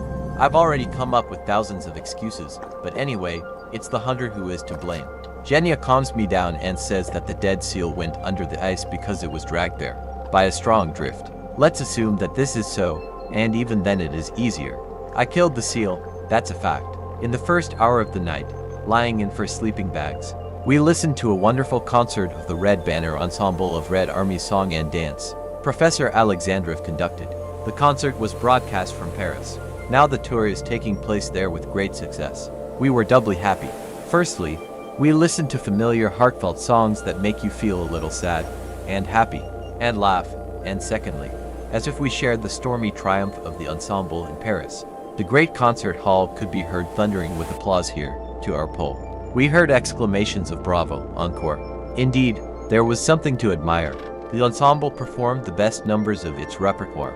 We asked the comrades on Rudolph Island to convey to Professor Alexandrov through Moscow to Paris that the northernmost listeners in the world send heartfelt greetings to all musicians, singers and dancers who glorify Soviet art abroad. Pyotr Petrovich returned to the tent very late, at 2 o'clock in the morning.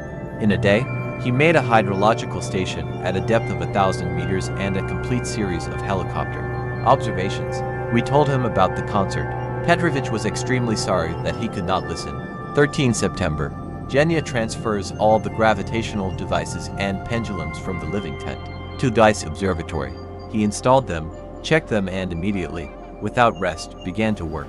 For 10 hours he did not leave the new ice house, expressing complete satisfaction with its durability and comforts. Taking advantage of the slowdown in the drift of our ice floe, Pyotr Petrovich again lowered the cargo to the bottom of the ocean. The central polar basin was suddenly shallow. The depth was 3,767 meters, 526 meters less than the previous sounding, made only 32 miles to the north, showed. The soil sample consists almost entirely of silt of a reddish-brown color. During the sounding in the Shirshev's ice hole, fluctuations in the water level were observed. The ice hole or hole is covered with thin ice, in which a hole is punched for lowering the cable. Suddenly, water spilled out of this hole. After that, the water level fluctuated for several minutes, then rising and then falling by half a centimeter. Pyotr Petrovich's observations interested us. Obviously, these spikes and fluctuations reflect the strong rushing of the ice, occurring somewhere far from the stations. Despite the lack of wind, the ice must have continued to move, pressing hard against each other. It was already late, but I didn't want to sleep. Either thoughts about Moscow influenced me, or Petrovich's message. It is even hot in the living tent in the evenings, when everyone is gathered and two lamps are burning. I think that we will not freeze during the polar night. In any case, we have not lived in such warmth for a long time. I boiled the tea, and we sat down on the skins, with our legs tucked under us. According to the Oriental custom, we talked for a long time, joked, told each other all sorts of interesting stories. Since during the helicopter observations Pyotr Petrovich felt a strong shock, it is possible that our ice floe cracked somewhere. I went at night to see if there was a broken place, but I did not notice anything suspicious. This afternoon Ernst loaded the camera and filmed Eugene working on pendulum devices. He followed him at the time when Zhenya was conducting meteorological observations. This now serves as a subject for jokes and witticisms, of which Ernst is a great master. Pyotr Petrovich went back to the winch. "I've got some business to do there," he said. "Some is already until the morning." He works with the greed and passion of a true explorer. I often think about how attentive and conscientious Zhenya and Petrovich are to their scientific observations. They try not to miss anything, do not reckon with time, work hard and tirelessly, often do not sleep for 2 days, work in blizzards, rain, and fog. These are people of great diligence and perseverance. We will undoubtedly bring valuable scientific material to the mainland. 14 September. The sun peeked out for a few minutes, and Zhenya, of course, took advantage of this to make astronomical observations. However, he did not have time to calculate the coordinates. The sun is hiding from us now. It breaks through the clouds, gray and heavy, as if only to check whether we are still living on an ice floe or not. We live, our dear luminary, but without you it is dreary and boring.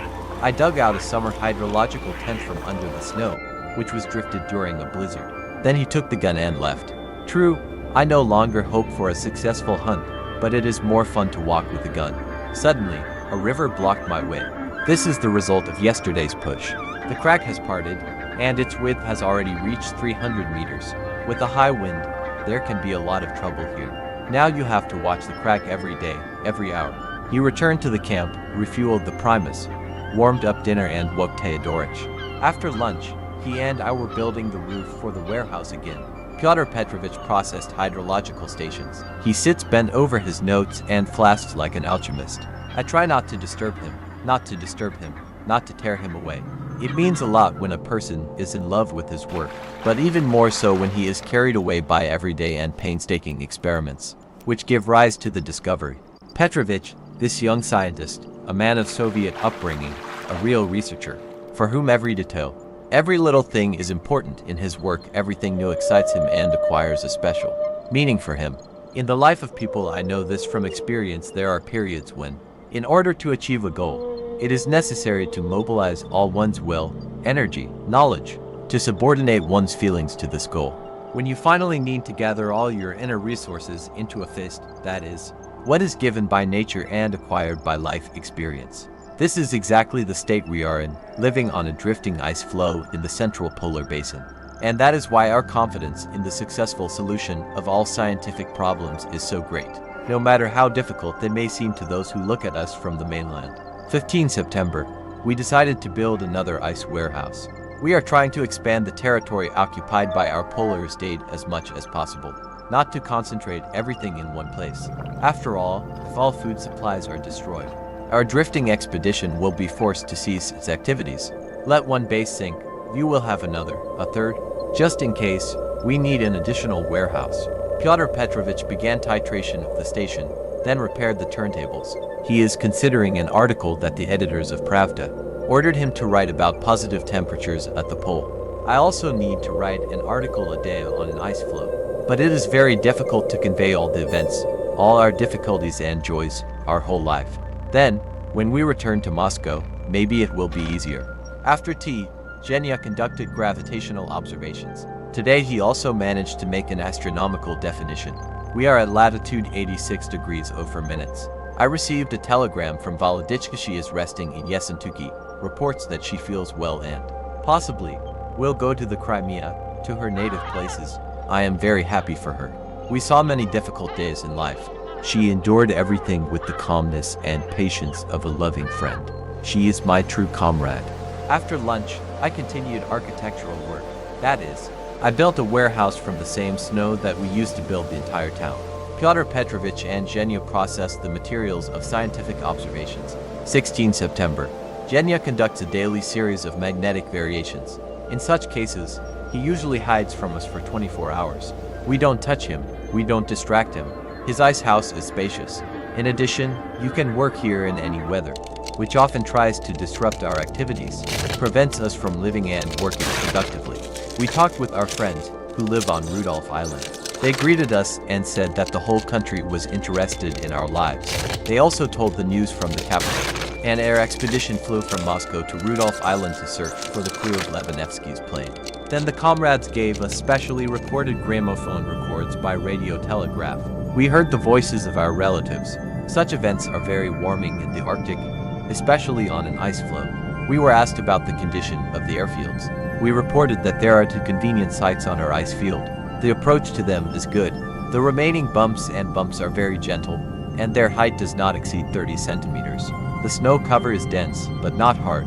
In our country, usually 3 or 4 days of relatively clear and quiet weather are replaced by 5 or 6 days of cloudy and windy weather. Now such a change has just come. West and northwest winds prevail. The 4 of us would be happy to hug our dear friends pilots on the ice floe they knew. This is all that we reported to our comrades on Rudolph Island. I was in a good mood right away. After the conversation, Pyotr Petrovich went to lower the turntable, and I continued to build the roof for the warehouse. I was testing our new invention, a roof made of ice. The first time it broke, then I strengthened it and froze it well. Now there is no doubt that this roof will serve for a long time. In the field of construction, we are definitely doing well. I went to bed at 3 o'clock in the morning. 17 September. Genya did not go to bed for 36 hours. He worked all the time in his ice house. I visited him several times and asked him to rest at least a little.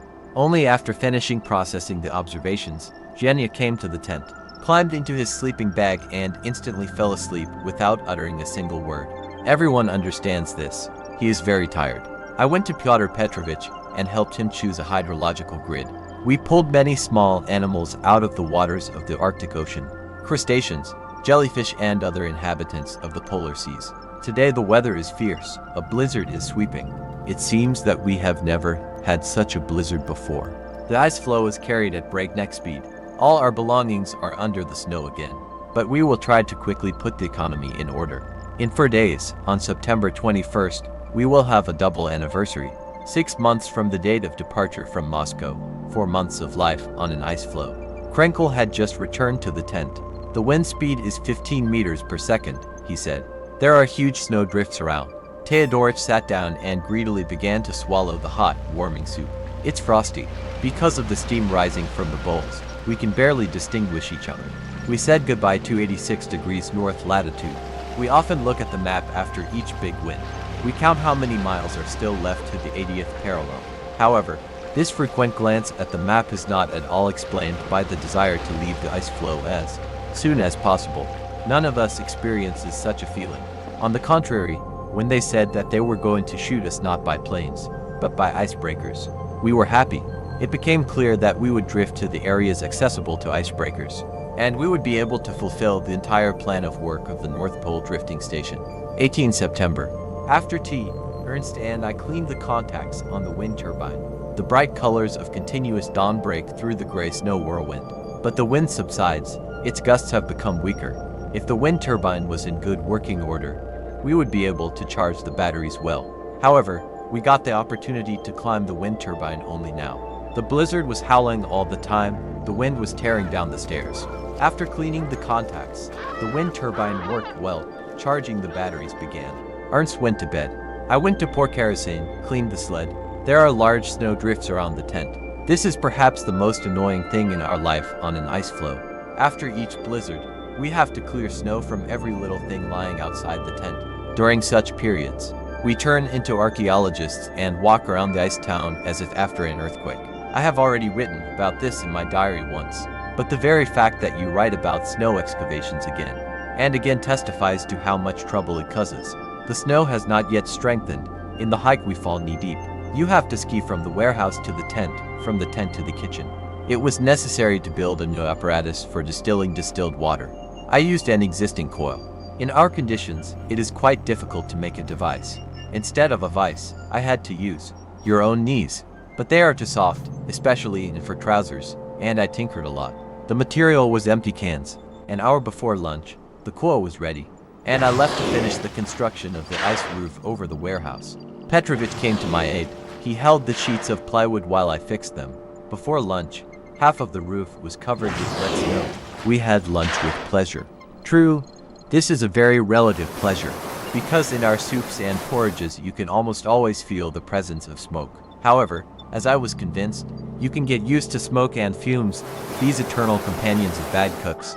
After resting a little, I left the tent. He was finishing the construction of the roof. Genya helped me. Petrovich inspected the new distillation apparatus and was satisfied with it. Although my technical control was strict, captious, even capricious. So, I acquired another profession, a tinsmith. All this is useful. It will come in handy. Genya is now sitting in his ice house. He is delighted with the new observatory, despite the fact that it is still without doors. Petrovich checked the turntables, which he moved to the living tent, and then went to the winch for the hydrological night, as we call Shirshev's tireless night observations and depth measurements. He returned only in the morning. Now I will postpone the entries in the diary until the morning. I am tired. Taking a short break from work, we all gathered around Theodorik, a magician who travels around the globe at night. We put on headphones and listened to the broadcast from Rudolph Island. We were told about Spain and China, about battles, defeats, and victories. After that, we discussed the events in the West and the Far East for a long time. In the evening, as always, we listened to the latest news on the radio. My telegram about life on the Ice Floe was read. It was nice to learn that on the mainland there is still a lively interest in our work. In our country, every creative step of the Soviet people is followed with great attention. Therefore, our research work is needed by the people, and we want to work with even greater energy. After the program of latest news for some reason, I don't want to sleep.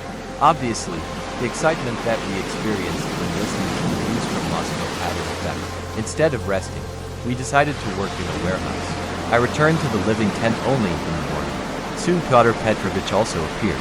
He finally established the entire mechanics of reverse currents resulting from drift. It turns out that ice drift carries with it only a relatively thin surface layer of water, up to 25 to 35 meters thick.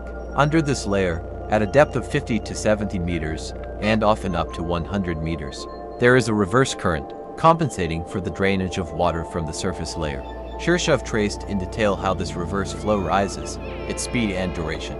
It is curious that the reverse flow was observed in a number of cases for a long time, up to 2 days after the drift that caused this current stopped. And again, we could not fall asleep for a long time. We shared our impressions. 19 September. As soon as I got up, I began to make new doors for the warehouse and for Genya's observatory. By lunchtime, both doors were ready and strengthened. Winter and darkness are increasingly coming into their own. Temperatures of minus 26 degrees in mid-September are rare for the Soviet sector of the Arctic, very low. We assume that the harsh climate of Greenland has an impact here. Under a thick layer of ice, we still find the pitiful remains of the water channel that we used in the summer months. Then he made it easier for us to cook. But soon the water supply at the pole will be closed, and we will be forced to melt the ice. Instead of trousers and shirts, we all wore fur overalls. You can no longer work with your bare hands. Photography stopped. The camera received a long vacation until future bright days. Getting used to the yellowish light of kerosene lamps. Only occasionally, and for a very short time, does the sun peek out or, as we say, peek in to visit us. Then Genya hurries to determine the coordinates of the station. So it is today. Taking advantage of the appearance of the sun, Genya made astronomical determinations several times. Our coordinates are 85 degrees 52 minutes north latitude and 0 degrees east longitude. So we are sitting on the Greenwich meridian again. It is as if some unknown underwater force draws us to it. Pyotr Petrovich worked with turntables for a long time. Returning to the tent, he said, "We're standing still. However, the wind is already picking up, and we will obviously be carried back a little to the north again." Snowflakes began to swirl near the tent. There would be a blizzard, but now snowfall or blizzard do not frighten us, since all the property, down to the ropes and chips, is hidden in ice warehouses. Pyotr Petrovich says that our cart goes back hard, as if it were ungreased. And he also looks at the sky, as if estimating the possible strength of the wind. I always like frosty but clear weather. With a clear sky, frost is especially perceptible. Twinkling stars are pleasing. At night, everyone sleeps peacefully and does not wake up with an anxious question. How is the wind? But we quickly got used to the blizzard. Dmitrievich extracted distilled water in a new distillation apparatus. It turned out that my coil drives water out of ice better than the Leningrad coil, which we brought from the mainland. I am glad that my work was not in vain, especially since during the manufacture of the coil I badly burned my finger with molten tin. Because of this, today I suffer all day. It's also good that my body does not recognize any diseases. In the evening, he again excavated the property. This has to be done, as I have already written, after each blizzard. I received a warm telegram from my brother Sasha. I love him very much. Sasha had the same difficult and joyless childhood as me. The October Revolution opened for him, as well as for me, the road to a big life. As a boy, he volunteered for a detachment of revolutionary Black Sea sailors, and also fought on the fronts of the Civil War. Since then, its fate has been connected with the Black Sea Fleet. Now he serves in the brigade of torpedo boats and is the best engine specialist. He has golden hands and a great talent for technique. It is not clear why he was silent for so long. We are preparing for a holiday. In 2 days it will be 4 months since we have been living on an ice floe. After transmitting the meteorological report to Rudolph Island, Theodorik warmed the water and began to shave. We haven't shaved for about 2 months. Last month we were hampered by a blizzard, then there was no time for shaving.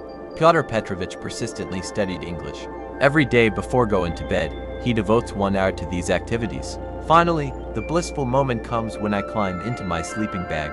You can still hear Petrovich whispering English words and phrases quietly, but sleep and warmth take possession of him too. It is a pity that none of us has a poetic talent. We should have written a polar poem about sleeping bags, kerosene and well-burning Primus stoves. But the most important thing is that it is pleasant to sleep in a warm bag when you know that you live on a cold ice floe. 20 September. Shirshov and I woke up almost at the same time and began to persuade each other. Let's get up. Genya, in order to speed up this process, sometimes hung a bar of chocolate over Petrovich's head. He woke up Shirshov and immediately turned on the stopwatch. 5 minutes later, as Shirshov's feet did not touch the floor, the chocolate passed to Genya. This time Petya got up quickly. He had a lot to do that day.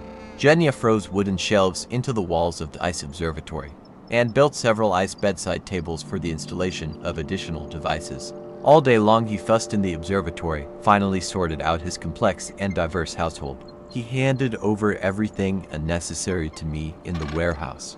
And he also moved the equipment to the warehouse, freeing the sleds. They must always be empty in case of ice compression. Now we have settled down as real owners. We have a good warehouse with a strong roof. We are not afraid of a blizzard now. We barricaded ourselves from it. Together with Krenkel, we clear the snow from the technical tent, where there are spare parts for the radio station and wind turbine. Krenkel went to cook dinner, and I went to base number 3. It also needs to be cleared. 3 months ago, I installed a can of food here, and it froze so well that I could not free it from the ice. I had to call Krenkel for help. The can contains mainly sausage. Pyotr Petrovich, lowering the spinner into the hole, began to distill distilled water in his free moments. He processed the data of helicopter observations. In general, Shirshov disappears all day long in his tent above the ice hole. After lunch, Genya went to his observatory, and I went to base number 2. I took out a can of clothes and linen, as everyone decided to wash and change clothes. Tomorrow we celebrate the 4-month anniversary of our stay at the North Pole drifting station. In the evening, I shaved, heated a kettle of water, undressed under the small dollet, as Krenkel says, and washed my face. Petrovich drained the water from me. Although today it is 20 degrees below zero, we had to endure. On the occasion of the holiday, we firmly decided to watch ourselves, overcoming all the troubles and sufferings that are associated with washing in the cold. Then we turned on the radio and listened to the Sledny Izvestia. In Moscow, they remembered us, said that we had been working on a drifting ice floe for months. Sends us greetings, full of warmth, attention and love. After washing, Krenkel put on a new fur overalls. Previously, everyone was afraid to wear overalls. We thought that it was very difficult to pull them. After wearing it for a few days, we made sure that it was not scary, and got used to them. Despite the festive mood, Petrovich continues to process drift materials. An hour ago he had picked up the turntable. We have no breaks in our work even on rest days. We perform our duties. Our ice floe is now being carried to the southwest, Petrovich said, to 1 September. Today we all rose at the same time, because we wanted to celebrate our holiday with something. But how can we celebrate it? Have a good lunch. And what to do before lunch? We sat in silence for a few moments, and then decided, we need to do everyday work. Sitting on an Ice Floe idol is boring. Fedorov is making a new device for detecting shocks. He wants to register all the smallest vibrations of the Ice Floe. Thus, we will open something like a branch of a seismographic observatory. Evgeny Konstantinovich will be its only and main employee. In the morning, I went to the warehouse, made partitions for the hanging sideboard from old boxes. We really need it here, and we didn't want to carry an extra load. Food, mugs and bread lie on for skins, and therefore butter is often mixed with deer's hair. I'll hang the sideboard, put everything on the shelves. I think to make the same small cabinet for the books that we have scattered on the floor, and on the skins, and under the beds. We listened to the speech of Mikhail Vodopyanov. He said that people were asking about us in all the cities of the country.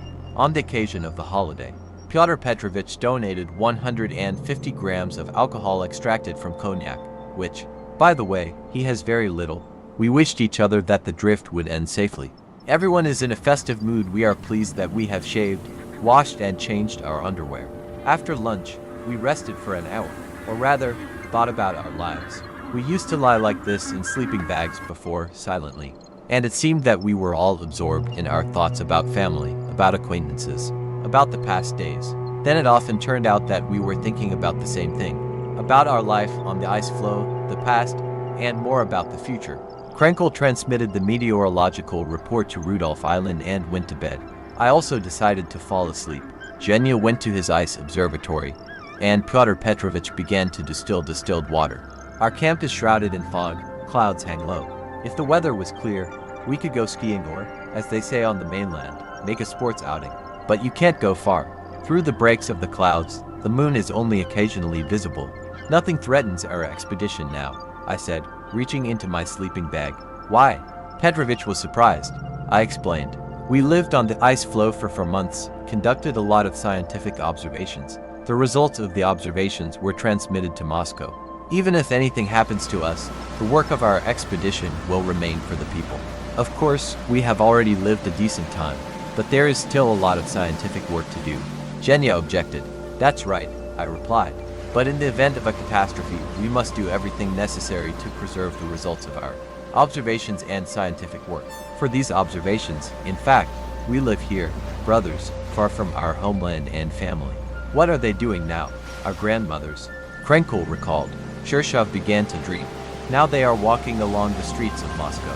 It begins to rain, the asphalt shines, reflecting the light of electric lanterns. Hello, hello. Krenkel interrupted him. We begin the hour of poetic and fervent imagination. Everyone laughed and wrapped themselves in sleeping bags. Thoughts of Moscow did not let me sleep for a long time. I tossed and turned, traveling along one or another street in the capital. Before going to bed, Petrovich took up English again. So, with the textbook in his hands, he fell asleep. 2 September. Krenkel is in a bad mood today. He is dissatisfied with something. He says that after yesterday's shot of alcohol, he has a headache. He lies and reads Pavlenko's book in the East.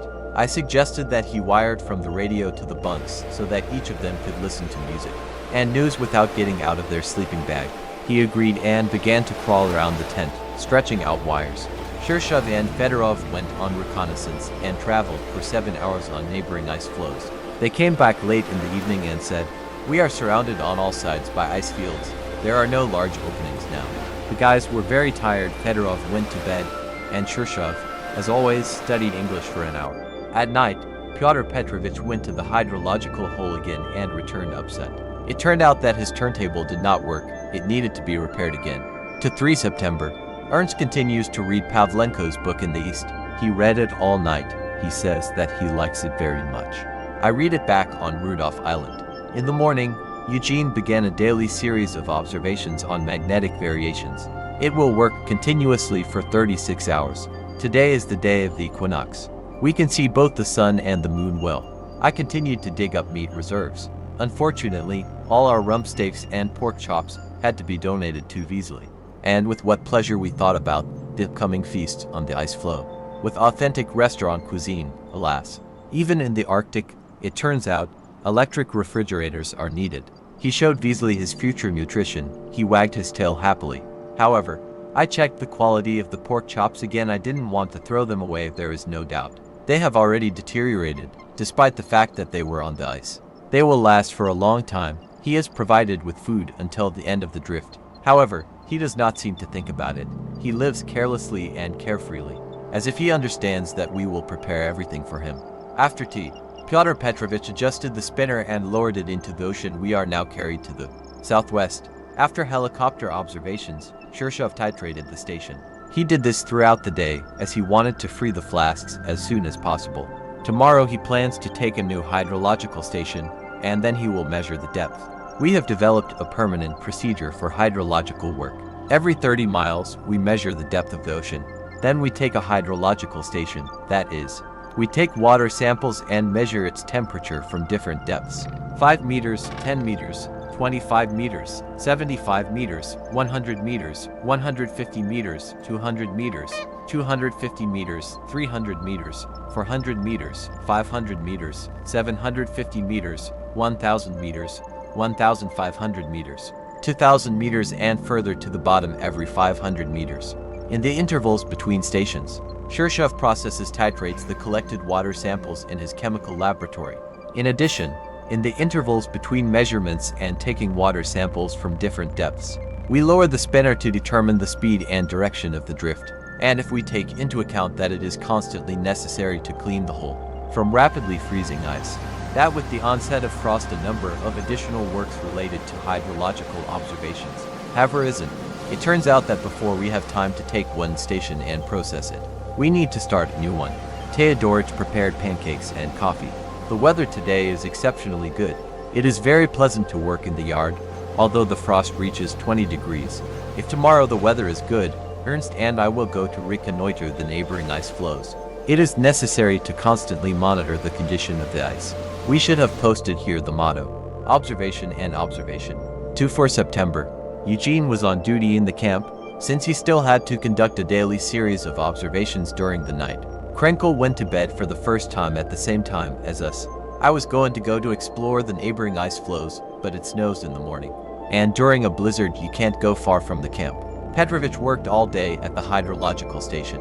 The Atlantic water becomes noticeably warmer at depth. Our approach to the Greenland Sea effects.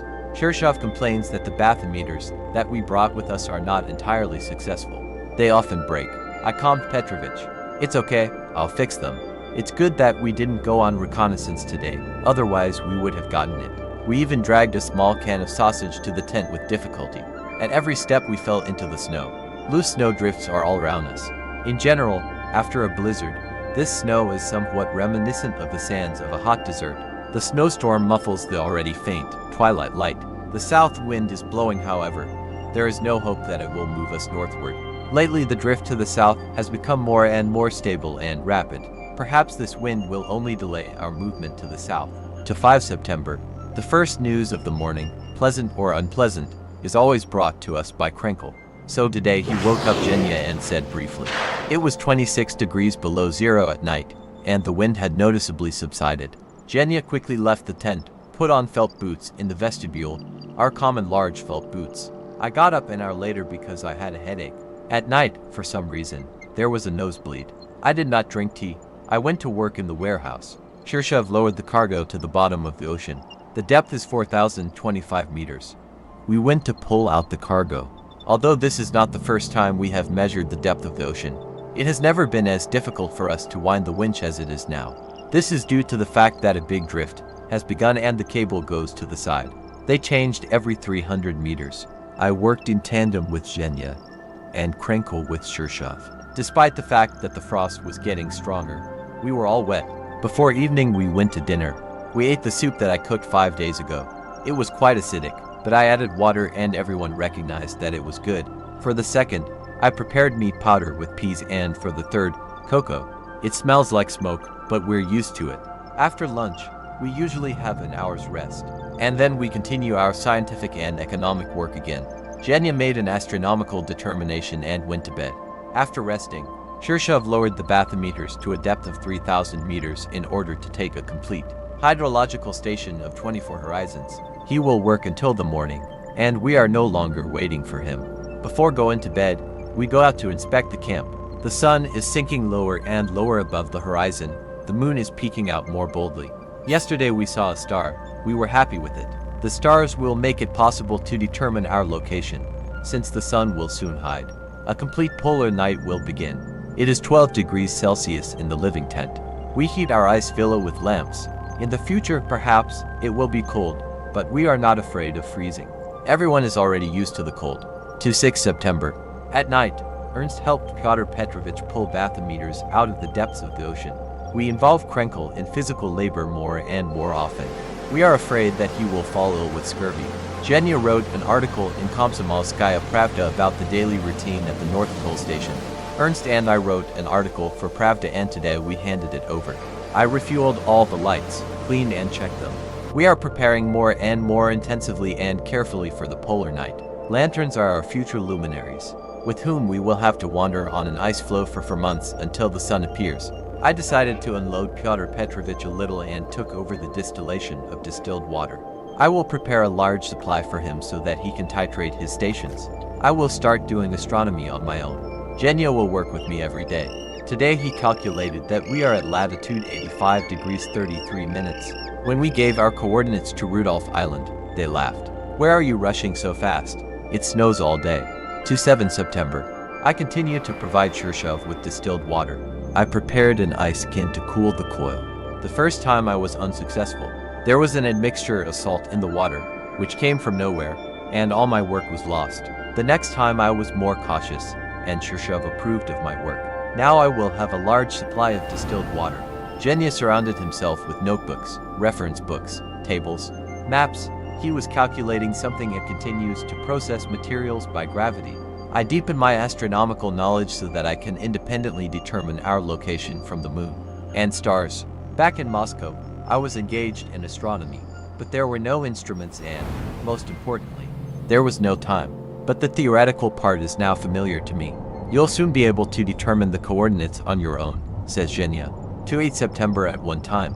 I caused a lot of trouble to the Moscow plant Kauchik by ordering the main living tent. Intricate shells were sewn from tarpaulin and canvas and tried on the frame. I made serious demands. The house must be strong, warm, easy to assemble and disassemble, so light that we can carry it in our arms in one piece. I must say that the house turned out to be beautiful. Summer rains could not soak the outer shell, impregnated with a special composition.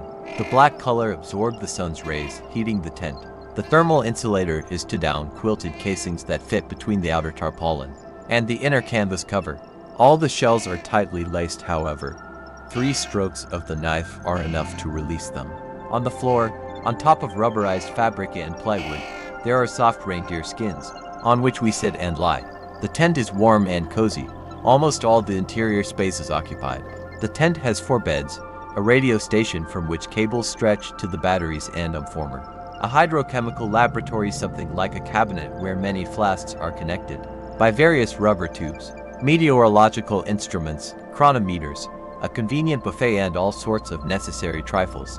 You need to move around the tent carefully, bending, climb along a few pots and crossroads, spreading stockings, mittens, shirts hung out to dry with your head. This acrobatics always gives us a lot of fun minutes. Of course, you can live in an ice hut or in a simple tent, however. Our warm, cozy house allows you to have a good rest, saves energy for a lot of productive work. The cramped space and sitting on the floor do not bother us, and we gratefully remember everyone who designed and created our tent. So, we have good housing. I am writing about this today, because the wind is getting stronger again and beating powerlessly against the walls of the tent. They are strong. While Pyotr Petrovich went to the turntable, I again replenished the supply of distilled water. This time there was no defect. All the water that I caught up turned out to be quite suitable for chemical analysis. Petrovich returned and sat down to titrate hydrological stations. He has to process a lot of samples today. He must hurry, for the drift has intensified. I don't feel well. I have a headache, sometimes I get chills. I lay down on my skins and began to write an article about the animal world in the Arctic Ocean. The wind quickly charged the batteries, and we got the opportunity to test our searchlight. A 6-candle lamp was lit for testing. It seemed very bright, and the kerosene lighting was dim. But we do not have the opportunity to burn an electric bulb for a long time. All the energy of the batteries should be used only for radio communication. Soon I will be on duty in the kitchen again. When it was warm, Ernst and I washed and cleaned the pots. And now we don't know what to do. We haven't washed the dishes for 3 weeks, and they will obviously remain in this state until our drift is over. All pans are black, but we are not going to clean them. After cooking pea soup, we put ice in the pot, tried to wash it somehow, but nothing comes of it. You have to cook borscht in a soup pot, and cook cocoa in the bowl where the jelly was. After all, we are quite tight with water, and attempts to wash dishes lead to the fact that they become dirtier than they were. To 9 September, a blizzard is sweeping. Only Fedorov came out of the tent to record the state of the weather. In the afternoon I also went out, but did not recognize the camp. The ice floe is covered with snow and resembles the sea, frozen at the moment of the greatest waves. Over the past day, the drift has been jumping. Somewhere the ice resists. Somewhere there are compressions and torques of colossal force. The wind subsides, the wind turbine is no longer working, but the ridges of hummocks are still smoking in thin streams of blizzard. The entire surface of the ice floe changed. Huge snow drifts, sastrugi and snow banks surround us. Bases and tents are covered with snow. Pyotr Petrovich, without leaving the tent, continued to titrate. In the evening we listened to a concert by Yakov Zak from the Great Hall of the Moscow Conservatory. The audibility was good. I really liked the concert. Now, in the polar night, the audibility of all stations will improve, Ernst remarked. At my request, the radio operators of Dixon Island read us articles from the Sevastopol newspaper Maya Kommuni. I have many connections with Sevastopol. My countrymen and relatives live there. I went through a large revolutionary school there. I always remember the city with warmth. Then additional meteorological reports were requested from Rudolph Island, since Mikhail Vodopyanov was going to fly in search of Levanevsky's plane. We are all concerned about this decision. The weather in our area is very bad. There is no visibility for 3 days. Who can guarantee that the weather is better in the sector? That Vodopyanov intends to examine. We stopped taking water from lakes and holes. The water here is salty and bitter. Tea made from it is tasteless. Eugene today was determined by the moon and Venus. At night I left the tent and inspected the farm. I am especially pleased with the wind turbine. We will definitely need to take it with us when we are removed from the ice floe, and save it for the museum. It helped us a lot, and there, on the mainland, it will be one of the valuable exhibits that will show the living conditions. At the North Pole Station, 30 September, a blizzard is sweeping on Rudolph Island. Obviously, the flight of Mikhail Vodopyanov is postponed. The sun is sinking lower and lower above the horizon and will soon say goodbye to us until spring. We introduced a new daily routine and set aside 2 hours specifically for political classes. But so far everyone is busy and we cannot start classes of the club. Because of the overload, I am not able to go hunting, which is a pity. After all, hunting can give us fresh meat, as well as valuable scientific facts. World science owes the most important, albeit scarce, information about life in the central part of the polar basin to Fridtjof Nansen. Referring to his authority, scientists spoke and wrote about the lifelessness of the Arctic Ocean, especially its central region. Our drift from the North Pole to the 85th parallel passed, it would seem, through the most deserted and lifeless places. And we, the first Soviet polar explorers, are the first witnesses of the most interesting phenomena. When we heard the chirping of a bird after arriving at the North Pole, we could not believe our ears. Then we saw a snow bunting. By the way, one of the first inhabitants of the pole hesitantly expressed the opinion that the bird, brought in by plane. However, then there were kittiwake gulls, and fulmar gulls, and snow buntings, and guillemots. Petrovich, making hydrobiological stations at different latitudes and depths, always collected a rich catch of jellyfish and all kinds of crustaceans. In the open Polinia, we also observed consumers of this trifle, a bearded seal and a seal. We wanted to shoot a sea hare with our camera, but it turned out to be very careful. Once I managed to shoot a seal, but, unfortunately, the current carried it under the ice. And finally, we were visited by 3 polar bears at once. I have no doubt that if I take up hunting seriously, then we will always have fresh meat in the kitchen. I postpone the hunt, but I am about to begin this very pleasant and useful activity. I went to the camp, where there's always a lot of work after a blizzard. First of all, I started excavating the farm. Everything was covered with snow. We moved the meteorological booth closer to the living tent, as it was already dark. The polar night was coming, during which it was not difficult to get lost. Ernst promises to make wiring, then an electric bulb will be lit in the booth. Pyotr Petrovich cleared the hole and prepared the winch for measuring the ocean bottom. In the evening I felt bad again. I measured the temperature, 37.4 degrees. Pyotr Petrovich gave me 2 aspirin tablets. "You need to sweat a lot," he said. For some reason, I have little faith in the medical talents of Pyotr Petrovich. There is no need to think about surgery. Although Petrovich has collected a lot of medical knives and needles. Before flying to the pole, he specially practiced with surgeons in a Leningrad hospital. He cut abscesses on his fingers, operated on corpses. Sometimes he bought 2 or 3 kilograms of beef and cut and sewed it at home for practice. But beef is not a living person. No, it's better not to fall into the hands of Pyotr Petrovich. Even if one of us gets seriously ill, we will try to endure, and we will do the operation in Moscow. Here, on Dice, I don't want to test the art of Pyotr Petrovich on myself. It was exactly 16 years of our life together with Volodichka. Her sister Zina sent me a telegram. "Dear Dmitrievich, congratulations and I wish you a happy life with Volodichka." I sent Volodichka congratulations. October 1. The doctor helped. Today I have a normal temperature. I feel good. I am beginning to respect Petrovich's medical talents. He inspected our airfield. After a blizzard, it is in even better condition than before. The snow leveled all the bumps and holes. I cleared several sastrugi myself. We will keep the airfield in constant readiness. I returned from the airfield, made tea. At that time, Eugene transmitted meteorological data to Rudolph Island. For the 2nd day in a row, he has been independently transmitting a meteorological report on the radio. Ernst taught him, so day after day we learn from each other, master new specialties. This is very important for a polar explorer. At noon, Genya and Petrovich left for reconnaissance. The weather is good, and we decided to use it to inspect the ice floes around us. I remained on duty in the camp. I lowered the helicopter to 300 meters and determined the drift speed. Then he fiddled with the lamps, prepared a mixture of fuel for the Primus stoves. Ernst woke up. He was resting after a night shift and immediately began to contact Rudolph Island. We were given a radiogram that our wives would be speaking in the Arctic edition of Posledny Izvestia Pro Radio. I was surprised. How would Volodichka be able to perform, since she was not in Moscow? But it turned out that she was contacted by phone, and she spoke from Kislovodsk. She said that she was leaving for Moscow soon, wished me and my brothers health and success. The wives of Ernst and Pyotr Petrovich also performed. When Shershov's wife and mother spoke, he was on long-range reconnaissance. Petrovich returned and was very sorry that he had not heard his wife's voice. We reassured him. After all, this was not the last time. I have taken over the duties of a cook. Now it is my turn to be on duty in the kitchen. Today, more than ever, dinner was late. I made cocoa, but no one wanted to drink it, not even our scouts, as we called Genya and Petrovich. They walked around the entire area, made more than 40 kilometers on skis. The sky is clear and clear. Several stars have already appeared. Genya made astronomical definitions, but did not have time to process them. The frost reaches 28 degrees. It's 3 o'clock in the morning. I feel a little tired. That's why I don't want to write a diary.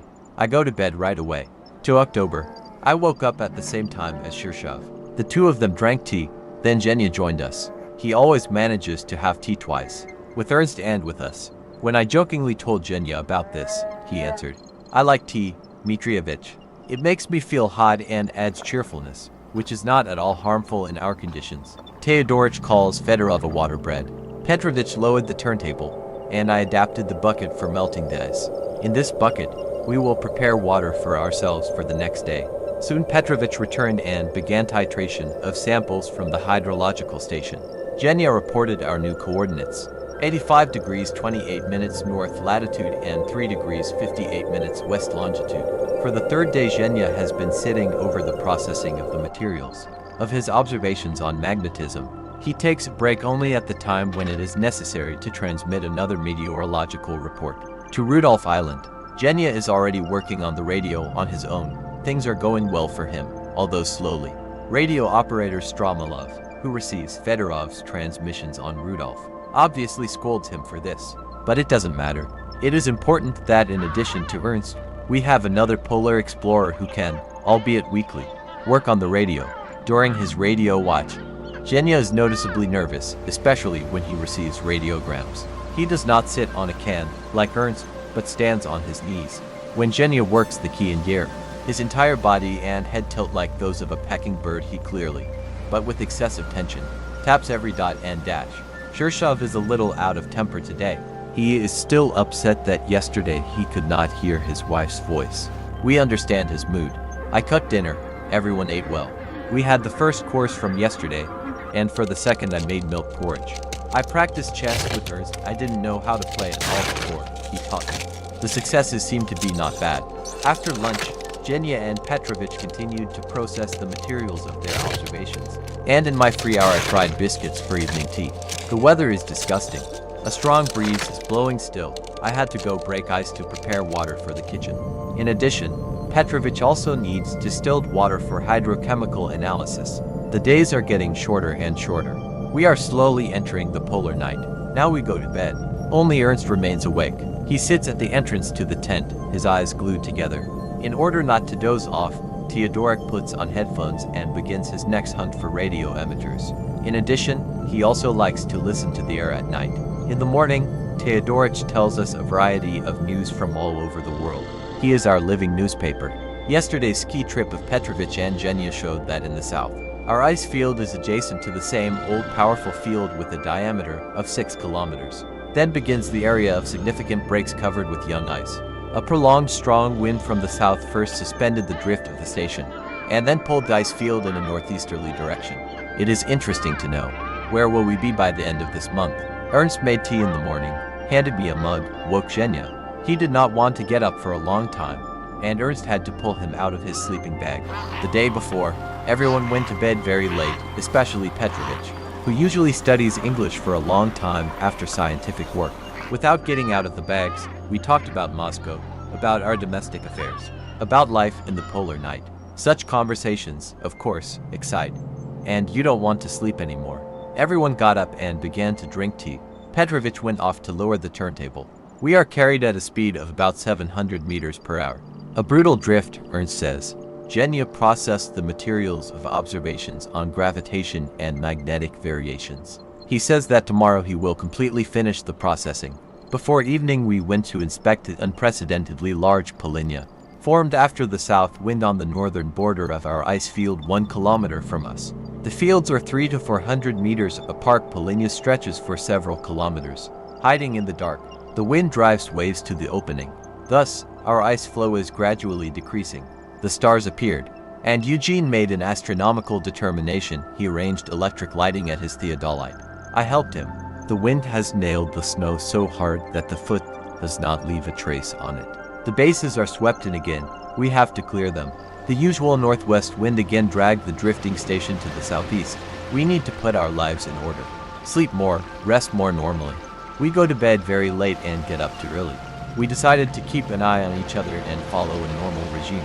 In 2 days, at our latitude, the sun will finally set, and the long polar night will begin. It's about 1 o'clock in the morning. Eugene installs the theodolite in a new place. Petrovich reads in English, and I finish writing my diary. For October, the drift has decreased slightly. Genya wired to the meteorological booth and connected the living tent with his observatory with a microphone. Thus, we already have a complete radio installation. Genya watches the stars, and one of us writes down the counts in the living tent where the chronometers are. In this way, Fedorov's scientific work is greatly facilitated. In the bitter cold, it is difficult to make astronomical observations and record by the clock. In addition, large mittens interfere, and without them, the hands stiffen in a few minutes. In the evening, astronomical observations were made, using a new device. I was with Eugene near the theodolite. I work with him all the time. As soon I intend to conduct astronomical observations on my own. And Ernst recorded the counts in the tent. Our coordinates are 85 degrees 19 minutes north latitude and 7 degrees west longitude. Before evening, I went to the base number 1, was engaged in excavations, put everything in order. I returned to the tent wet and tired. I wanted to rest, but I remembered that it was necessary to check the position of the polynya. After yesterday's inspection, it always inspires me with anxiety. I left the tent. Today is a good day, although the sharp wind and the palpable frost are not pleasant. But the sun is still shining on us. The last day of this year we see it. I walked along the entire polynya. It seems to me that it is increasing every hour. Its width in some places reaches 500 meters. I noticed that the Polynia was covered with a thin layer of young ice. If the frost intensifies, a new strong ice floe is formed. It will be a good landing site for planes. All Zhenya's notebooks and astronomical instruments are lying in the corner on skins, and therefore I decided to make him a special shelf as a gift. I found a board, brought it to the tent, and quickly built an astronomical corner. Zhenya laid out his household here. Notebooks and reference books at the top, chronometers below. A shelf next to my bed so that I would not knock it over in my sleep. Eugene stretched a rope net along the bed. Now, when I go to bed, I resemble a beast locked in a cage in a zoological garden. At lunch, the guys told me, "Borscht is unbearably sour today." Strange. After all, I added 2 liters of water to it. Obviously, I put too much citric acid. Everyone laughs merrily at this failure. Nevertheless, I firmly agreed with the guys that I would take on the chef's duties until the end of our drift. The fact is that Ernst is on duty at night and during the day. If he cooks dinner, he does not have time to sleep. Now I, the chef, will feed our family well. I have already adapted to working in the kitchen. I do not wash the dishes, but wipe them with a wet cotton wool. This saves fresh water, which we always have so little. You have to work half a day to get a bucket of water. True, you need to try to wipe the dishes immediately after lunch, while they are still wet. Otherwise, after an hour the dishes are covered with a layer of ice, and then you have to spend hot water on them. He played chess with Ernst. Of course, I lost because I am just learning. However, before going to bed, I took revenge by winning a bar of chocolate from Theodore. In the end, I had a bet. We usually start a wind turbine in 15 minutes, but I undertook to do it into minutes and managed to do it. But I decided not to take chocolate from Ernst. It would be better to remind him about this bar in Moscow. 5 October. We were informed that the editors of Posledny Izvestia Pro Radio were going to organize a performance of our wives again. We are very glad to hear our native voices. The weather today is exceptional, clear. The frost reaches 27 degrees. By evening, the drift decreased. We tried to go to bed early, because tomorrow we have an emergency. We will take a soil sample from the bottom of the ocean. Before going to bed, we heard some kind of rumble. The ice began to move. In the area of the Polynia, compression occurs from there. You can hear a crackling sound all the time. There were many incidents in the evening. Teodorich's electric bulb burst at the radio station, and the supply of them is very small. Nothing can be done. A few minutes later, Petrovich went to the door, hooked the shock absorber, and knocked down the bat lantern, which also broke. Although it was a pity for the lamp, everyone joked with one voice. If it beats, then it is for good. Still, I don't want to measure happiness with lanterns, because we have very few glasses for them. We left the tent and listened to the ice cracking for a long time. Cheerful barks all the time. He runs away far to the crack, then returns again. 6 October. Zhenya went to work at his ice observatory around the clock. Pyotr Petrovich is preparing to lower the bathymeter and a probe with a tube to take a soil sample. I took my gun and went to the opening. All the time I was disturbed by the thought, what had yesterday's contraction done? There is a lot of broken ice around. Obviously, the wind was doing a great job here. The compression affected our ice floe. In various places I noticed cracks. High hummocks and ice mounds appeared along the edges of the ice floe. This is young ice thrown by compression onto our ice field. When I returned to the camp, Pyotr Petrovich said that he had lowered the load to a depth of 3,500 meters and broke the cable. The hydrological economy, 2 bathymeters and a probe, remained at the bottom of the Arctic Ocean. How did it happen? We assume that the load hit the bottom with great force and loops formed on the cable, which burst when trying to pull the load out of the silt. Our work at the deep water station proceeded, as always, quickly. We pulled the cable with a winch in pairs. I worked with Zhenya, Ernst with Petrovich. I cooked dinner, as everyone was hungry. Pyotr Petrovich lowered the spinner into the ocean and asked me to determine the drift.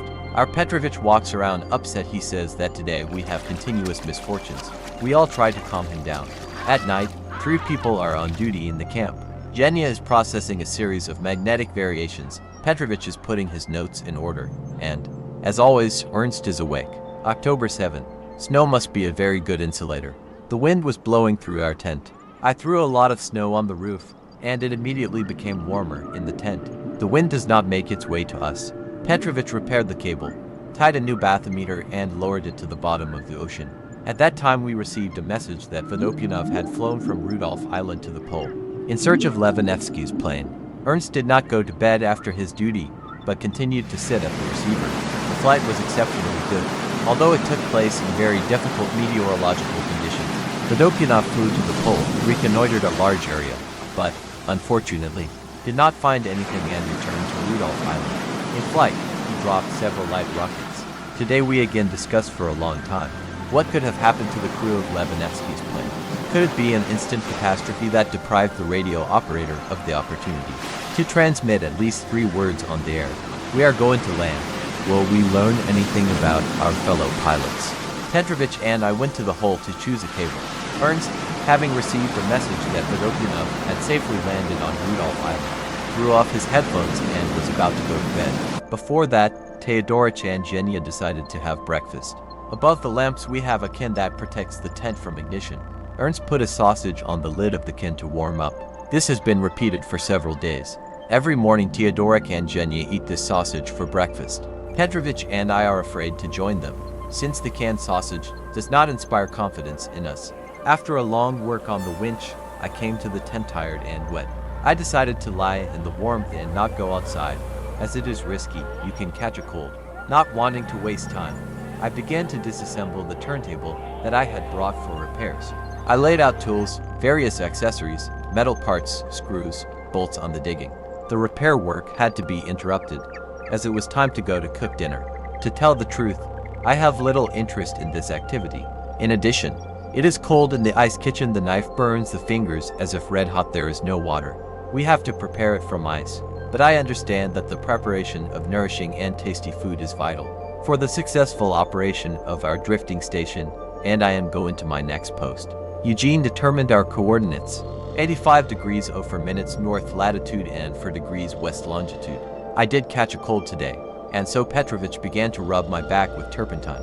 As a doctor, he must have immaculately clean hands, but he had just returned from working on the winch, and when I looked at his hands, I saw that they were stained with engine oil. Pyotr Petrovich began to rub turpentine on my back, and the dirt from his hands quickly began to pass on to me. Petrovich also began to joke. The best way to wash your hands of greasy dirt is to rub your back more often. It is a pity that I could not look at myself in the mirror at that time. Obviously, the stripes on my back made me look like a zebra. I climbed into the sack, wrapped myself warmly to keep warm, and fell asleep. I finished writing my diary in the morning. 8 October. We are the northernmost inhabitants on the globe. From here, from the 85th parallel, we avidly follow the political life of the motherland. A major event is now taking place there. People throughout the country are preparing for elections to the Supreme Soviet of the USSR. Despite our remoteness from the motherland, we also intend to participate in the elections, but we do not yet know how to do this. Difficulties often arise in our everyday life. Now, for example, it turned out that we do not have enough sugar. This is perhaps our most painful point. We spend a little more than the expected norm. True, there is a small additional reserve of sugar, but I save it, since during severe frosts we will drink tea more often and then supplies will come in handy. Theodorich took over and passed on to its destination the pre-October radio relay race, organized by the Radio Front magazine. The relay, sent from Moscow, passes through Ukraine, Transcaucasia, Uzbekistan, Tataria, the Urals, Siberia, the far eastern borders of the Soviet Union, the coast of the Arctic Ocean, our North Pole Station and Leningrad. A long way. Petrovich put the hole in order, hammered it with a long pipe all day, knocking out young ice. Then he began to build a hydrological station. It is very difficult to work in such a severe frost, since you have to keep a burning Primus stove ready all the time. Before lowering the bathymeter, Petrovich pours hot water on it. Now the ice field shudders all day. Genya's devices also experience these tremors. The series of gravitational observations is broken. It will have to be repeated. I worked in a warehouse, printed out a can with glasses and wicks. After lunch, Eugene taught me to work with the theodolite, so that I could astronomically determine the location of our station just in case. In the evening, everyone gathered in the tent. Lately, this has rarely happened to us, since there is always someone working or sleeping. The tent is warm, pleasant, although cramped. We do not even notice this crowding. We must have got used to it. One of the successful old Russian sayings comes to mind: in cramped conditions, but not offended. Occasionally, when the lamps are on, we feel a lack of oxygen in the tent, but you get used to it. All evening we talked about our future plans and about our future life on the Ice Floe. Everyone is in a great mood and full of desire to work and create. 9 October. Today we had breadcrumbs with butter and tea with milk for breakfast. Dmitrievich wrote a short article about the scientific work done over the past month. We tried to transmit the results of our work to Moscow by radio as often as possible, because our scientific observations do not belong to us, but to the entire Soviet people. More than once we say among ourselves, if something happens to us and we perish, the scientific results on which we are working will remain after all. Everything that we observe here is new to humanity. From Rudolph Island I was informed that Soviet forecasters, on the basis of our observations, were revising old theories about anticyclones in the central polar basin. 10 October. In the morning, no one wanted to get out of the warm sleeping bag, but Ernst had already prepared a hot breakfast and hurried us up. Eugene got up and went to make a series of gravitational observations. Dmitrievich was processing the materials of the hydrological station, which he took 2 days ago. I slowed down the guys so that they process materials faster. The sooner the results of scientific work are in Moscow, the better. Dmitrievich and Zhenya are well aware of this and do not delay processing. Theodorik swears he cannot establish a reliable connection with the Barentsburg radio station, but as we drift south, the importance of communication with Spitsbergen will increase. 11 October. I made a box for a turntable. Eugene installed the theodolite in its original place. He would bring it to the tent to keep it warm. I took advantage of this and diligently studied the device together with Zhenya. Soon it will be 5 months of our drift. The further south, the faster we are carried away. Closer to the North Pole. 1 degree of sprats for a month was enough for us. Now the pace is not the same. Now we are parting with the 85th parallel. The Ice Floe passed about 300 miles from the pole in a straight line. In fact, the path traveled is much longer. We have studied the frosts quite well. If the sky is covered with clouds, then the temperature is 15 to 17 degrees if it is clear. Then 25, 27. Working conditions were now much more difficult, especially for Shirshov. In July he spent 12 hours on a full station, now 26. The weather today is disgusting. A strong wind is blowing, a blizzard is sweeping. I caught a bad cold. I must be affected by a long stay in the ice kitchen. Dmitrievich is preparing to rub me with turpentine again. I look at his black hands with apprehension. I lie down on the reindeer skins, as on the operating table. The Atlantic Ocean is becoming more and more noticeable. Previously, at a depth of 300 meters, the water temperature was plus 0.75 degrees, and now it has risen to 1 degree of heat. 12 October. Every time I go to the kitchen to prepare fresh water, I remember the summertime. Then there was plenty of it and we were very annoyed by streams and streams. We had to fight the flood. Now the extraction of each mug of water costs us labor. In general, we have a lot to do. We do not have to work less than 15 hours a day, but we fall asleep like dead. Eugene has prepared a map and tomorrow he will draw our drift line on it. The wind continues to blow here. The frost is getting stronger. However, we are already so accustomed to frosts that we do not notice them much. We go to bed, and Ernst remains on duty in the camp. Theodorik spends most of his time alone, watching the broadcast. Occasionally, he takes off his headphones and comes out of the tent, listening to the rustles of the night. He is passionately dedicated. There was not a single case that through his fault our connection with the world was broken. Thanks to Ernst, we are constantly aware of all events, and here, on a drifting ice floe, we do not lag behind the life of our motherland. 13 October. Zhenya settled down in a tent with his maps, reference books and notes. He plots the drift of the ice floe on the map. There is little room for him on the bed, and he laid out some of his materials on cans and skins. So now we are drifting south of the 85th parallel. This completely coincides with our assumptions. After 5 months of drifting, we will be 5 degrees south of our landing site, the North Pole. Dmitrievich had been mending his fur shirt in the morning, which had torn in some places. He was not a good tailor. Working with a needle, he sighed piteously, as if he were lamenting his bitter fate. After that, he put the bathymeters in order. At noon I went on skis to inspect the compression of young ice formed at the cracks. Hydrological studies show that the thickness of the Atlantic water layer has increased by almost 100 meters. The water temperature at a depth of 400 meters increased to plus 1.02 degrees. This is what it means to approach the Atlantic Ocean. I admire more and more the hard work and dedication of Dmitrievich and Zhenya. When Dmitrievich works for hours at the winch, he gets a lot of trouble. The metal parts of the devices quickly freeze, Wet fingers stick to them. I have to work in the kitchen by the light of a lamp all the time. My eyes begin to hurt, and I go outside more and more often. At my request, an interesting overview of the situation on the fronts in Spain and military operations in China was broadcast on the radio today. Genya made an astronomical determination by the stars. Our coordinates are 84 degrees 46 minutes north latitude and 6 degrees west longitude. In 2 days, the ice floe traveled 10 miles. We are moving quite quickly. In September, the floe passed, if you count in a straight line, 80 miles at an average speed of 2.7 miles per day. Individual deviations from the general course of our drift were insignificant, and there was almost no drift to the north. The summary compiled by Fedorov shows that the air temperature in September gradually decreased, from 7 to 8 degrees at the beginning of the month to 17 to 18. At the end of September, the average temperature for the month is minus 12.2 degrees, the maximum is minus 2.6 degrees. The minimum is minus 28.3 degrees.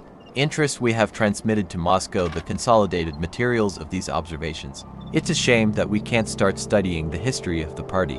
Everyone has a lot of work to do. All months pass quickly. We do not notice the passage of time. 14 October. I have a headache. Apparently I have caught an even greater cold. Today is 32 degrees below zero. This is in October, and what will happen then? I took 2 powders of phenacetin and climbed into my sleeping bag. Dmitrievich offered me to warm up well. It will help you, he says. Genya independently transmitted a meteorological report to Rudolph Island by radio. From there they reported that there was a radiogram for us. Eugene does not receive well on the radio, so he woke up Ernst. Ernst sleeps in 3 portions. For an hour or 2, since he often needs to get up to work at the radio station. We reported to Moscow that we had 32 degrees below zero. They must not believe it. Genya and Petrovich went to explore this after lunch. They went in an easterly direction and soon returned. The ice has begun to move, they said. Today we have completed the transfer of the materials of scientific observations for September to Moscow. Considerable fluctuations in the depth of the ocean were noted. For 37 miles the depth decreased from 4,293 to 3,767 meters. And after another 25 miles it increased to 4,025 meters. The last sounding October 6 again showed the shallowing of the ocean of 3,500 meters. 15 October. I continued to work on the gearbox for the turntable. I brought all the necessary tools to the living tent. I would have finished this work a long time ago, but everything has to be done by hand. I was in a hurry and injured my thumb with a file. Now I can't touch it, it hurts so much. When I was drilling holes, Ernst helped me. Petrovich carefully examined me and said that I could not go outside. A strange medical prescription for such a disease. However, in the evening I felt better, and I went with Genya to make an astronomical determination. Once again we were convinced. The farther to the south, the faster our ice floe was carried away. Petrovich checked the condition of the hydrological winch and cleaned the hole, as it was overgrown with a fairly thick layer of ice on all sides. 16 October. The wind speed reaches 18 meters per second. It is risky to go outside. A blizzard knocks you off your feet. Our Weasley is huddled in a corner and all the time howls long, making me sad. The speed of drift is now so high that we cannot even make another hydrological station. The cable with the bathymeter is constantly carried under the bottom of the ice floe. There is nothing to be done. This is not a steamer. You can't order the captain to stop. The depth will have to be measured only after the wind subsides a little. Before going to bed, I decided to brush my teeth, as something very bitter became in my mouth. In the dark, instead of tooth powder, I took soapy. For a long time I could not understand why instead of a pleasant smell in the mouth there is even more bitterness. I thought the water was bad and replaced it with snow. Only when I began to chew the snow did I realize my mistake after that. He spat for a good quarter of an hour. 17 October. The wind continued to rage all night. The tent shook terribly. Ernst was on duty in the camp. He could not even transmit meteorological reports, as heavy snow charges disrupted our radio communication with Rudolph Island. In such cases, Ernst is usually very vigilant and cautious. He is afraid of burning the equipment of the radio station. I offered him to sleep until morning, but he refused. On Rudolph Island, as we learned later, they began to worry about us. Our station had already missed 2 deadlines for radio communication. Before evening, Theodorich still managed to pass the meteorological report. The comrades on the island calmed down. Genya came out of the tent and saw the stars in the sky. We temporarily interrupted classes and began to determine the location of the ice floe. It was established that in 2 days we were carried 3 degrees to the west. When they left the tent, they did not recognize their camp. The blizzard had piled up snowdrifts. A huge rampart formed between the kitchen and Genya's ice observatory. The sleds were overturned and covered with snow. Only one was clearly visible, the rest are hidden under the snow. There are also large snow drifts at the entrances. In short, the blizzard has brought us a lot of trouble. We will have to, for the umpteenth time, clear our entire farm. The polar night came. 18 October. Genya was adjusting the magnetic theodolite, preparing for the next observations. Before that, he had been clearing the laboratory of snow for a long time.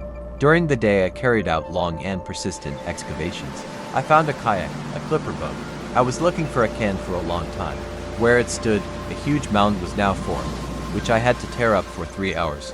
Genya began a daily series of magnetic variations. He climbed back into his ice house for 36 hours. The wind subsides, but during the day we managed to charge the batteries well. Now the moon appeared, large and bright. Very good visibility. I am worried that there has been no radiogram from home for a long time. Has Volodichka fallen ill again? That worries me. I left the tent to dissipate a little during the walk. Then Genya and I again determined the coordinates by the stars. My companion was especially in a particularly mood and even hummed something softly. October 19. Genya did not sleep all night. He was on duty and conducted a daily series of observations on magnetic variations. He is very tired, he wants to sleep, his eyes are glued together, but he endures, overcomes himself. Dmitrievich began to prepare a hole to make a daily hydrological station. The hole was so overgrown with ice that Dmitrievich had to break it from morning to 5 o'clock in the evening. Ernst and I began to install the antenna. We strengthened the mast, tied all the guy ropes so that it held firmly. Then they were engaged in excavations of various property. They dug out 8 sleds, a clipper boat, collected all the boards and sticks in one place. The appearance of our crack has changed a lot. At its edge, fresh hummocks of various sizes and shapes are now piled up. After standing for a while at the crack, Teodorich and I returned to the camp. I began to cook dinner, but the Primus stoves were clogged. I had to cook it on a blowtorch. We listened to the Arctic edition of the latest news on the radio. We were very pleased to receive a report on what has been done over the past few months to reconstruct our native capital, Moscow. It was pleasant to learn that the movement of metro trains on a new line will soon begin. Revolution Square, Kursky railway station, and that during the festive demonstration on November 7th, the working people of the capital will walk along the new beautiful bridge over the Moskva River. Mentally we will be together with you, dear comrades. The weather today is good. A weak breeze, the moon is shining, our field is clearly visible. How different all this is from the recent blizzard. Again we received many telegrams from Moscow from the editorial offices of newspapers, with a request to send correspondence for the holidays. I'm a little worried that there have been no telegrams from home for a long time. What's the matter? Volodichka was with me at polar stations on Franz Joseph Land, on Cape Chelyuskin, and understands what it means to receive news from home during the winter. Maybe something happened. Dmitrievich worked hard at the winch. Suddenly the brake became capricious. I had to tinker for a long time, wash the tape with gasoline. The drum didn't work well either. However, as soon as Dmitrievich wiped it dry, and then ran an oil rag over the mechanism, the brake began to work quite properly. The cargo reached the bottom. The depth of the ocean was 3,680 meters. No soil samples were taken, but his traces remained on the way, and Dmitrievich received a new sample of the seabed. He was in a great hurry to finish the sounding, as the drift again accelerated considerably. Before lifting the load, we drank tea and ate a little. We pulled out the load, as usual, in pairs. I with Genya, Teodorich with Petya. It was removed only after 3 hours of continuous work. Genya made another meteorological observation, and Teodorich passed the report to Rudolf. Returning to the tent, we rested for half an hour, as everyone was tired and wet. Dmitrievich fell asleep. He did not go to bed for 33 hours. Something incomprehensible happened to our wind turbine. It worked well all the time, properly charged the batteries, and now it suddenly rattled, knocked. At that time, Genya and I were unscrewing the cable on the winch. Hearing a strange knock, I ran to the windmill and stopped it. Now Teodorich and Genya climbed up to see what damage the wind turbine had received. I'm afraid that his gear teeth are broken. I dug out a huge snowdrift at the entrance to the household warehouse. took out flour and began to fry biscuits. After all, tomorrow we have another anniversary. 5 months of life. An Ice Floe before we knew it. Another month had passed. We always celebrate the anniversary day with something. Either we fry biscuits, or make a liqueur from cognac, coffee and sugar. How quickly these months of our drift have passed. But a particularly difficult part remained. The polar night came. The work was noticeably increased because of the frost. It is now more difficult than before. However, the pass is not as overcome by frost as a blizzard. How many times after her atrocities you have to clear the bases, dig up desks and other property. It's hard. Ernst tries to help me with the chores, but he does not always manage to find time for this. He is on duty at night, and then goes to bed very tired. I noticed a curious phenomenon. Water was flowing down the tubes of my bunk, although the temperature outside was minus 17 degrees.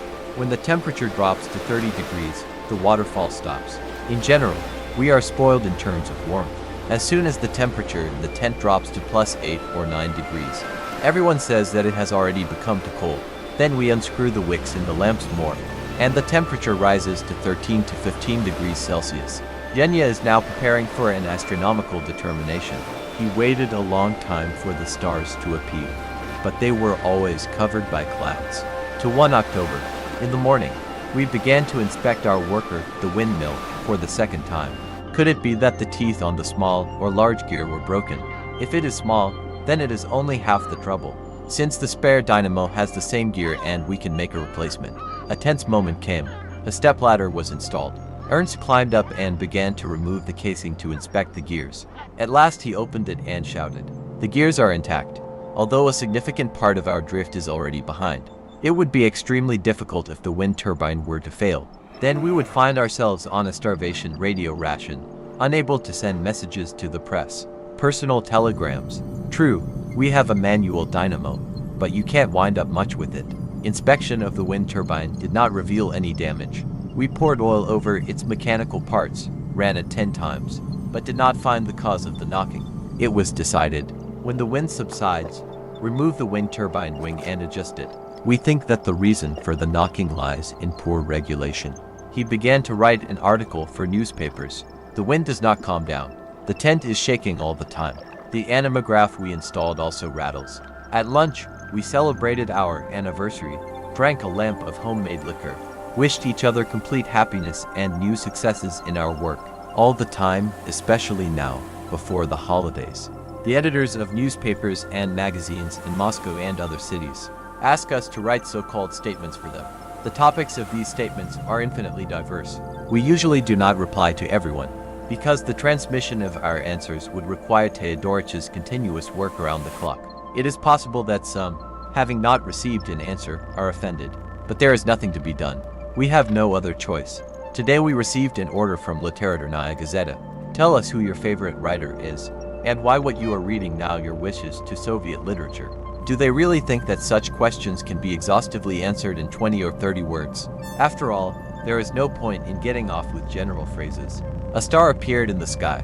Genya made a determination. In 18 hours we were carried 6 miles to the south. We are at latitude 84 degrees 22 minutes. Dmitrievich is preparing to take the 21st hydrological station and make the 10th sounding of the ocean depth. We decided to shave and wash our hair. We tried to do this at least once a month, but Ernst did not shave today. He was asleep. I prepared 2 kettles of hot water. We shaved, washed, made tea. We woke up Ernst, the 4 of us drank tea, listened to the night edition of latest news on the radio. At midnight we received a telegram from the editors of Pravda, with a proposal to write a detailed article about our work and life. We will do it with great pleasure. The daytime twilight is getting shorter. The night darkness is thickening. It's 1 o'clock in the morning. The moon illuminates our icy expanses well, jagged ridges of hummocks. The wind became quiet, but we said goodbye to the sun for a long time, until February. My mood rose. I received a telegram from my native Volodichka. Everything was fine at home. She was healthy. In response, I scolded her a little for her long silence. October 22. Genya makes a complete series of gravitational observations. To do this, he preliminarily checked his chronometers against the signals of Moscow radio stations and the French station of Bordeaux. He worked without rest until 7 o'clock in the evening. He was very cold. since the temperature today was minus 23 degrees. The wind blows at a speed of 6 meters per second. In the Fedorov Ice Observatory, the temperature is the same as in the air. Ernst, like a good hunter or fisherman, caught radio emitters at night on the air. He contacted first an Englishman, and then an American who was in the fur trading post of Hudson Bay. Teodorich continued negotiations with him after morning tea, and went to bed only at 2 o'clock in the afternoon. We started the wind turbine. Now it works well. He finished writing an article for foreign newspapers. It turned out to be large, 1,200 words. Another astronomical determination showed that we were carried another 4 miles to the south. The latitude is now 84 degrees 18 minutes. There are a few minutes left. They will barely be enough for us until November 1st. And there is the 83rd parallel. I went to the bases. They were covered with snow. At the crack, a large ice floe was squeezed onto the edge. It is piled up like a mountain. I thought for a long time about what I would do when I returned to Moscow. As soon as we arrive, we will make all the reports. I will write a book, tell about our work. Then I will rest and begin to negotiate the organization of a special expedition to the Pole of Inaccessibility, over which the crews of Chkalov's and Gromov's planes have recently flown over. The expedition to the Pole of Inaccessibility will further expand our knowledge of the Central Polar Basin. To 3 October. Today I was tinkering at the bases for a long time. I tried to put the butter away. If a bear came, he would certainly smell the wood, and it would cost nothing for this polar dweller to eat a bar weighing 24 kilograms, and thereby reduce our portions. I transferred the oil to the ice warehouse. The air temperature is minus 23 degrees, but I work without a fur shirt, or I would have sweated even more than I do now. In a day the drift dragged our ice floe again 3 miles to the south. Greenland with its mighty glaciers is getting closer. This affects, among other things, the decrease in the air temperature in the area of our drift. Pyotr Petrovich has completed the titration of all stations. A clear moon illuminates the ice floe. The antenna wires hum like the wire of telegraph poles on the mainland. Ernst and I left the tent, walked along the crack and looked at our ice field in silence for a long time. It was already about 4 o'clock in the morning. In the distance, a 3-meter ice rampart rises. What a tremendous work the wind does if it could lift such a mass of ice. The time will come when mankind will curb this mighty force of nature, and will be able to make full use of it, to make the wind serve people. I am finishing my diary. I'll fall asleep right away. To 4 October. Again an order from Moscow, this time from the editorial office of the newspaper Kino. Radio the answer to our questionnaire, what do I expect from Soviet cinema? So, what do I expect from literature? What do I expect from cinema? A hair got into the pendulum device that Zhenya uses to measure gravity. My wife had to spend several hours removing this little obstacle. The wind has weakened. It became quiet. Only occasionally the ice field cracks loudly from the frost. The young ice breaking in the cracks loudly. We are already used to these sounds. Zhenya says, "You know, Dmitrievich, sometimes I can't believe that in this tranquility surrounding the station our ice floe is moving rapidly to the south almost all the time. Yes, if it were not for the exact astronomical calculations of our location, it would be hard to believe. We often look at the drift map. Greenland is not far away. The wind turbine was finally put in order. Now he is doing a good job." To 5 October. Suddenly it got warmer. The air temperature was only 2 degrees below zero. On the block of the wind turbine, in the place where the wires connect, the ebony burst. We did not have suitable material for correction. I took a broken gramophone record, melted it down and stuck it to the pad. The new material, which we called gramophonite, is not inferior in quality to ebony. We will have to write a scientific article about a new discovery in the field of building materials. Petrovich jokes. During this work, a misfortune happened.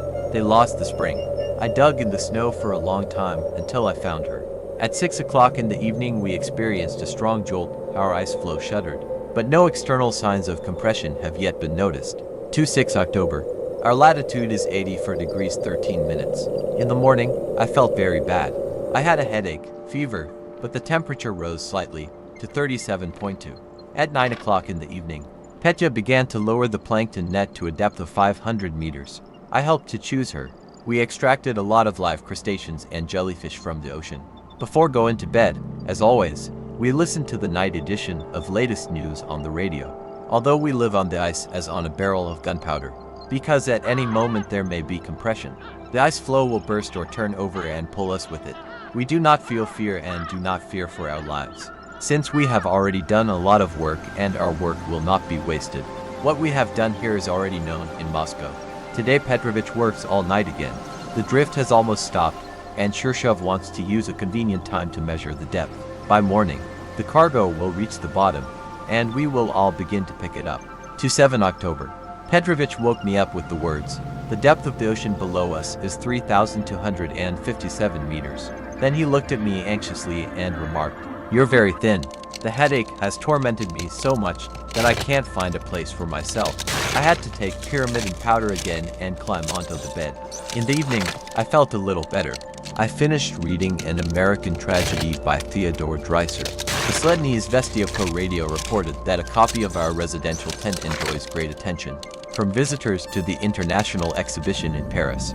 The weather today is quite summery, with a weak wind. The walls of the tent float again.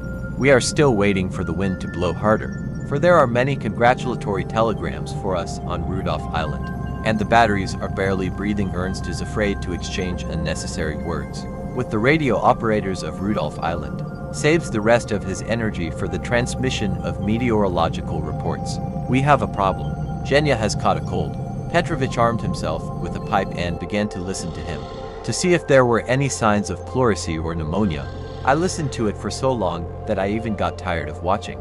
I wanted to know the authoritative opinion of our doctor as soon as possible. But he, maintaining silence and a strict look, diluted mustard in a bowl, spread it on a rag so much that it would be enough for us for 6 months as a seasoning for him, and put it on Genya's side. Then we wrapped the patient with all the woolen things that we had at hand: socks, sweaters, helmets, mittens, scarves. 2 hours later, Petrovich asked the patient, "Doesn't it tingle?" "I don't understand what you're saying," Genya answered, wrapped from head to toe. Ernst and I advised Fedorov to lie with the mustard plaster until morning, so that it would warm him up properly. Petrovich has a hard time with his hydrological work. Before making a station, he tears up the snow at the hole, then he takes a long aluminum pipe and within 5 or 6 hours, beats off new, young ice at the lower edges of the hole, picks it up with a shovel and throws it aside. Then he cleans the upper edge with a foot, on which a fair amount of young ice is also constantly growing. Now Petrovich needs hot water all the time. As soon as the bathymeter comes to the surface, the frost immediately grabs its tap. When descending and ascending, you have to pour boiling water on the clamps. Without this, you cannot put the bathymeter on the cable. It is clear that the work proceeds very slowly. The living tent is cramped. Water samples poured into bubbles freeze quickly. Petrovich has a box for them, lined with skins. But this is not enough to protect the samples from frost. He pours boiling water into a rubber medical bladder and puts it on flasks with water samples, taken at hydrological stations. Even more trouble is brought by sounding the bottom. Petrovich's main attention is paid to the brake, which lets you know when the load reaches the bottom. Shirshov had to diligently wash the mechanical parts with kerosene and gasoline. In spite of these difficulties, I never had the opportunity to listen to any of Petrovich's complaints. He works calmly, confidently, sparing no effort. Genya and Teodorik did not lag behind him. Everyone not only does their job, but also tries to help their friends as much as they can. I was lucky to work in a friendly, wonderful team. Old polar explorers understand how important this is. How many beautiful intentions were destroyed in various expeditions because of squabbles and mutual distrust. We have not had this and will not have it. To 8 October. Genya is still not feeling well, and we do not let him go outside. Petrovich changed the method of treatment and began to put cupping on him. They are so large that we managed to put only 3 jars. And the thin Genya did not have enough skin for the 4th. All day he was in the infirmary. But our patient did not want to waste time and, lying on his bed, processed the materials of gravitational observations. We listened on the radio to how the whole country was nominating candidates for deputies of the Supreme Soviet of the USSR. On a radio telephone from Rudolph Island, M.I. Shevelov told us how the elections would be held. We are not aware of our participation in the election campaign. Where are we attached? How will we elect our deputies? The editors of Vechernaya Moskva sent us a radiogram with a request to write and submit an article for the page Stories of Happy People that is being prepared. Yes, the editors were not mistaken. We are really the happiest people. Petrovich continues to study English in the evenings. To 9 October. To our common joy, Genya is recovering. At noon, He made meteorological observations himself and transmitted a radio report to Rudolph Island. There is still no wind. In the evening, they started the manual dynamo and together with Genya turned it for a long time, until Ernst passed 200 words. When will the literary orders finally stop? We no longer feel funny, but a little scared. The newspaper Krasny Sport asks, what sports do you like? Why do you prefer them? What do you do? Tomorrow, what good? We will be asked to answer. What cologne do you use? What color of pajamas do you like best? What hairstyle do you prefer? 30 October. Today, sitting in the tent, we felt strong tremors. There had never been such tremors on our Ice Floe before. The impression was as if 3-inch guns were fired to kilometers from us. Immediately they went with Teodorich to the crack to check its condition. I was a little tired there. The wind blew. Our wind turbine began to work well and gently, without knocking. The RNST transmitted 600 words to Rudolph Island, mainly for newspapers.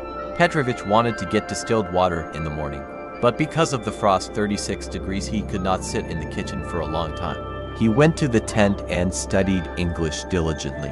It is a pity to look at Genya when he is freezing in his ice laboratory. Today he put on a militsa. It will be warmer in it. It is difficult to stay outside for a long time. Frost is not as terrible as the wind blowing at a speed of 10 to 12 meters per second. It even penetrates fur shirts and freezes the body. It is much more pleasant in a tent. The temperature here is mostly around 0. 3-1 October. On the radio we heard that I had been nominated as a candidate for deputy of the Council of Nationalities from the Karelian Aser. This is such an honor, such a trust of the people. Petrovich drove distilled water all day. He has already accumulated for liters. This is enough to process several stations. It became completely dark outside. Today we had lunch together, the 4 of us, and yesterday Ernst was left without dinner. He was asleep, and we felt sorry for him. We did not wake him up, because he had very little rest and did not get enough sleep. In addition, Teodoric has an abscess, which torments him very much. Ernst received 15 radiograms from Rudolph Island. In one of them, I read that my father had been given a gift radio. It was very nice to learn about such attention to my old man. Petrovich does well in his English classes. He reads English books quite fluently, rarely using a dictionary. In the evening we had something like a production meeting. We again discussed the results of scientific observations of our drifting station. It is known that since the time of Fridtjof Nansen's expedition on the Fram, the idea of the extreme poverty of life in the central part of the Arctic Ocean has been established in the scientific world. The life of the animal world of the high seas depends, as is known, on the development of phytoplankton in the sea, that is, microscopically small plants and algae. Of course, the bear does not feed on algae, but lives by hunting seals. The seal feeds not only on small fish, but also on large planktonic crustaceans, which, in turn, absorb smaller representatives of animal plankton, which develop directly at the expense of algae. Thus, plant plankton is the primary source of organic food in the sea. The entire animal world of the sea exists due to it, just as the animal world exists on land at the expense of terrestrial plants. Algae need sunlight and some nutrient salts for the development of algae.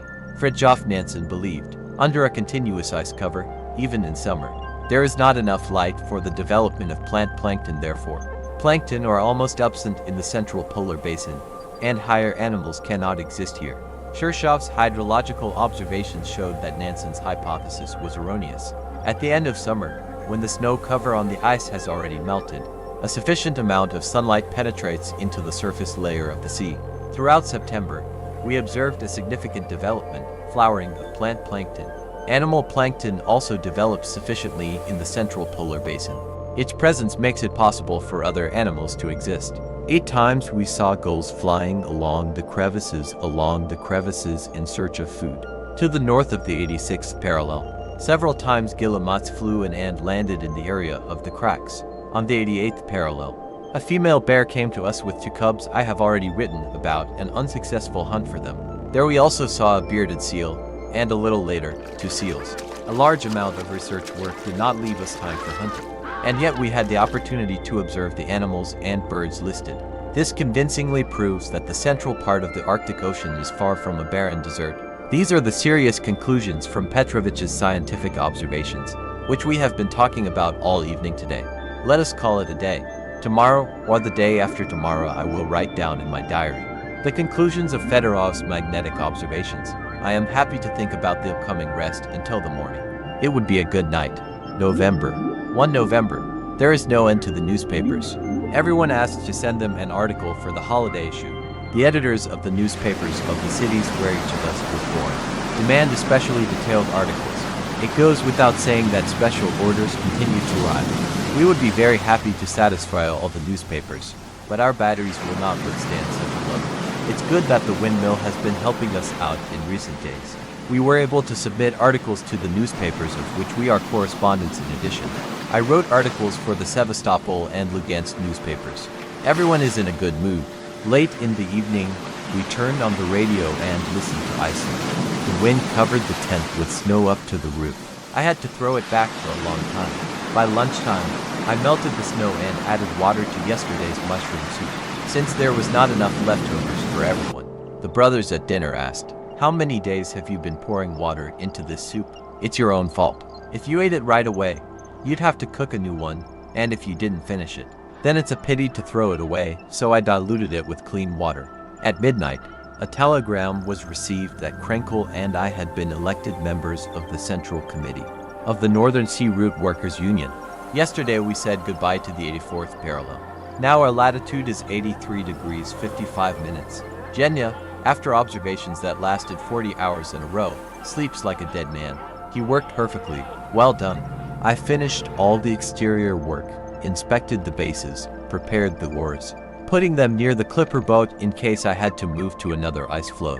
We sent many congratulatory telegrams to different cities for the holidays. Today, when Genya was finishing his observations, we continued to talk with him about the results of magnetic measurements. They are not only theoretical, but also of great practical interest, as they will help our glorious pilots and navigators in transarctic air communications. In the near future, before our expedition, no one had measured the magnetic declination in the central part of the Arctic Ocean, nor had anyone determined the angle by which the magnetic needle was deflected from the direction of the true meridian.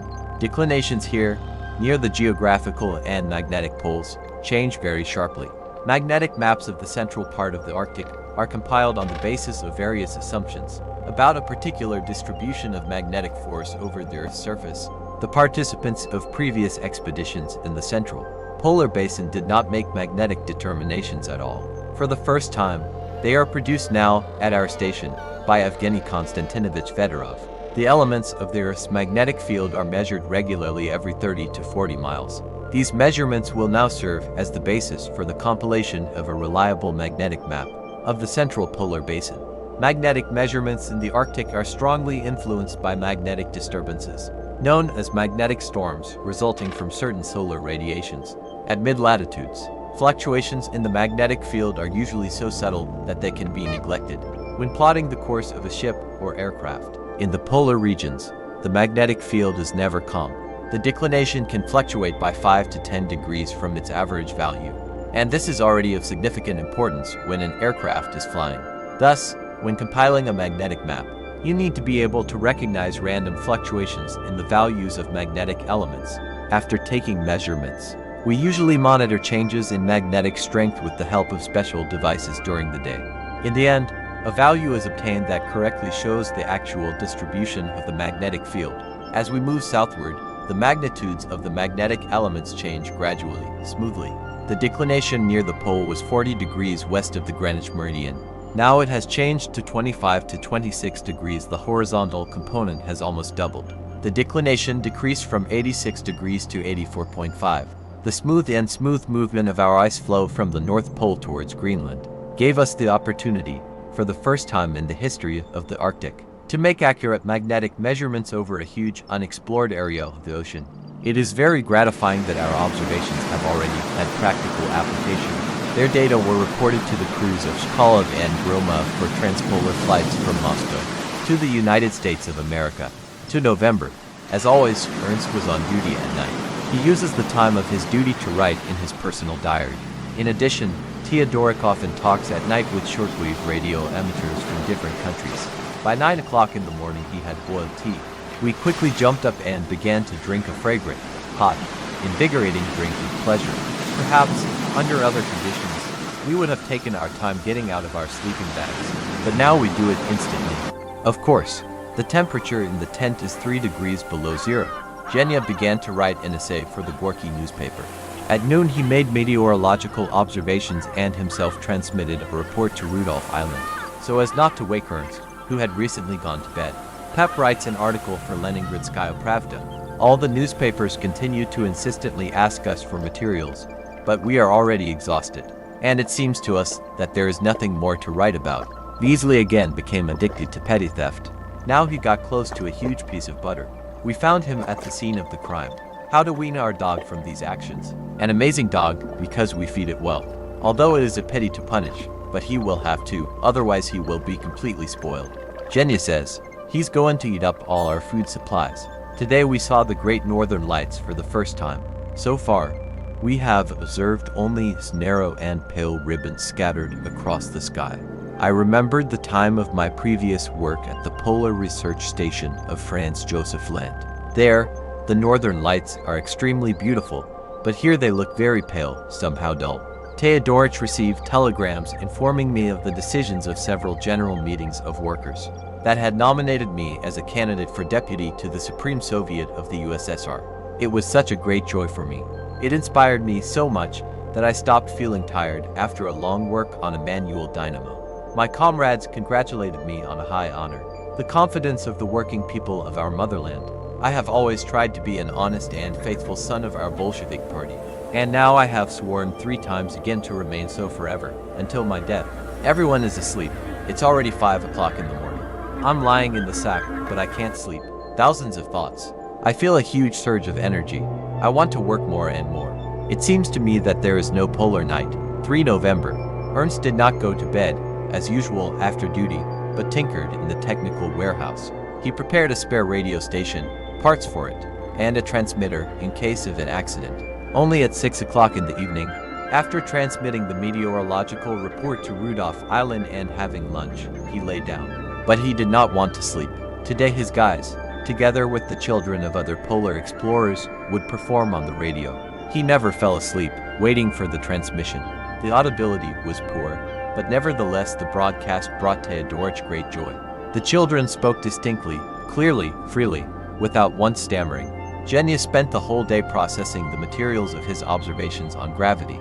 In order to eliminate the tails, Dmitrievich cleared a hole for tomorrow's station to a depth of 1,000 meters before lunch. I wrote telegrams in response to my voters, warmly thanking them for the trust they have placed in me. He helped Genya make astronomical observations. They finished working only at 3 o'clock in the morning. I'm in an exceptionally good mood. I even sinned.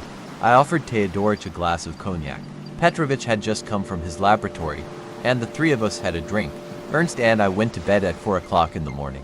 Dmitrievich continued to take the hydrological station. For November, Shirshov, after a sleepless night, rested only 3 hours today to resume work on hydrology. I went to the kitchen. It's cold there. The kitchen work is dirty, especially here on the Ice Floe. I really don't want to repair the Primus stoves, but you understand that it is necessary. After all, if you load Genya and Petya with kitchen chores, cooking, then the scientific work for which we are here will suffer. Ernst again worked with radio emitters. He contacted the Frenchman today. He said to him, "Comrade, I congratulate you and your friends on the upcoming holiday of the revolution." Then Ernst talked to the American. Dmitrievich studied English. I received a telegram from the Sedov. The ship is drifting heavily to the north. This year, on the occasion of the 20th anniversary of the Great October Socialist Revolution, the workers of the North were supposed to present a good gift to the motherland. But instead it turned out that almost all the ice-breaking ships wintered. 26 ships got stuck in the ice. 5 November. Ernst woke me up and said, "Well, I had a troublesome night. I talked to 9 American radio emitters. They passed me from hand to hand, from one to another.